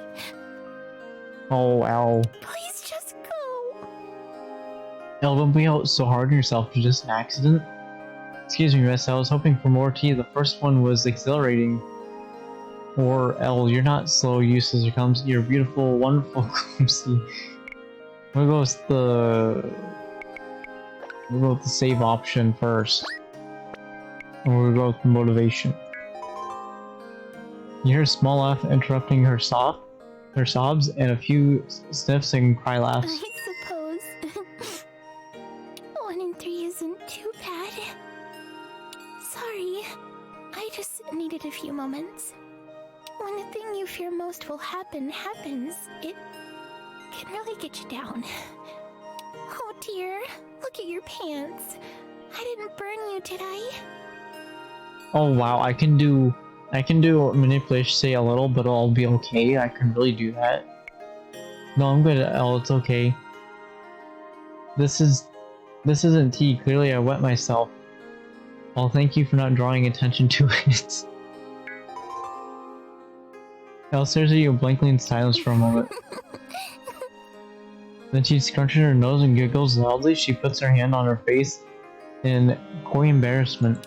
My word, you are so wonderfully bizarre and interesting. Where does one like you even come from, I wonder? We should throw those into the wash, just so you're not marinating in tea. Hold on, I'll see if there's something I can give you to cover yourself. Elle disappears for a short time searching her house, but returns empty-handed. I'm afraid I don't have much for pants that will fit you. Here, come here. It might be best if you just wrap a blanket around yourself while I wash your clothes. Here, sit here on the bed and get under the covers and take your pants off.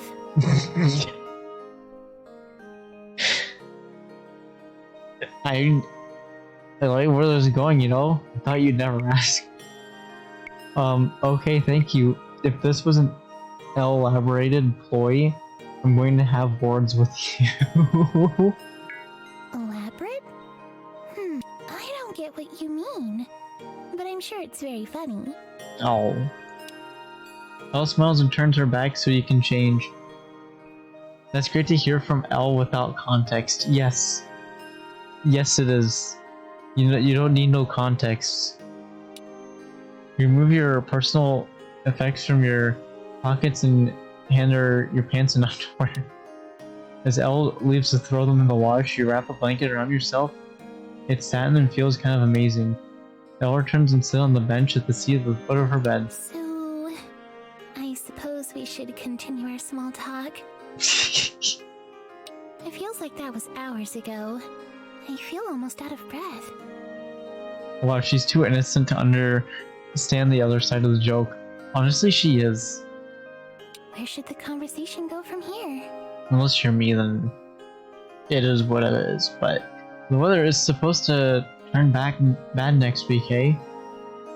Are these sheets satin? They feel amazing. Oh, yes they are. And yes, I know. Sometimes when I feel like I should treat myself, I go to sleep without my pajamas. Uh-oh. I guess she's no longer innocent at this point. Do you mind if we talk about private things? She's been wanting to talk about that a long time now. There's so many things I want to talk about with you, but they're all... my family would call them inappropriate. And I'm terrible at making friends, and I'm awful at conversation, and I don't know how to bring things up like this, and... I'm gonna go kiss her. Fuck it. You shift closer, and ever so slightly lean for a kiss. Kinda innocent? Fair enough, we'll settle with that. There's a moment where she stops talking, surprised by your sudden closeness. Ying her cautiously close, seeking permission. Elle hesitates for a moment. For a moment, she pulls back. But then she leans in slowly as well and kisses you. I couldn't read there for a second. Like, literally I froze up. I'm like, wait, what? What am I reading? The two of you softly make out for almost a minute. You gingerly open your mouth and coax her delicate tongue from hers. When you finish, you lean away and look at her. She stares at you with a dreamy expression and smiles. I think you're okay with private feelings. I want to ask you some things, but first, I would like you to ask me whatever you want. It'll help me decide what to ask you, so ask me whatever you're comfortable answering. Just to warn you, though, I may chicken out. I'll try not to, though. Are you inexperienced in love? What is your most favorite fantasy? I think...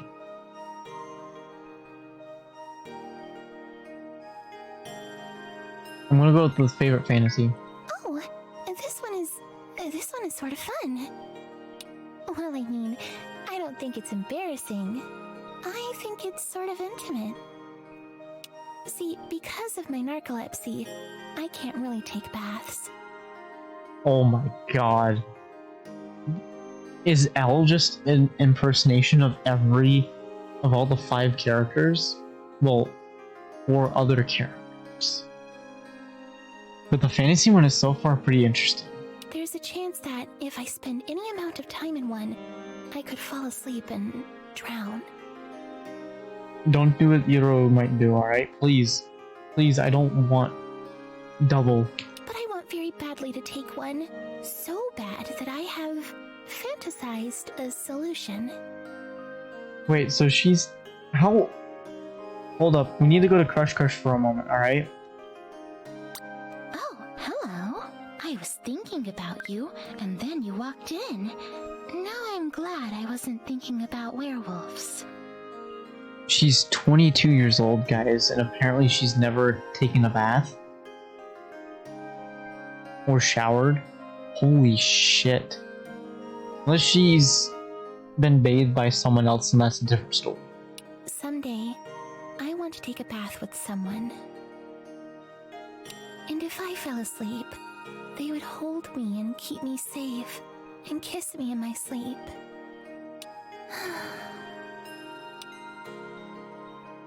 Elle's eyes stare up in the distance as she sighs a long, heavy sigh. That would be heaven for me. Okay, I would like to ask you some questions now, if that's okay with you. Okay, but I'm going to be imagining stuff about things you just told me. Forgive me if I get distracted. Yeah, ask me anything.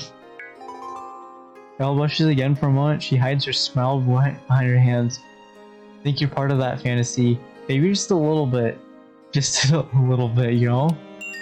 After a moment, she giggles.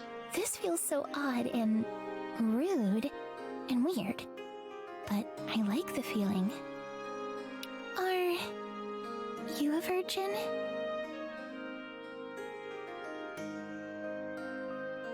Wow. So it's either ha, no, which sounds like it might upset her a little bit. But at the same time, I don't think she's gonna care much. I mean, she seemed to be kind of happy about experienced lover.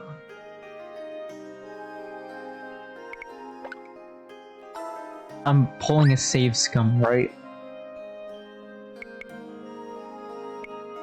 I'm gonna say it in spirit because with ha being in caps with an exclamation, kind of seems like, oh, I'm making fun of you.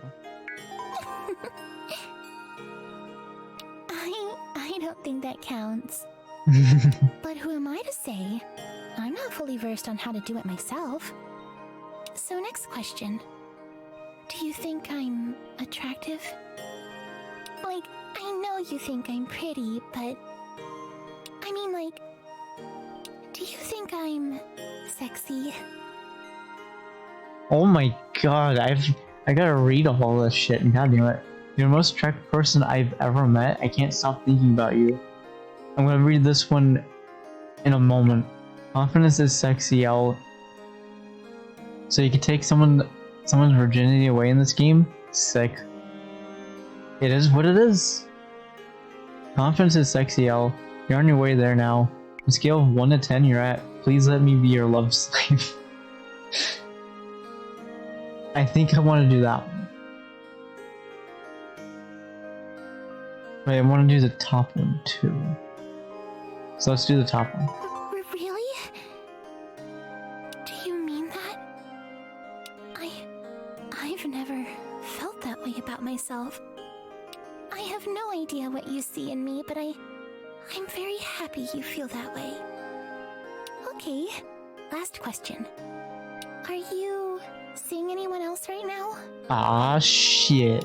I mean, are there other girls or guys that you're with?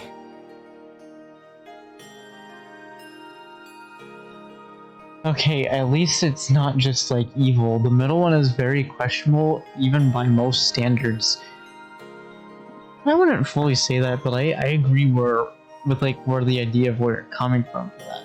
But I have other people I'm seeing right now, yes. No, I'm not with anyone right now, not seriously. Deception level 4. I'll tell you, but if it's doubt in your mind that wants to know, don't feed it. You're better than that. Motivation 30, we're doing that. Oh, you're right.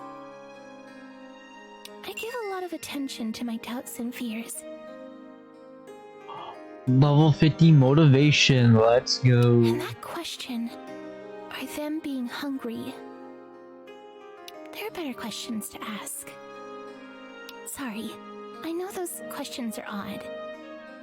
But I've been so sheltered all my life. I feel like I've been in a birdcage, a round one with no hiding spots, hanging in the middle of the room. And every moment I spend with you, I feel that cage open just a bit. All this time we've spent together, it's meant so much to me. Everything about you is so alluring to me. It seems like a common theme is that you only need 30 levels of motivation. You're good motivation-wise.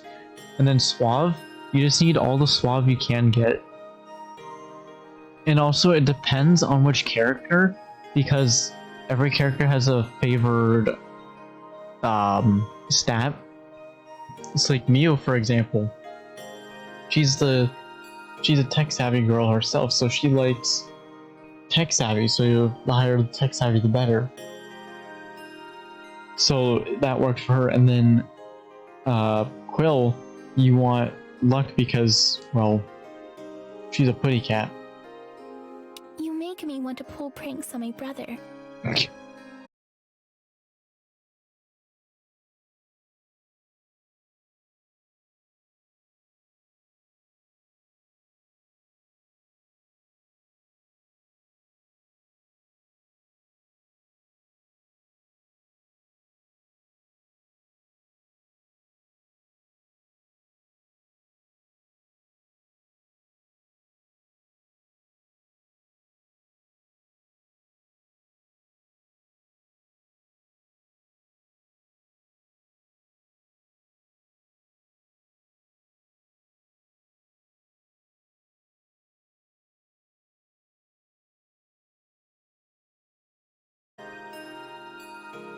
Alright, I should be back.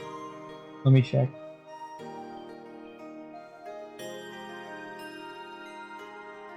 Yeah, I'm back. Alright, we're good.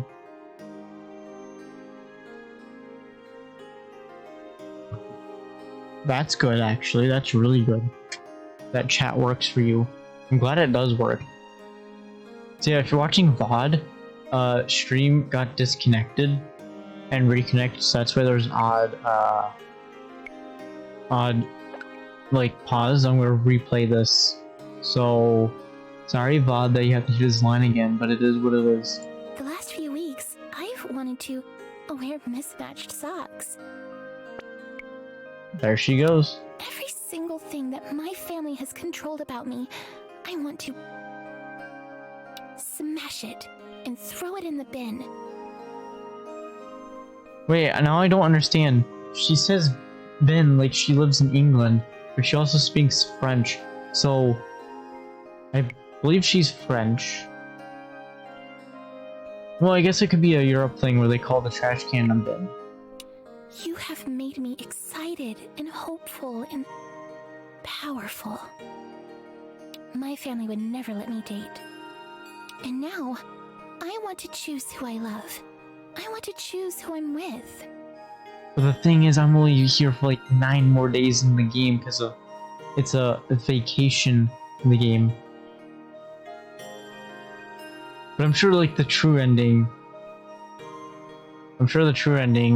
involves saying, fuck it, I'm not going back. I'm living here. I want you. So, will you go steady with me? What's the right expression? I'm gonna say yes, of course. Wait, what potato one was that? Oh my god, potatoes.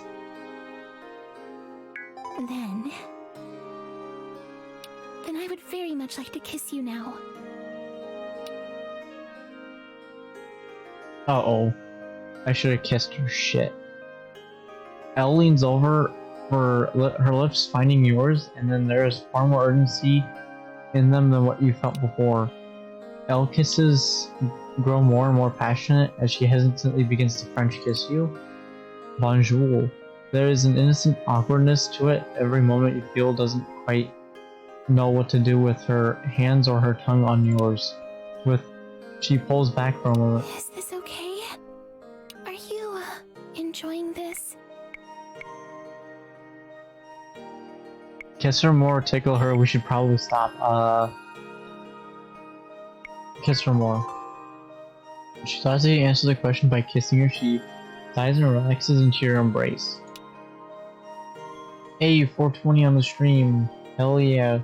Well, that was 2 minutes ago. Either way, everything about her is soft. You press against her, feeling the warmth of her body envelop you. Finally, Elle stops, catches her breath, and gently touches your cheek. I want you. Elle takes your hand for a moment and says, I think I might... Listen, if I fall asleep, and if... Suddenly, Elle gets a...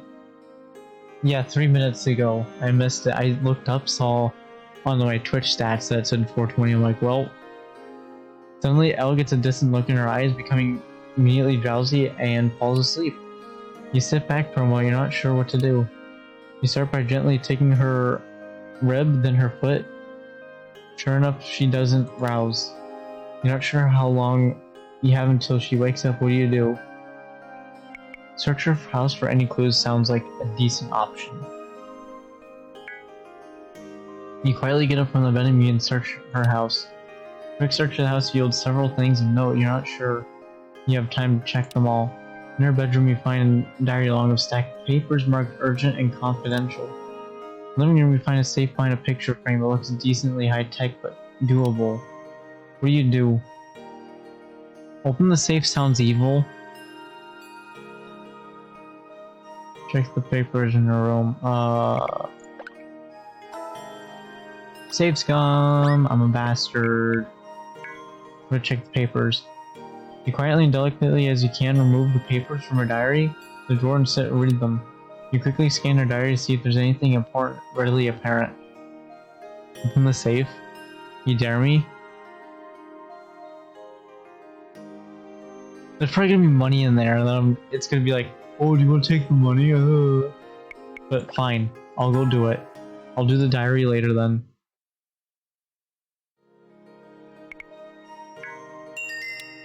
You fiddle with the safe's mechanism. Using some tired and true locksmithing principles, you manage to open it. There isn't much inside the safe. There's Elle's birth certificate, a bunch of jewelry, and her passport, among other official documents. You also find a small box which is extremely heavy. Inside you find gold bar stamped 100-gram fine gold. Holy shit. What do? Close the safe. I'm not being evil. You see nothing value and leave the safe as is. As you're quietly closing the safe, you think Elle is stirring in the next room. You quickly sit down next to Elle and play soft with her hair as she finally wakes. When she does, she blinks several times confused. Then recognition returns to her eyes and she smiles and whispers, You waited. "Oh shit. She thinks I waited." And she begins to kiss you again. Wait. If we keep going, we're going to... How about I brush your hair for you? Elle sits up and locks her eyes onto you with a loving expression. She gets a comb and then relaxes against you. You start gently stroking her hair, the comb gliding smoothly through her delicate locks. She giggles happily and her eyes fall shut. Thank you. You're incredible. Finally, 10 minutes later, she's asleep. You quietly let yourself out, grabbing your pants from the washing machine and out the front door. Outside, it's begun to rain. The birds are all gone, and the branch is hidden now.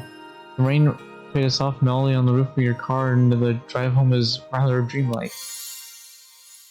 Alright, that wasn't that bad.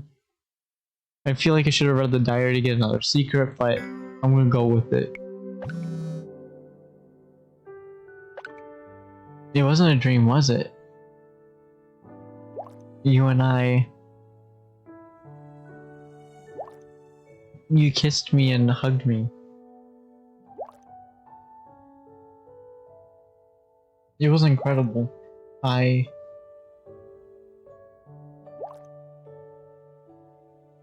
reload and read the diary. Are you sure you want me to? I hope we can see each other again. I'll message you again soon. Thank you. For everything. Let me see how many... I technically have one. So like, go ahead, I don't care too much. Fair enough, because I didn't steal shit anyway.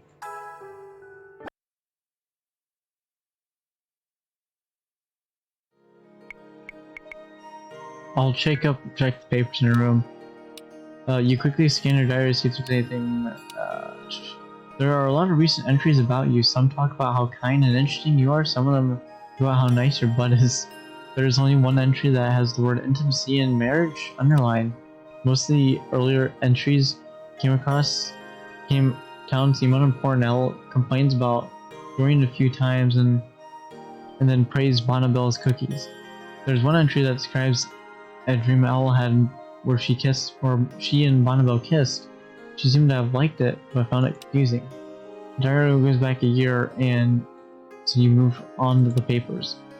Inside the sealed folder, you find a number of medical records. They seem to be related to Elle's narcolepsy. It seems Elle has taken a number of different medications to manage her symptoms. She also has seen a number of specialists. You find a referral from one doctor to another. Apparently a slightly different specialist. The list among the documents appears to contain more psychological assessment. It's from Elle when she was very young, 5 or 6 years old. Top of the report says, in concurrence with reported symptoms and details unearthed during psychological evaluation, it is conclusion that the panel that Reed Eleanor suffers not from type 1 but type 2 narcolepsy. Symptoms are consisted of with several severe neurological trauma as a result from a blow to the head. Holy shit. This game is fucked up. Holy shit. But hey, that's what makes the game, in my opinion, really good. You know?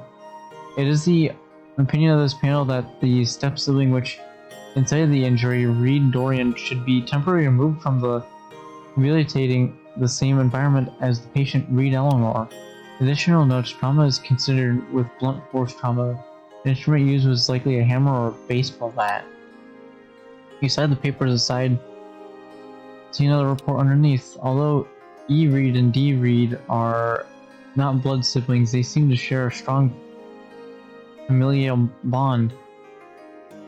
Frequency of D. Reed's behavior incidents have decreased by half since Kristen L begins to stir. You quickly return the documents to their folder, replace them in the drawer, and sit down next to Elle before she comes to. For a moment, Elle is confused, her eyes dart around, blinking, unseeing. And recognizes the recognition returns to her eyes, and she smiles and whispers. You waited. She begins to kiss you again. Wait. If we keep going, we're going to... Elle sits up and locks her eyes on you with a loving expression. She gets you a comb and then relaxes against you. You start gently stroke her hair with the comb gliding smoothly through her delicate locks. She giggles happily as her eyes fall shut. Thank you. You're incredible. Finally, only 10 minutes later, she's asleep. Quietly let yourself out, grabbing your pants from the washing machine. Out the front door outside, it's begun to rain. The birds are all gone from the branches, hidden now. The rain plays soft melody on the roof of your car, and everyone's rather dreamlike. That's fucking deep right there, dude. Was a dream after all, you and I kiss, hug, scrabble. I think I'm falling for you. I hope we can see each other soon again. I'll message you soon. Thank you for everything. Alright, I'm gonna try to do Eero real quick. And I need to get to bed. Because I'm about to die. It's a quiet night. As you're driving to the restaurant, there's weird humidity in the air, but the breeze of the ocean is strangely cold. A few drops of water on your windshield suggest the weather might have secret plans for you, but for now, the clouds stay silent. As you round the corner, your car passes you opposite lane. You catch a glimpse your rearview mirror of a car doing a 180 and following you. You get a bad feeling. You turn down the side road and see if they're following you. And it does. The car takes the same turn and it seems to increase speed. Hit the gas looking for a good place to turn back. Suddenly you see flashing lights and hear a siren. Oh, come on, Fumi. The car behind you, it turns out it is a ghost car. It blares its siren only for a moment, but it keeps the lights on. Pull over to the shoulder and wait. The police car pulls up behind you. The cops don't exit the car for a long time. Finally, almost 5 minutes of the police looming behind you, you see the door open, steps out Fumi, an officer of a much fancier uniform than you expected. And you only get a split second to look at the officer before he taps your window. The man is obviously much older than Fumi and of Asian ancestry. His name tag says S. Kawais. I forget how to pronounce Eero's last name. Good evening. Do you know why I pulled you over? No. Good evening, officer. I have no idea. Was it speeding? I bet it was the speeding out. It's always the speeding. I'm gonna say I don't know. It's a small legal matter. I'm sure we can clear it up. Take a look back there. You see my partner? That's Detective Zweihander. I understand the two of you know one another. Yes, you could say that. I have a feeling that this isn't stuff about traffic violation. But yes, Fumi and I are very acquainted. Yeah, that's my understanding too. Alright. Just a couple of quick questions, and we'll get you on your way. Do you know a young woman by the name of Cassie Caprice? Aw, shit. Yes, she's my dealer. Yes, Cassie and I are pretty good friends. I think I'd better not say anything else. I see. That's good to hear. That girl could use some friends with her best interests at heart. She had a rough past. I'd hate to see her life turned upside down again. You must be pretty popular with the ladies around town, yes? Oh, totally. According to witnesses, you've been seen around town with one Mio Faro. Ah, shit. Oh, and also our city's most eligible millionaire, Elle Reed. Totally not. Nope. Never heard of her. Are both of these women friends of yours too? This is the strangest traffic stop ever. Yes, I know them. Oh, I would hope you know them. I don't know about you, Detective Suehanda, but I don't tend to make out with strangers. I have made recent exceptions, sir, but for the most part, your point is clear. Do you know a woman by the name of Miss Alison Desiree Kitagawa? Wait, the fucking teacher? And are you aware that she and Miss Cassie Caprice are involved in the transport and distribution of illegal narcotics? It's not the teacher, it's a different girl. Got it, that's right. About 10 miles per hour speed limit? That's around $100 fine, yeah? Like how it takes you literally level yourself up and ruthless to be heartless. You know, that's the way it works, you know? This is starting to sound a bit entrapment-y. I'm just trying to go on a date with what I would assume to be your daughter. Because same last name. Yeah, exactly the same last name. So things are kind of adding up. That's quite the accusation. Yeah, we'll go with that one. And that doesn't answer my question. Well, I wasn't really given an option to really answer your question straight up or not. Listen carefully. I'll lay it all out for you. You're on your way to a date. Yes?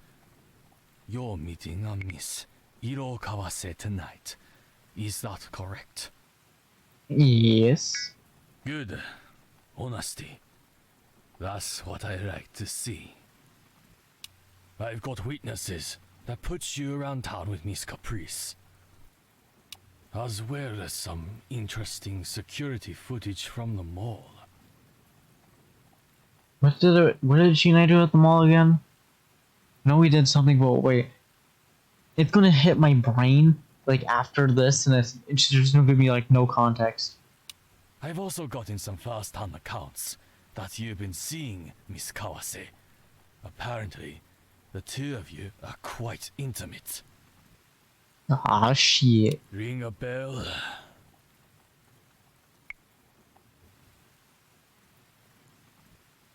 You're Saji Kawase, I believe is how his name's pronounced. I'm sorry if I pronounced it incorrect, but it is what it is. Iro's father. More than just one, it's ringing a whole bell tower. Well, if you want to get really technical, I'm seeing El Kazuat. No, he stopped a while ago. Alright? Good.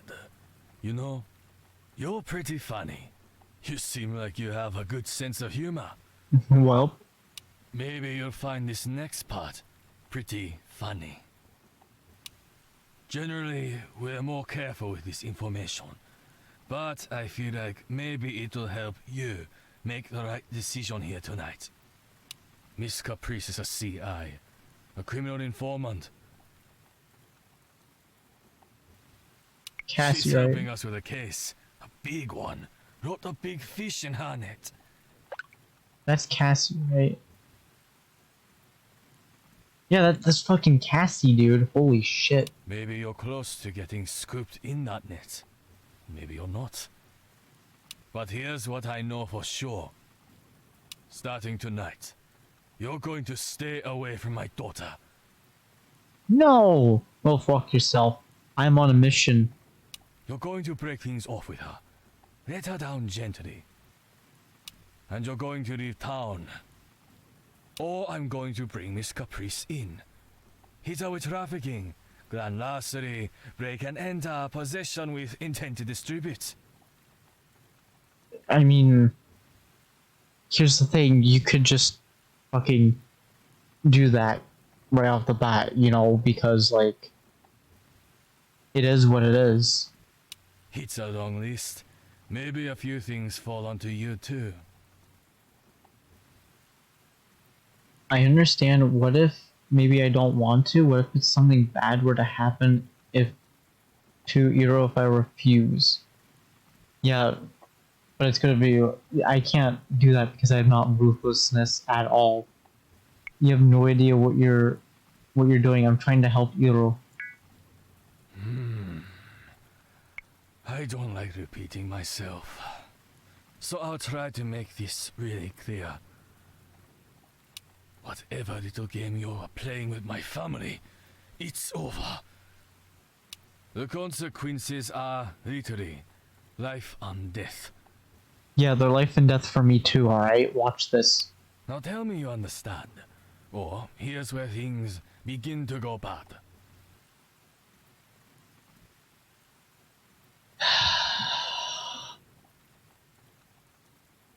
This game makes the hardest decisions ever because basically the decision the game is giving me is kill Cassie or kill Iro. And either way, that gives me a game over screen. Alright, I'm gonna say I'm down for a bad time.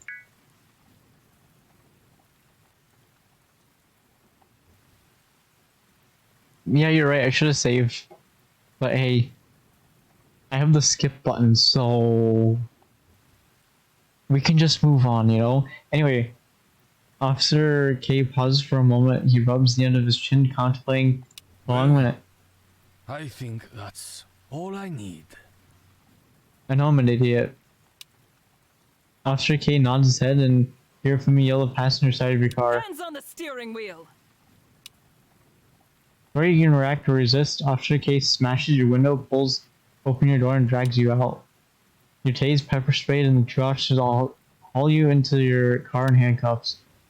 Through the pain of the pepper spray, you managed to overhear Officer K put out a APB for Cassie.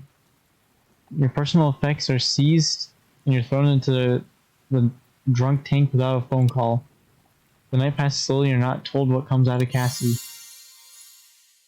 Oh shit. Dude, she's gonna fucking die now because I got a fucking rank F. Yep, she's dead. Oh, I'm set free? Alright, watch this. Load. Oh, we're in Elle's bedroom. Fuck, that's how long ago I saved. Alright, this time I'm gonna check the papers. Skip. We're going to... Sorry, I'm skipping all of your stuff, Elle, alright? You should have said, yeah, I'll do it, and still went. Yeah, but the thing was, that was so fucking funny. I was like, yeah, sure. I'm still gonna go on a date with your daughter. Do you know why I pulled you over? You know what? I'm gonna say, was I speeding? I bet I was speeding. It's always the speeding. No, not tonight.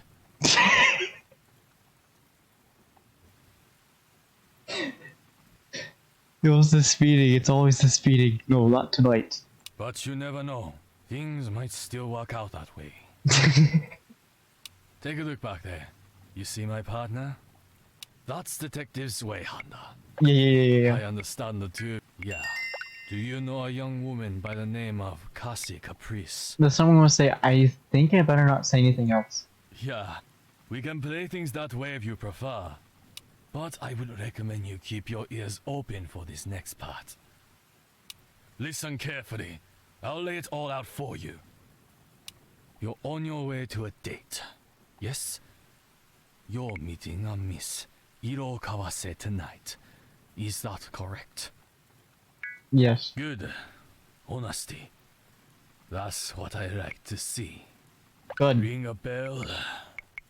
More than just one, it's ringing the whole bell tower. Good. You know, you're pretty funny. You seem like you have a good sense of humor. You're not wrong, Shots, but at the same time, I'm like, there's an achievement to go all light stats, and then there's one to do like all dark stats. So right now, like, yeah, I could go a little bit into the dark stats and still have a majority of the light stats, but I'm like, meh. I'm gonna go full light stats so I don't do anything evil. It's a long list. Maybe a few things fall onto you too. Alright, I'm gonna go with the same one I said last time. Now tell me you understand. Or here's where things begin to go bad. I can't say... If I say the first one, then it's probably gonna put Euro into... She's gonna fucking die. If I do the second one, it's probably... She's gonna fucking die.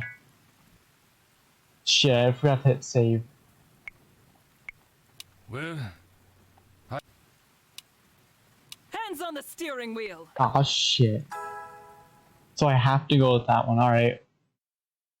It's okay, Shots. We can click through all this again. We're going to...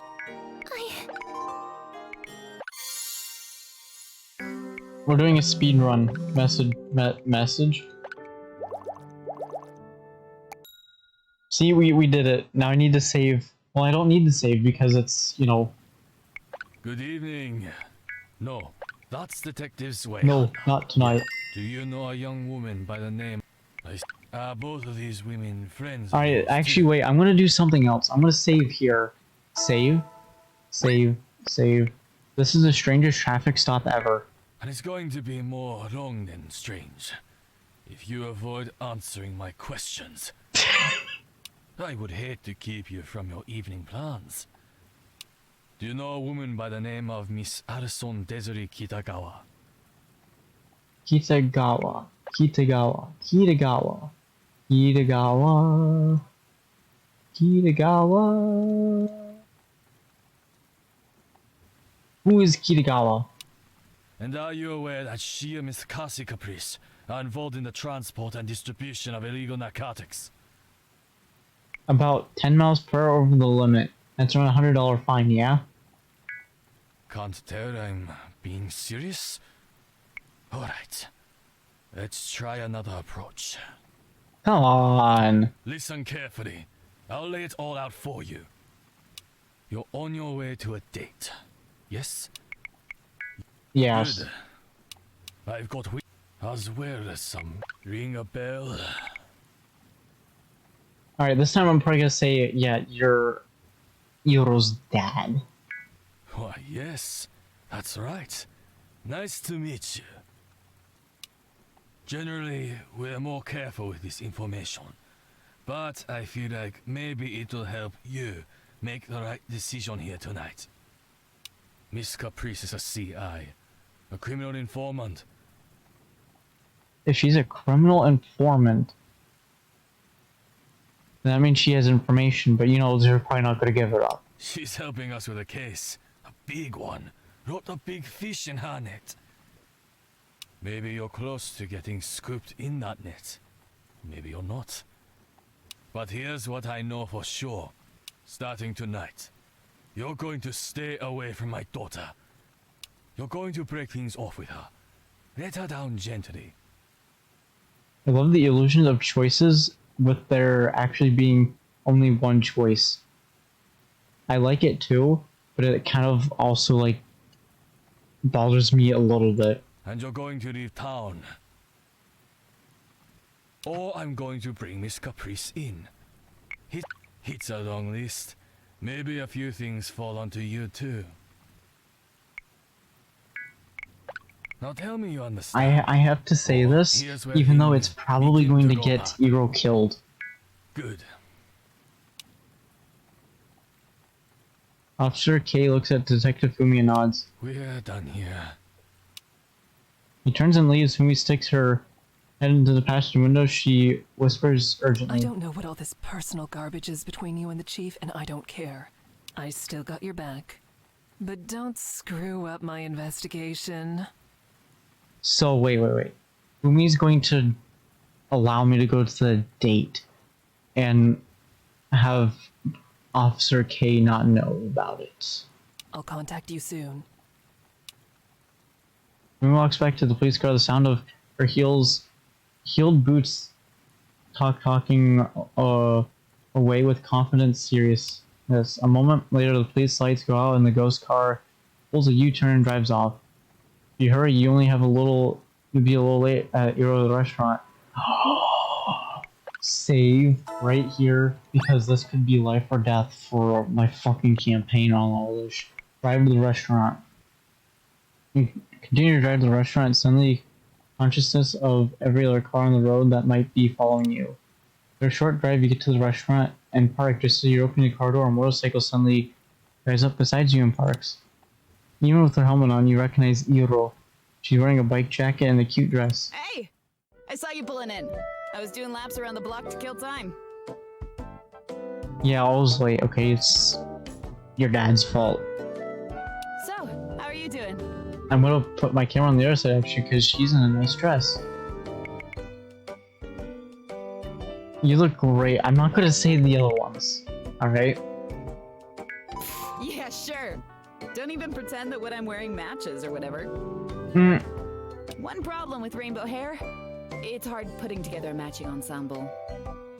Combine that with riding leathers and a boss helmet, and I make Eli cry every time I leave the house.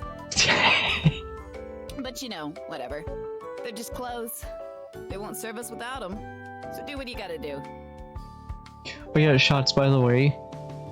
Sometimes Iro and Eli get into like little, like bets, if you will, and then apparently what they'll do is, if Eli wins, he gets to like take some of Iro's clothing. Not like in public or anything, but like after she's done wearing it, he gets to take it. Anyway, let's go. And I think it's vice versa, but I don't think she gives a shit enough to do it, you know? Iro reaches over for your hand. Ooh, I could do it. I could take her hand, hesitate, or I could take her hand and kiss it. I'm gonna do the kiss. Careful. That's how you spread germs. Yeah, but it gave me like almost a... And then it gave me a whole fucking heart, alright? What do I care? Iro blushes immediately and gently swings your arm as the two of you walk inside. Inside the restaurant, the atmosphere is intimate and warm. Live music is playing somewhere and the smell of garlic and butter fills the room. The maitre d' takes your name and immediately instructs you to follow them to your table. Iro follows, but her eyes are wandering around the rest of the room, taking it in. You know, I've never eaten here before. I'm more of a kale salad at home kind of gal. Everything looks expensive. I have 5.18k money, so I got this handled, alright? Just get what you want. I'm sure they have kale too, probably fancy kale. It's my treat, so don't worry about it. I know they told me I couldn't bring you, but I insisted. Alright, but I'm warning you now. I already decided that today was a cheat day, so I might be a bit pricier than you were expecting. Wait a minute, hold up. Was there a glitch right there? Alright, but I'm warning you now. I already decided that today was a cheat day, so I might be a bit pricier than you were expecting.